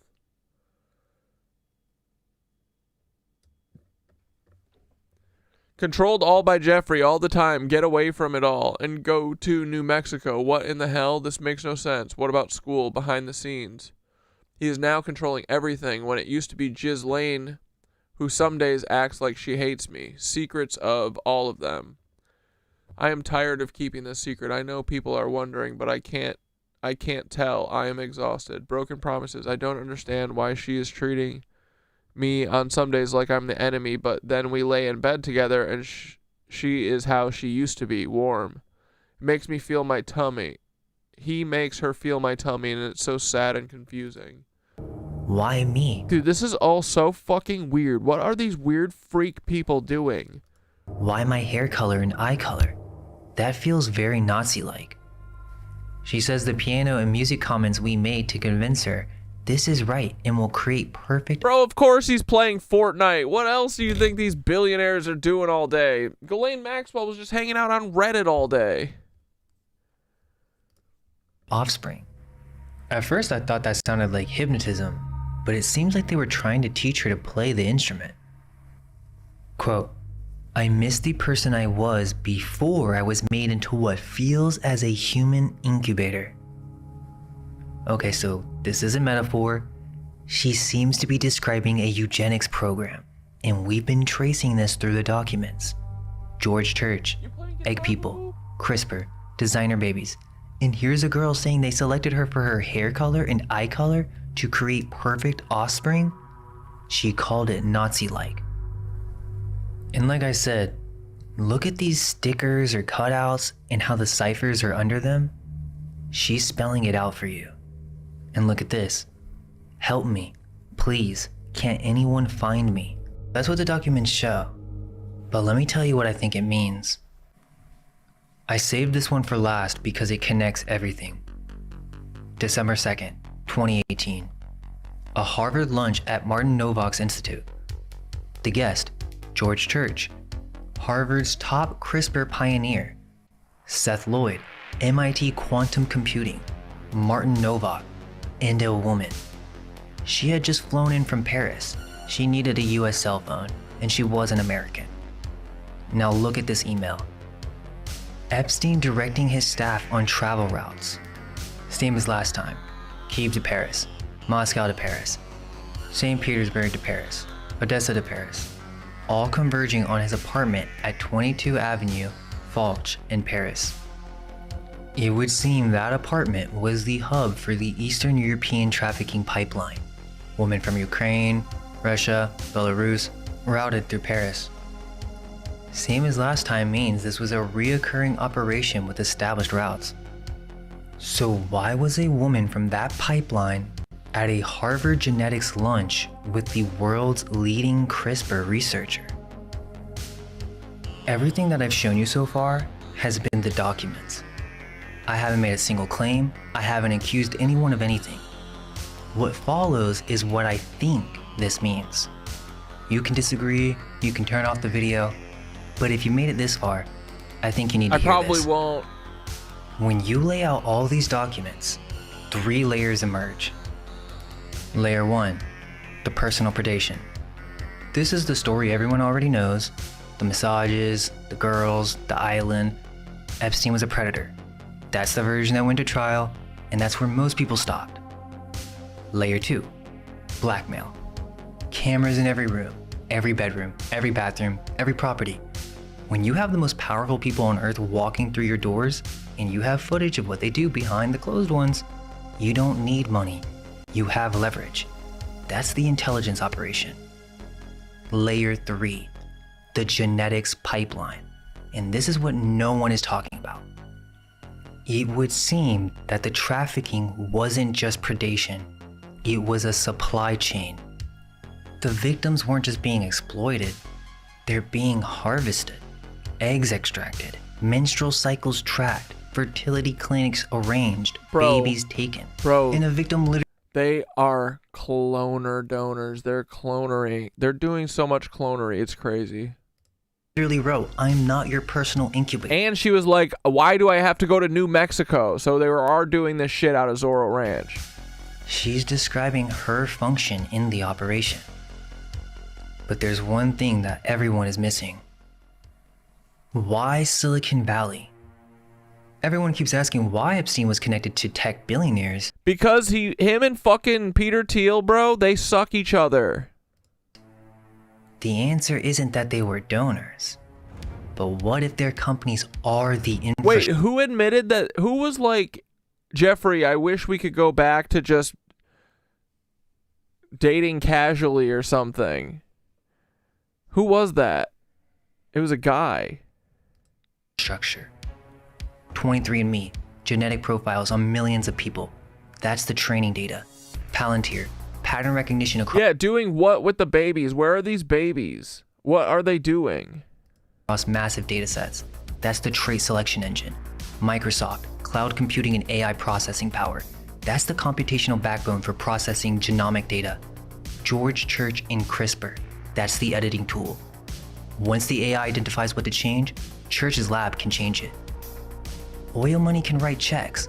Only Silicon Valley owns AI, big data, and genetic databases. They're not funding the operation, they are the operation. Now keep in mind, this is all theoretical. I am interpreting public documents, but the infrastructure is real, the companies are real, and the connections between them are in the files. And if this theory is correct, it doesn't stop at production. These aren't just designer babies. It monitors the human. Palantir isn't just analyzing genetic data on the front end. It's a surveillance infrastructure that tracks populations on the back end. Yeah, bro, they're doing some proto-molecule shit, I bet. They're making some super soldier humans, 9 feet tall, blonde hair, blue eyes, all suck at art. What am I saying?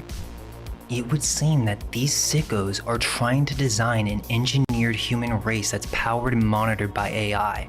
Design them, produce them, monitor them, control them, all in AI. That's why I called this video AI Baby Farms. It's not just baby farms. I think too that Jeffy could possibly be seeing it over as like two separate things, but honestly they probably are super connected, you know? Like I've been thinking it's the Lebensborn shit, and then the AI shit is like a separate push that's to like cause us to all lose our fucking minds, not know what's real, and also then it's gonna be the president one day, obviously. They'll be like, oh yeah, we'll have Rehoboam do it. You guys didn't see the 5th season of Westworld because we deleted it, so y'all don't know that this is honestly just your downfall.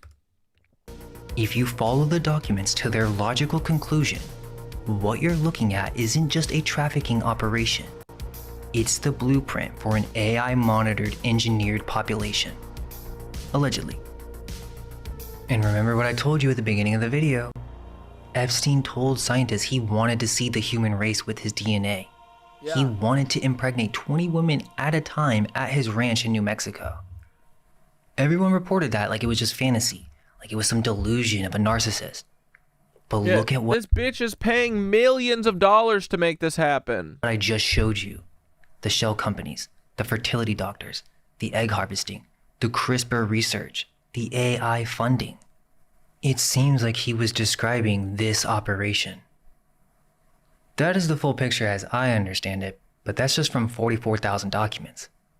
Every EFTA number has been on your screen, so you can verify everything I've shown you.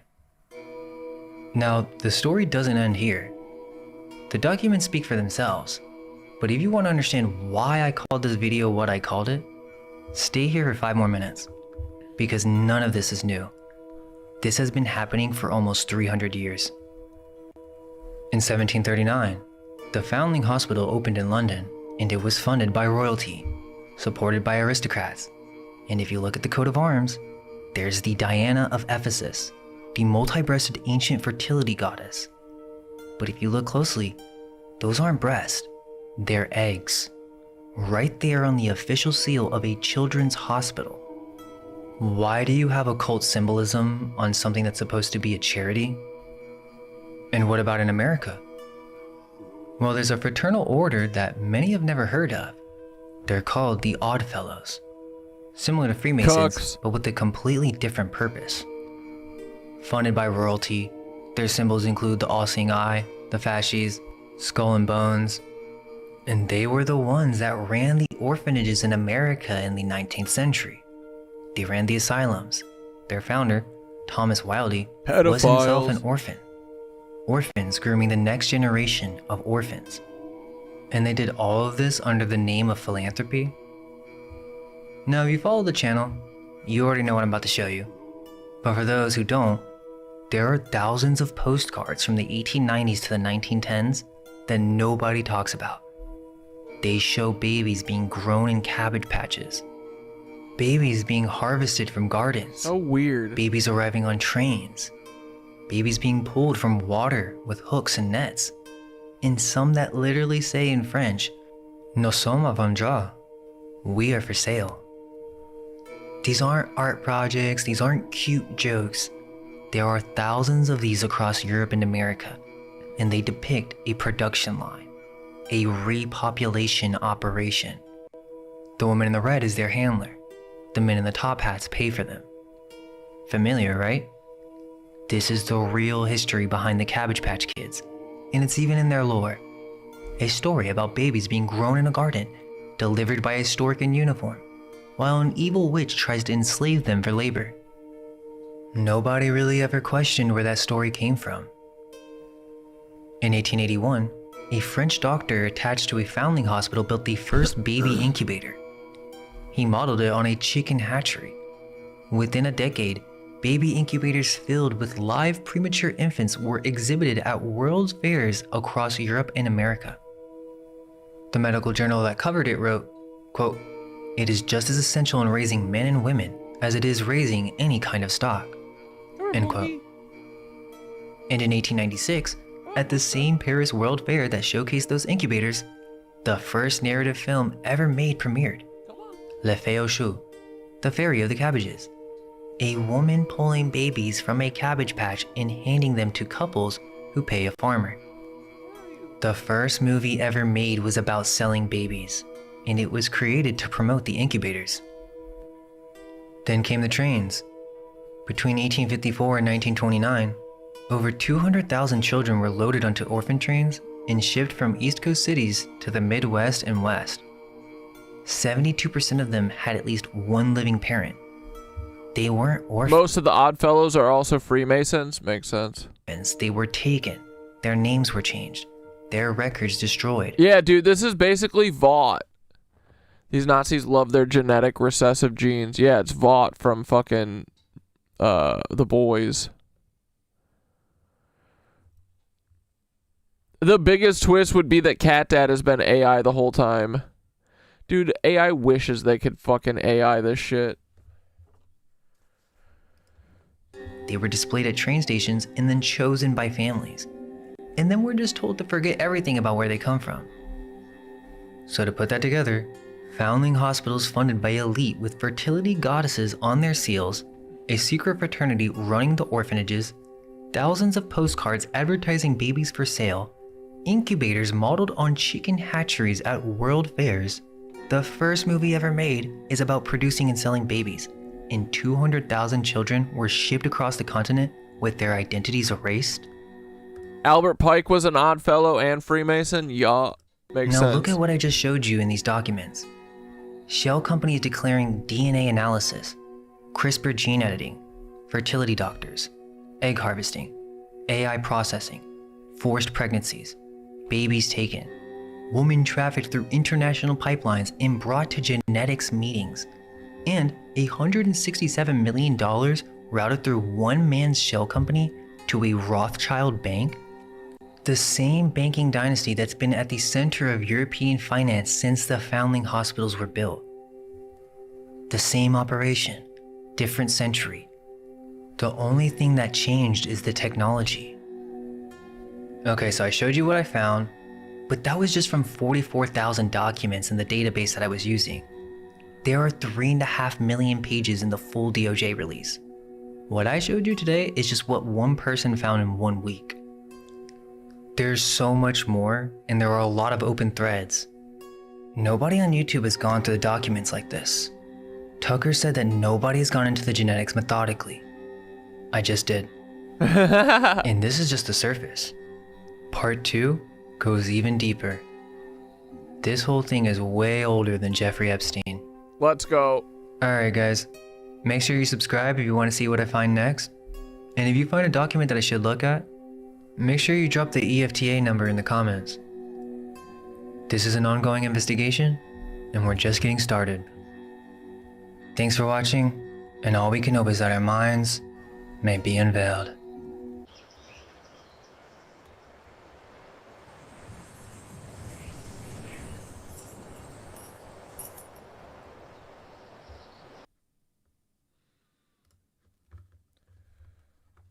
Oh yeah, boys. All right, real quick. All right, so 10, 20. Excuse me. All right, we'll watch this. Joe Rogan podcast cringe did. Joe Rogan's Epstein meltdown is hard to watch. Gotta watch it. It's some old school ice cream. Here we go, boys. Desire. And then we're going to bed. To want. Yeah, dude, that was incredible. That was great work. And yeah, we always gotta. It's about the money. You know what they're serious about by following the money. But yeah, that video fucking ruled. I can't wait for part 2.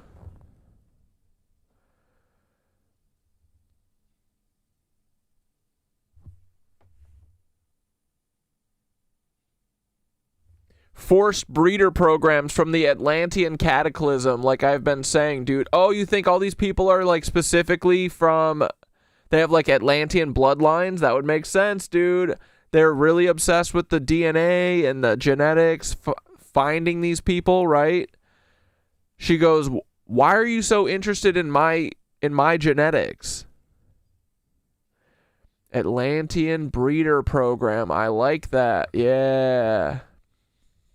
That makes sense.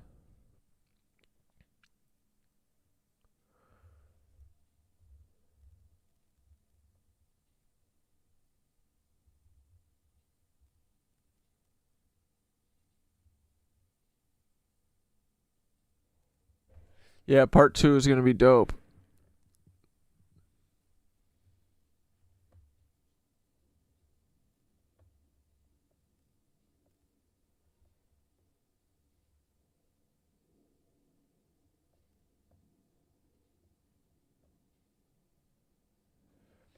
Oh, you're saying Ghislaine and Pam Bondi thumbnail? Wait, I didn't see it. Oh, this? I could see it. I mean, dude, I'm convinced they're all family. I mean, what if they're all just Lebensborn orphans? Yeah. I could totally see that. They look like fucking twins, probably, dude. They're both nasty. Underage people. Well, how do you even find out that someone's into that? Well, I don't think that the majority or anything close to it of the women were technically, I think it was largely young, very young, barely legal, so to speak. But there's some 9-year-olds in there. Yeah, there's even younger. Yes, hold on. I'll go to chat after this. Yeah, that's why we hate Pam Bondi, because she's a Ghislaine clone. Hey, she was 14, guys. Can you get the right?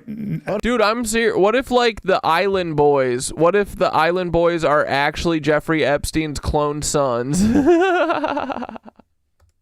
No, this is just one example. Dude, there's just one. So many. Yeah. Frank, dude, come on, she was 14.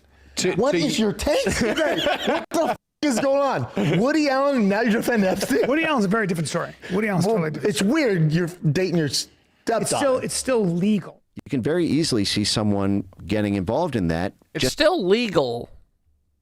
I think it's okay because it's legal. It's because girls juice deals. And Jeffrey Epstein, for the past 3 years of their lives has been the best weekend they've ever had. Has made them feel alive again. It's because it's juiced by the girls, the parties, the lifestyle that Epstein allows you to have access to. But in the public eye, the narrative is underage girls. So if we found out that somebody we knew was, let's be careful, 16-year-olds. Let's be careful. What? Oh, okay, I didn't know where you were going with this. I didn't. No, I'm about to leave, dude. I can't be part of this. When Brendan Schaub is offering the most sensible takes in I can't believe I'm fucking riding with Brendan Schaub right now. Let's go. All right, free Brendan Schaub. Oh, yeah, they love hanging out with Chris D'Elia, though, that's for sure. Room, then you know something's wrong. Ever since the latest Epstein files dropped last week, the usual suspects are playing D for the worst people. And it's no secret that Joe Rogan is compromised. He's been running... He literally sucks Peter Thiel's cock. Of course he's compromised. For the elites for a couple of years now. Once Rogan's wealth and influence got their attention, he decided... Wait, you saw...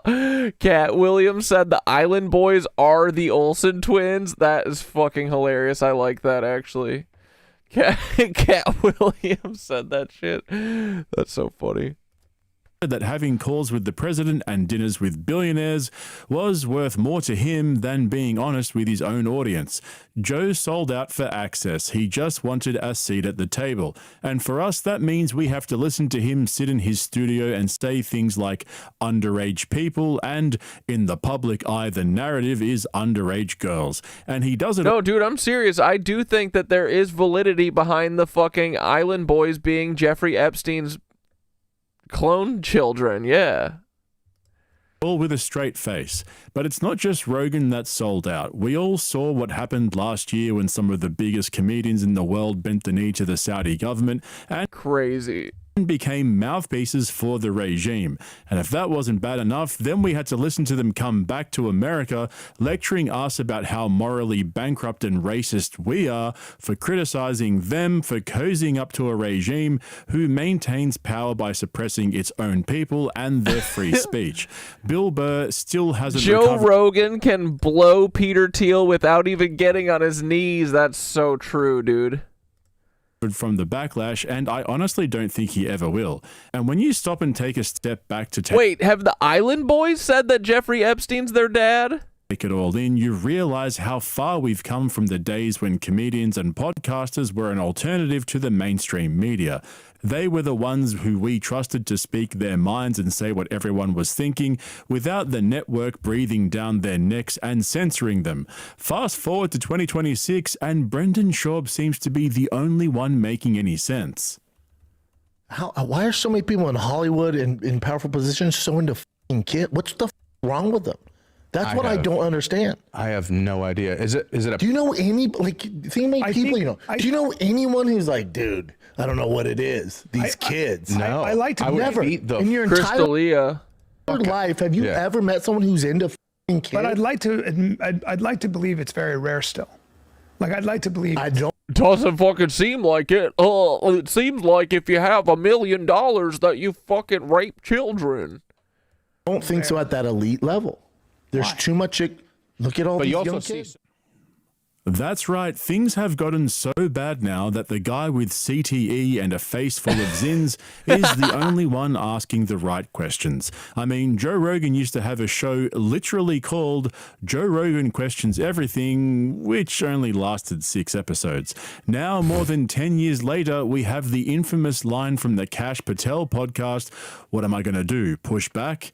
It's not just that, though. He also uses the excuse, Jay Busybone, the Island Boys just came out saying that they know about secret tunnels under the island.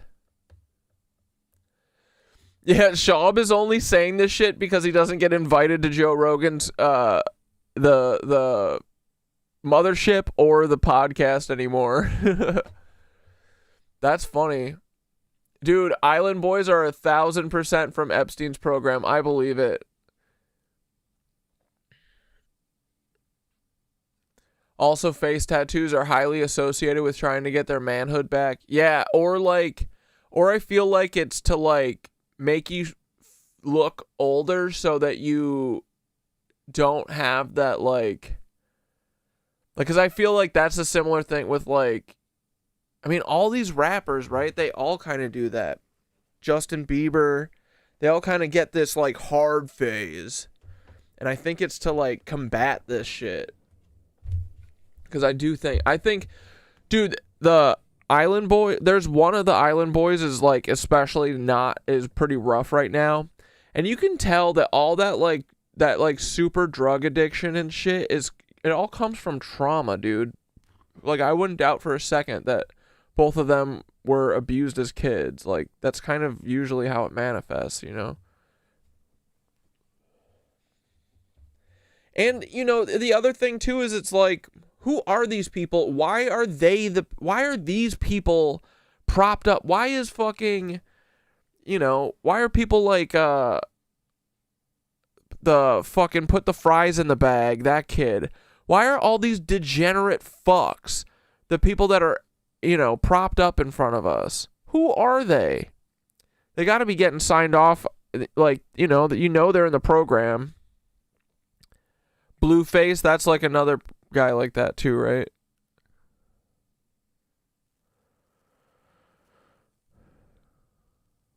Yeah, I know. Don't bring JB into this. I love Justin Bieber. I need him to start ratting these motherfuckers out. Yeah, Aaron Carter. Very similar thing.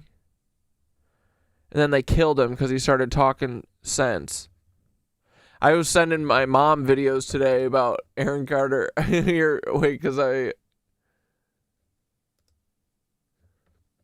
Dude, I'm with my mom. Michael Jackson didn't do anything. Why today? And I know you say it's money, but who? I mean, why would he turn around and say, Michael Jackson sexually molested me? if it weren't true? Because parents have power over children. They feel they have to do what their parents say. But money is the root of all evil, as you know. The love of money is the root of all evil. And this is a sweet child. True. And to see him turn like this isn't him. This is not him. So you don't think this comes from him, this comes from his parents? No, this is not him. No, I know his heart. Greed, money, somewhere greed got in there and somebody, I can't quite say, but it has to do with money. It's Michael Jackson. Look what we have here. We get money out of this. And bro, let's be honest. Let's think about the people that have, that their kids are little actors and dancers and shit, right? We know how Millie Bobby Brown's parents are. They would basically sell her for a couple $100s. Michael Jackson's parents would sell him for a couple $100s. Like, all these people are bad. All these parents are bad people. What's that one girl's book that was like, I'm glad my mom's dead or whatever? That child star. Justin Bieber's parents basically sold him to Diddy. Like, these people don't give a fuck. So you think the FBI comes to them and is like, hey, if your kid says that Michael Jackson molested him, we'll give you fucking $10 million. They do it for $10. Yeah, Jeanette McCurdy. I sent this to my mom too. This is why I started talking about this. The next day I smoked weed with Michael, and then I get in the limousine and I leave. I get back to the Sheraton Hotel at Universal over here. There's 4 FBI agents waiting for me. What about the Leaving Neverland documentaries? Is that the one with Wade Robson? Honestly, I think he's a liar. Kind of. Yeah, I don't know. Not sure. In the hotel room. And my mom's there and she's like, tell them what happened. And I'm like, what do you mean tell them what happened? And I sit down with them and they all ask these super sexually exploiting, questions, backsided questions. And I knew that at my age already. And I looked at all 4 of them and I said, are y'all crazy? I said, what you think I'm gonna do? Tell you that Michael did something bad so that we can sue him for money? That's what I told him. I was like, you're crazy. And I looked over at my mom and I was like, are you serious, Mom? I was like, what is going on here? Why are you letting this happen? And she goes, well, I think something happened, I think something. I'm like, really? That man did nothing but be hospitable, kind, loving, giving. I'll tell you this, okay? So after I left the party. Yeah, I think he got hung out to dry for some weird Diddy shit. You just saw a video of Kai saying I'm the new Diddy? Yeah, the new clone Diddy. Bro, Kai Cenat is a Lebensborn. Dude, this would make sense why all these fucking people be looking alike. It's because they're literal Jeffrey Epstein clones. And mixed with other people. And then they've got separate programs too. They've got the Diddy cloning program. They got all of them. Oh, man. What a nightmare. All right, we got to finish our video so we can go to bed. I'm just asking questions. That way the internet can make up their own mind. But he's not even doing that anymore. Joe barely even scratches the surface. Seriously, check out this pathetic attempt from Rogan to discuss the Epstein files. This is the #1 podcaster in the world who gets paid hundreds of millions of dollars every single year to interview interesting and informed guests. And his hot take on Epstein is, yeah, it's kind of crazy. It's just crazy that statutory rape is what took it all down, right? Because it's underage jobs, right? That's what took it. Did he just say it's underage hand jobs? It all down. Yeah, I mean, it seems to be what took Jeffrey Epstein down. Kind of crazy. Even that has a really interesting geopolitical history. There was a similar scandal in the early 2000s with a private military contractor called DynCorp. They got in trouble basically trafficking underage kids to Middle Eastern sheikhs. And I believe the reason that was alleged by Congress that they did that was to juice the deals with them. They need the support of the local high-level officials. They need to be happy. And there's several currencies for that. There's financial payoffs, and there's other things they might like parties and young women, especially in places where, being with the... Yeah, when he says underage, he means children. The very young... When you're underage, you're a child. Female is not illegal. And so I would not be surprised if the Epstein trafficking apparatus started with similar motivations. Not, that it's not necessarily for blackmail, but because it makes clients or customers or VIP. Yeah, Diddy's consciousness probably is in Kai.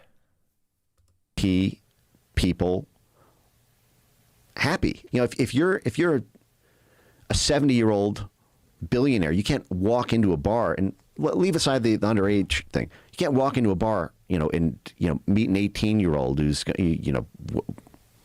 I presume, these things are facilitated at private parties, and it needs to, for a lot of these guys, it has to be discreet. They've got wives, they've got reputations. I worked at a New York law firm, and there's ways that you can make partner. At least this was kind of the vibe that I felt like. Some people make partner because they're really good technically at what they do. There's some people who make partner because they know they brought in one client who's just a really big rainmaker. And there's some people who move up because they open doors to partners while they're associates. They introduce them to someone, and the partners just like being around that person because they get access to that person in a currency that they can't get on their own. And that includes hosting, cool, exotic parties, having, attractive women. Every time this guy says juice and deals in the same sentence, I physically cringe. The mental gymnastics from Mike Benz to distract from what's really going on is crazy. We're in the middle of one of the biggest political cover-ups in history, with millions of documents detailing some of the most heinous crimes imaginable, and Rogan invites a former State Department hack on the show to lay it all out for us. This guy's sitting there saying shit like cool exotic parties with attractive women who are used as a currency to keep them happy so they can juice the deals. And Slow Joe's sitting there squinting his eyes while nodding his oversized shiny head. Could this seriously get any worse? The guy who built an empire off the back of being this free-thinking spirit who is beholden to nobody is now clearly afraid to ask any questions that could implicate his billionaire buddies. Just take a look at how he decides to wrap up the episode with Greg Fitzsimmons as soon as Jamie pulls up an article about Peter Thiel's Palantir. Palantir app ICE uses to find neighborhoods to raid. Yeah, so it is Palantir at least for that. Yeah, the article he had, it was blocked by a paywall. I was trying to get around. Nuts. Joe Rogan experience can't afford to pay for. Is this it? We're wrapping it up? Let's wrap this bitch up. No. It's 4 o'clock. Can I name some dates? Fuck yeah.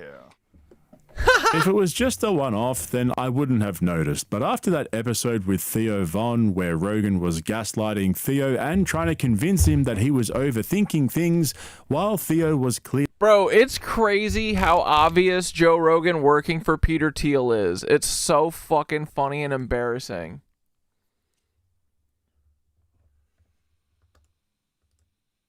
Clearly having an existential crisis and clearly calling out for help. All of this is suspicious. Whenever someone brings up Palantir or Peter Thiel, Joe will quickly change the subject or move things along. It's now clearer than ever whose side he's on. And that extends to the Epstein files. If you thought the mental gymnastics in that previous clip was bad, wait until you see these clowns trying to convince themselves that trafficking is just part of doing business as long as it's not kids. That's a very specific illicit desire to want underage people. Well, how do you even find out that someone's into that? Well, I don't think that the majority or anything close to it of the women were, barely legal, so to speak. But and I know that there were cases of underage, but I think Most of it was just very, very young, but not like 20-year-old not girls, like 13 18-year-old girls. type thing. Many of the clients are like, in countries that don't necessarily have the same norms about that that we do. You can very easily see someone getting involved in that just because girls juice deals. I do think that girls juice deals, and the fact that he had the coolest parties on a private island with the hottest girls is Also something brought that in makes a lot of intellectuals, stimulating conversation, scientists, all these very interesting people. So that was part of the thing, right? Try hosting a cool party as a guy with a bad ratio, so to speak. Sausage party. With a sausage party, you become an important person to know in the network, because basically every male has a desire for attractive women. Not saying underage, obviously, but that is like a universal biological desire for men to want to be around attractive women. And what did they do for gay guys? I have no idea. Again, the whole point is he's throwing these very attractive, cool parties to get all these people together. But that's what juices deals. Right. I swear, if this guy says girls juice deals one more time, I'm going to throw up. It's like he was given a list of approved words to repeat on this episode. And the thing is, I cut this down into shorter clips for you guys. In the full episode, he rambles on and on for ages about these cool parties and using the hottest girls as a currency. While I was sitting here editing this video, I stopped and thought to myself, yeah, stimulating conversations with 13-year-olds. Dude, 20-year-olds, my God. What do these 50-year-old men have in common with the 20-year-old? what is he trying to achieve by saying all of this shit? Like, it's such a weird hill to die on. Imagine hosting cool parties with no chicks. Bro, we're talking about a trafficking ring involving children. They're not cool parties, they're fucking crime scenes. Trying to normalize this whole thing is such a wild thing to do. And you can tell by how awkward... He's just juicing deals, bro. He's sitting there spewing out all this bullshit that he doesn't even believe it himself. He looks super nervous and anxious as he recites these talking points. Bro looks like he's being held hostage. It became so obvious the more he went on that he clearly had an agenda. Listen to him explain how it had nothing to do with blackmail, and it was just a way for Epstein to help powerful men get deals done that people had previously turned down. Jeffrey Epstein asked them to do it.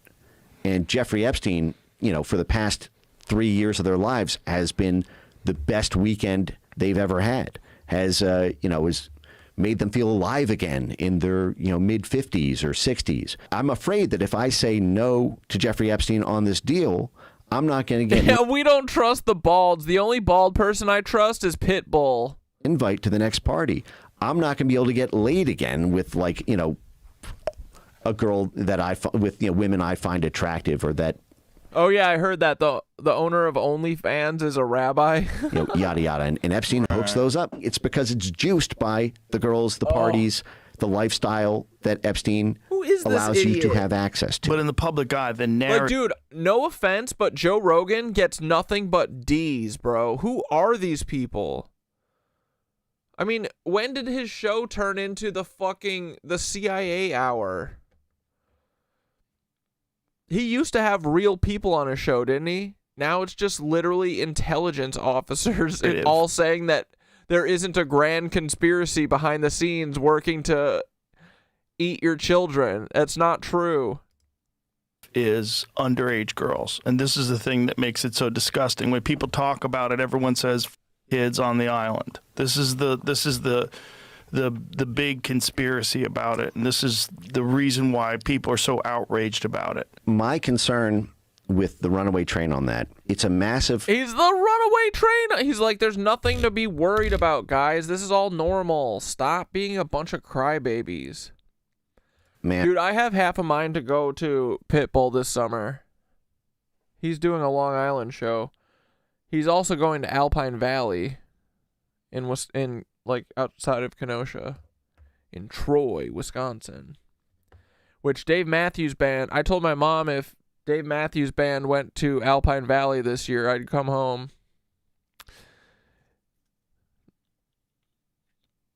Dave's not coming to Alpine Valley, Mom. Sorry. And hunt for something that it may be true. To me, it's a needle in the haystack. It might be true. Good luck looking for it. When I think about it logically, yeah, dude, Pitbull would be a fun concert, especially now because everyone dresses up like him. Have you seen that? Everyone dresses up like Pitbull. Literally, everyone's wearing bald caps and white tees with ties. It looks like the most fun ever. The role that Epstein played between BCCI, Iran-Contra, Latin American politics, African politics, Asian politics, major world foundations, it would seem ludicrous to me that Epstein, doesn't mean it's impossible, but logistically, if Epstein ever directly threatened someone proactively and really do someone in like that, and word gets around that happens, everything he built goes, the whole Rolodex finds out. And then even if that rumor isn't, even if he didn't, if that rumor existed, people aren't going to want to go to the parties because now that's not like an unfettered good time. That is like, oh, he did this to this guy I know. Calling it a needle in a haystack tells you everything you need to know. Wait, this guy literally, he's a State Department guy. Dude, Joe Rogan has the biggest fucking loser-ass feds on his show. It's crazy. Former U.S. Department of State official and the executive director of the Foundation for Freedom Online, a watchdog group focused on restoring internet free speech. Oh, dude, this is a libertarian for sure. He's like, 16-year-olds are not kids. Stop telling me that. I'm not a pedophile. I'm a hebephile. It's different.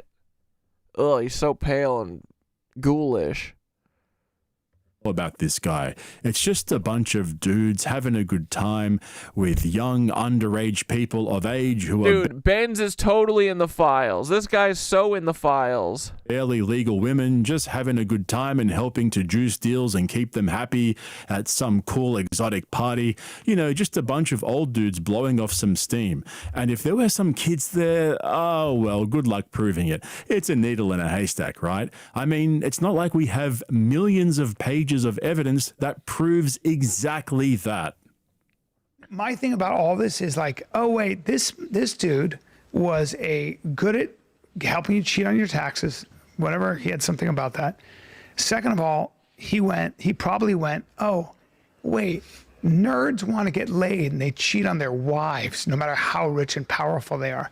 Here's a plane and a island. Yeah, so but what about all the young kids? It sounds like he was he was a pimp to nerds. What about the young kid though? He had a penchant for like 14, 15, and so did some other very famous. Well, there's a lot of emails. Like, there's emails saying really enjoyed that the 9-year-old, was it 9-year-old Brazilian? What? Yeah. Yeah. And there's massages on kids and shit. Wait. Yeah. Where'd that They said really enjoyed the young one today. Who said that? Yeah. It's all in the files. There's some 9-year-olds in there. Yeah, there's even younger. I'll move to you guys. Hold on. He's like, nah. I'm gonna chat after this. It's just text on files. It's just someone saying. It's just several hundred people saying that all this weird shit happened to them. Hey, she was 14, guys. Can you get the? Yeah, I'm from Kenosha. Right. Oh no, this is just one example. Dude, there's just one. So many. Yeah. Brian goes, dude, come on, she was 14. What is your take today? What the is going on? Woody Allen, now you're defending Epstein? Woody Allen's a very different story. Woody Allen's totally different. It's weird you're dating your stepdaughter. It's still legal. Isn't he married Let's to her? just pause for a minute and appreciate Still exactly legal. what's going on here in the latest episode of The Fighter and the Kid. We've got Brian Callen, a 60-year-old washed-up comedian with allegations leveled against him by multiple women going back over 20 years, sitting on a podcast that nobody watches, identifying with Epstein and his buddies. So this is Brian. You spent a month in Kenosha a couple years ago? What'd you think?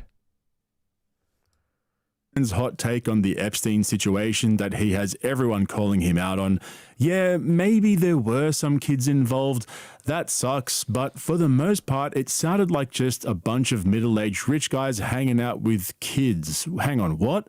This is one of those times where someone's literally telling you who they are, and all you've got to do is believe them. Since when were 16 and 17-year-old girls not classified as kids? Yeah, Chris D'Elia's his best friend, alluding to sacrificing babies and leading cults.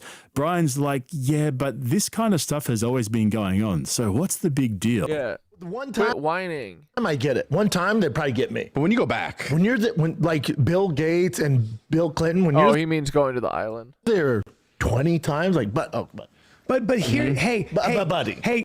Callan's dad is Israeli intelligence like Nick Kroll's. I mean, dude, I'm so sick of every media person being an intelligence asset. What the fuck?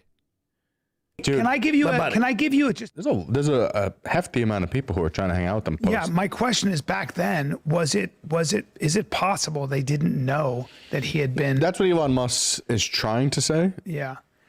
What else would they say? But what would you say? We're just Whoop, you got me. But my problem with this whole argument is you're talking about some of the most powerful, smart people in the world. You think they're that naive? They all go to this island, just nobody knew. Oh, I think just everyone's like, what's this? Oh, I think none of them would be dumb enough to be with a. I can't believe Brendan Schaub here is the fucking voice of reason. Brendan Schaub has so far on this podcast hasn't said anything that's fucking stupid. Dude, which is incredible. He's been talking for like 5 minutes. So watch this. If you're Bill Gates, the highest profile person. Yeah, every media person is an intelligence asset for sure. Person, Bill Clinton. He was with, and you know that a guy who did time as a has a party. Would you go anywhere near that motherfucker? I mean, Bill Clinton would. That guy would. Come on, the guy gets sucked in the Oval Office. You think the guy has morals? You think that guy's looking into it? I don't think he has morals. I'm saying. I don't think he gives a fuck. And there's no social media. From a purely you know now from you would go. All right, I'm going to let Brian Callen, Joe Rogan, and Mike Benz in on a little secret. It's not that they didn't know about what was going on at the island and at Palm Beach and in New York. It's not that they didn't know. It's because they knew what was going on. That's why they kept on going back for more. I can't believe these guys are sitting there and acting all confused as to why all these elites would want to hang out with Jeffrey Epstein after he got busted back in 2008 and was registered as an offender. That is precisely why they hung out with him. They liked it and they wanted more, so they kept going back. It wasn't about cool, exotic parties with the hottest women. It was about Epstein enabling them to do all the dirty shit they were too afraid to organize for themselves. But Brian really takes it to a whole new level here. See, Rogan is clearly compromised and running D for his buddies. He's the #1 podcast in the world. He's got a massive reach and influence. He's got to make sure he doesn't ask too many of the right questions to embarrass them. Brian Callen doesn't have any of those problems. He's just a creepy dumbass who has strong opinions about things he knows almost nothing about. Seriously, listen to how uninformed he is about the whole situation after ranting for an hour about it like he's some sort of expert.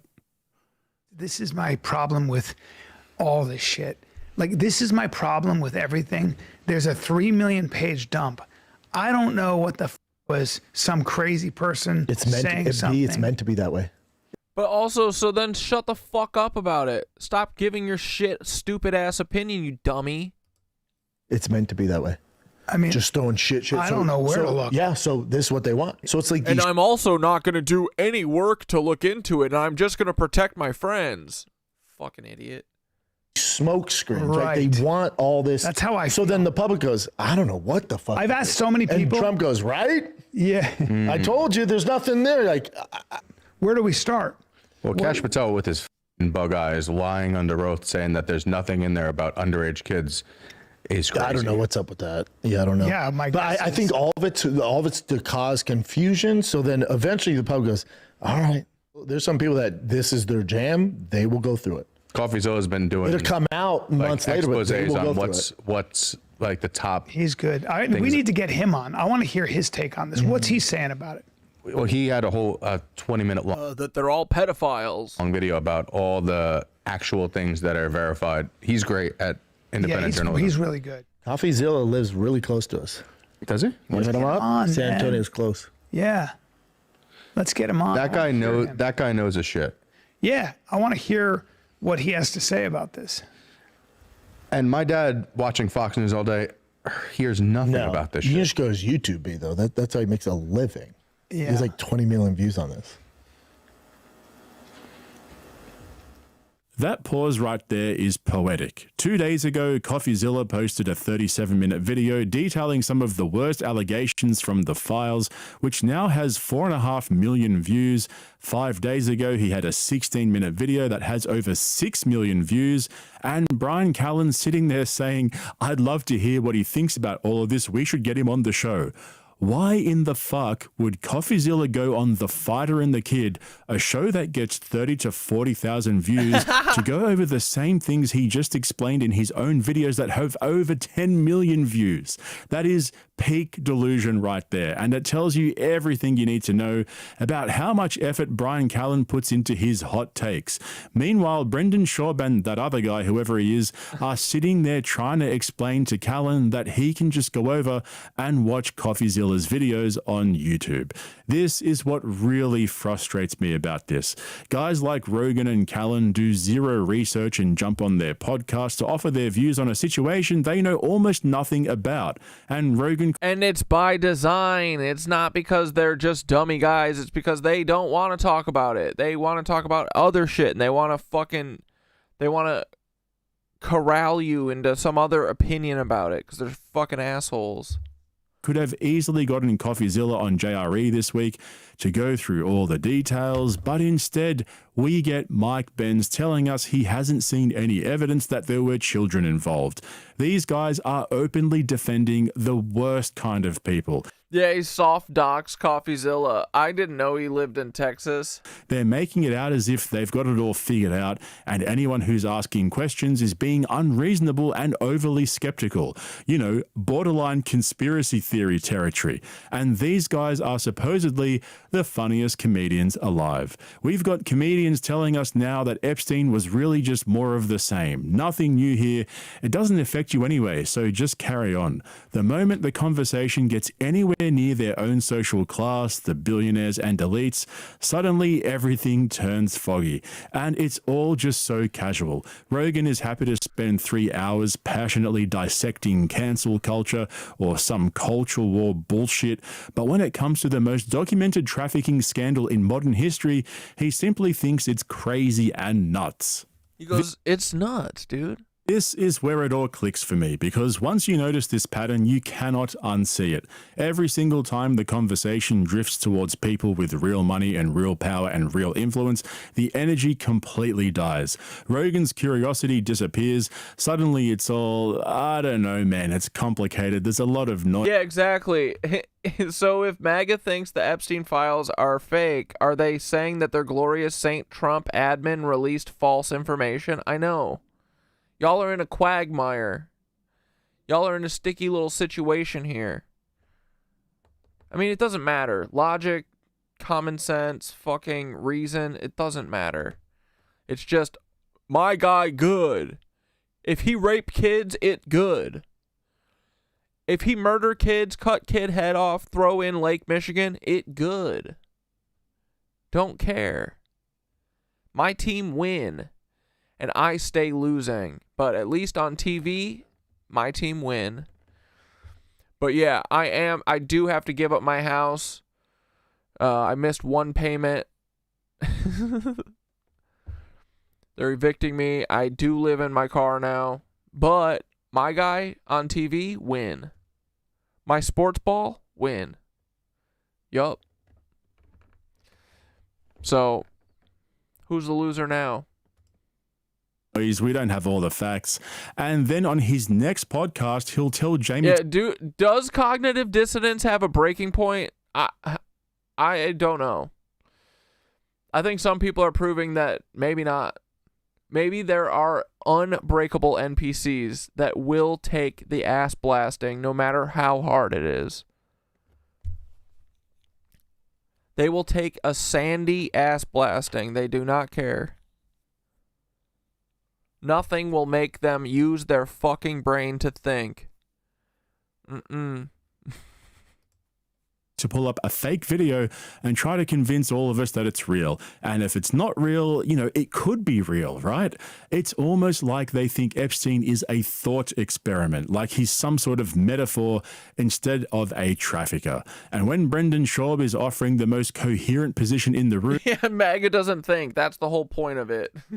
something has gone seriously wrong. If Schaub is the smartest guy in the room, then basically that room is empty. Anyway, I hope you enjoyed this video. If you did, hit the like button and don't forget to subscribe to my channels here on YouTube, and feel free to check out the link in the description to my Patreon if you want to see my longer form uncensored videos.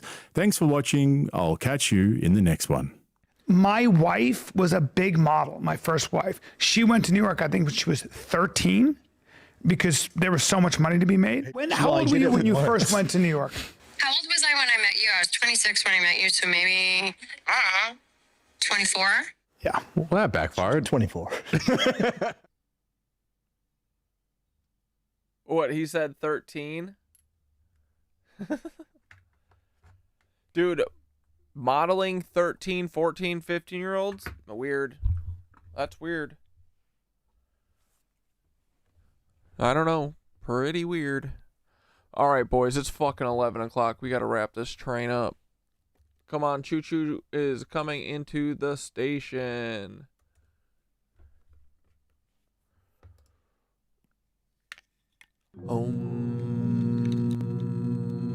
Thanks for hanging out, boys. Joe Rogan fell off so fucking hard. Fuck that guy. I know, dude. We snort an alpha brain on the bathroom at Sam's Club. In the bathroom. Well, we would snort it off the back of the toilet for sure. Yeah, yikes, couldn't be me. Yeah, dude, I don't know. I like thinking and having a brain too much to fall for this shit. Joe's a clone. The real one is doing Fear Factor in North Korea.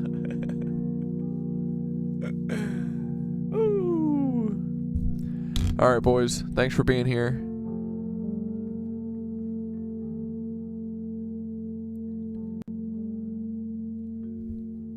Yeah, too many people in the club that we weren't invited to. Night buddies and baddies.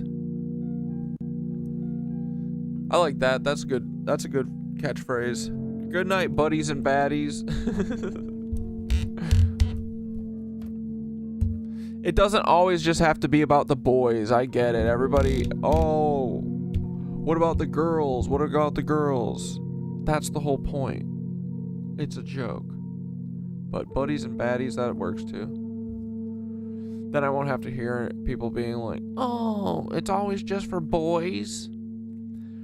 Yeah, because, dude, what if some little incel kid that loves Nick Fuentes stumbles into our shit and thinks that what I'm saying is funny and goes, whoa, this guy's making a little sense. And then he finds out that girls are here. That's not going to work for him. So it's about trickery. How else do you get those incel chuds in here, you know? We gotta fix their brain. Or maybe they need to delete. You either gotta... What did David Lynch say? Change your ways or die.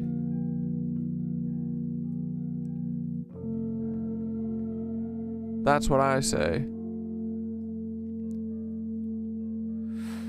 Anyway,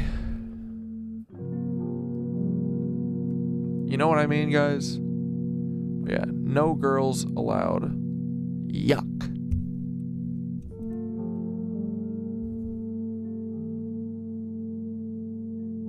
Skull and Bones had a no girls allowed sign on the door. True. The treehouse door, yeah.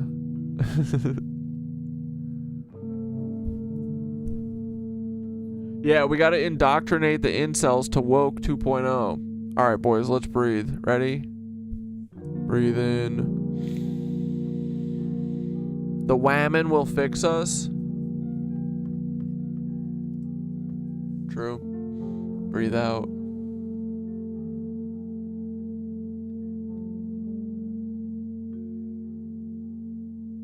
Breathe in.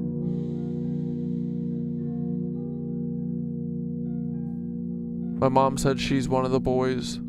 True. Breathe out. No, I'm just kidding. We'll never lose the boys.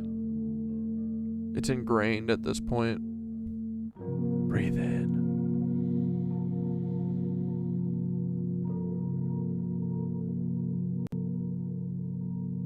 Breathe out. All right, here we go. Journey to the edge of the stream. Close your eyes, dear traveler. Take a slow, full breath in through your schnoz.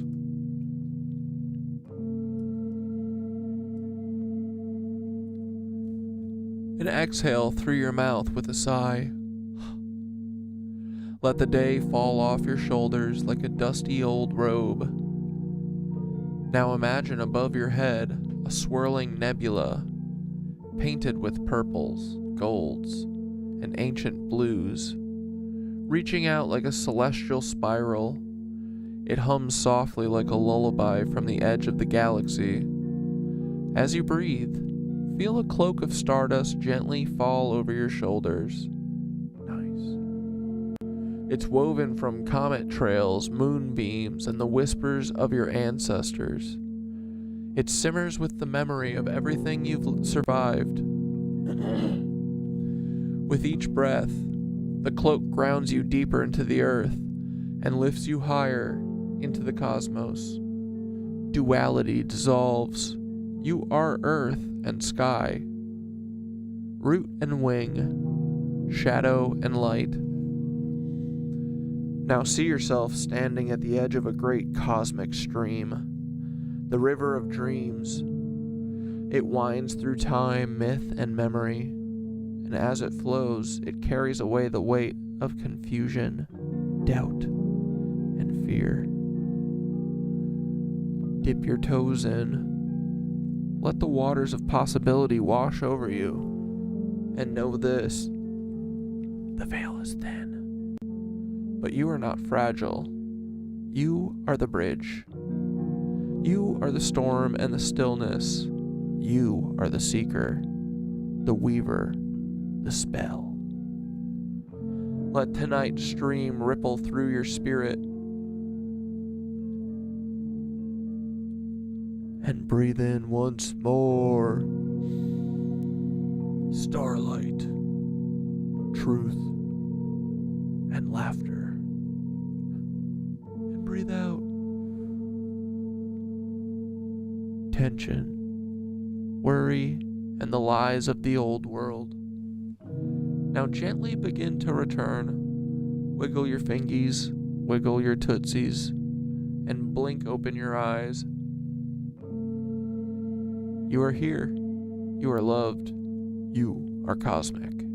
You are weird, and we like it that way. See you in the next realm, friends. Stream over. End transmission. Bleep bloop. Meet more. Namaste, bros.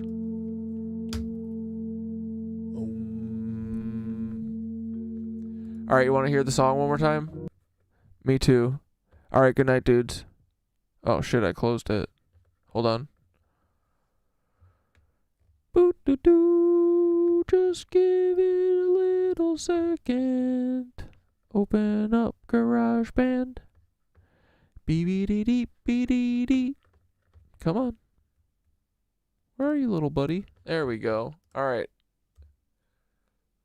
One more time. Tim versus Paul. Good night, dudes. Flop. If I told you Timothy was Paul, would you tell me I'm wrong, or would you hear the truth? Fuck the FBI, wizards of propaganda. Good night, dudes. That's word to all the charred corpses at Waco, Texas. Before I was even questioned, you already got your answer. I was charged for having a voice I like love a you, Dad. payphone message. It's all respect, but a great loss of love till it's bounty on your head. Paper towel to stop the blood. Might as well arrest Congress too. It's all fucked. They don't respect the Constitution. They look for loopholes and chop it up. If you want something deviled, you gotta break a couple of eggs. I'ma see how much chaos I can fit inside this truck bed. Till it's 168 dead, 19 kids who truly lives. I'm the baby held by the dead mother at Ruby Bridge. I'm losing it, and the proofs and the hallucinogens. Follow the white rabbit now, let loose from the Loomy bin. Don't listen to the news again, it's all a lottery like karma coming for anyone trying to give truth a spin. Who is Tim? Who is Tim, bitch? Who is Tim? Who is Tim, bitch? Who is Timmy McVeigh? Who is Tim, bitch? Who is Tim? Who is Tim, bitch? Who is Timmy McVeigh? Who is Tim? Who is Tim? Ooh. Who is Tim, bitch? Who is Timmy McVeigh? Who is Tim, bitch? Who is Tim? Who is Timmy? Who is Timmy? Who is Timmy McVeigh? Yo, everything was so much simpler back in the day, before the internet came and started having its way, before these pesky ass hooligan kids tweeting and twitting exposed the whole plot of us FBI bitches. If you only knew what I was capable of, the lives I've destroyed and the buildings I've turned to dust, you'd call me God or the devil or maybe Yahweh. You can call me any name you want except Timmy McVeigh. Who is Paul, bitch? Who is Paul, bitch? You can't call me Timmy McVeigh. We love you, Paul. Who is Paul, bitch? Who is Paul, bitch? You can call me any name except Timmy McVeigh. Who is Paul, bitch? Who is Paul, bitch? Just don't call me Timmy McVeigh. No, please. Don't point out the obvious and call me Timmy McVeigh. If I told you Timothy was Paul, would you tell me I'm wrong, or would you hear the truth? Stop saying that.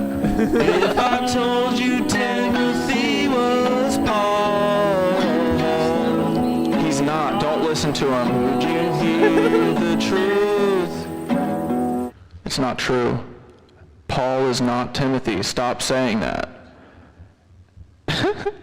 I don't know. Might be true. We'll see in the next episode of The Adventures of Cat Dad and Paul and Timothy. All right, we'll see you guys tomorrow. Thanks for hanging out. Thanks for listening to our goofy songs. That's always my favorite, is when after you work on something for a while and then you listen to it a bunch right then, and then you don't listen to it for a couple hours and you kind of forget it exists, and then you hear it again for the first time again. It's dope. That song's gonna kick ass. It's not finished, guys. I'm gonna re-record a lot of it. Don't worry. It's not gonna sound corn dog. I'll make it sound a little better. But yeah. Alright. Dude, this album is gonna fuck Paul's life up. He's screwed, dude. Sorry, Paul. We love you though, buddy. Just come on the stream and we'll stop making songs about it. I promise you this. Actually, I can't promise that. I was going to say, if you come on the stream, I'll stop making songs about you. Because if Black Death keeps making songs about you, I'm going to hop on them. So, can't make a promise. I'll really put forth an effort. It'll depend on how good the interview is, but we can debate. We can negotiate later. There might be a world where I stop making songs about Paul if you come on the stream. But honestly, probably not. They might change, though. They'll morph. They'll be more about our friendship. Who the fuck is Paul? All right, we'll listen to that tomorrow. Bye, guys. Have a good night. Thanks for being here. Appreciate you. Good night.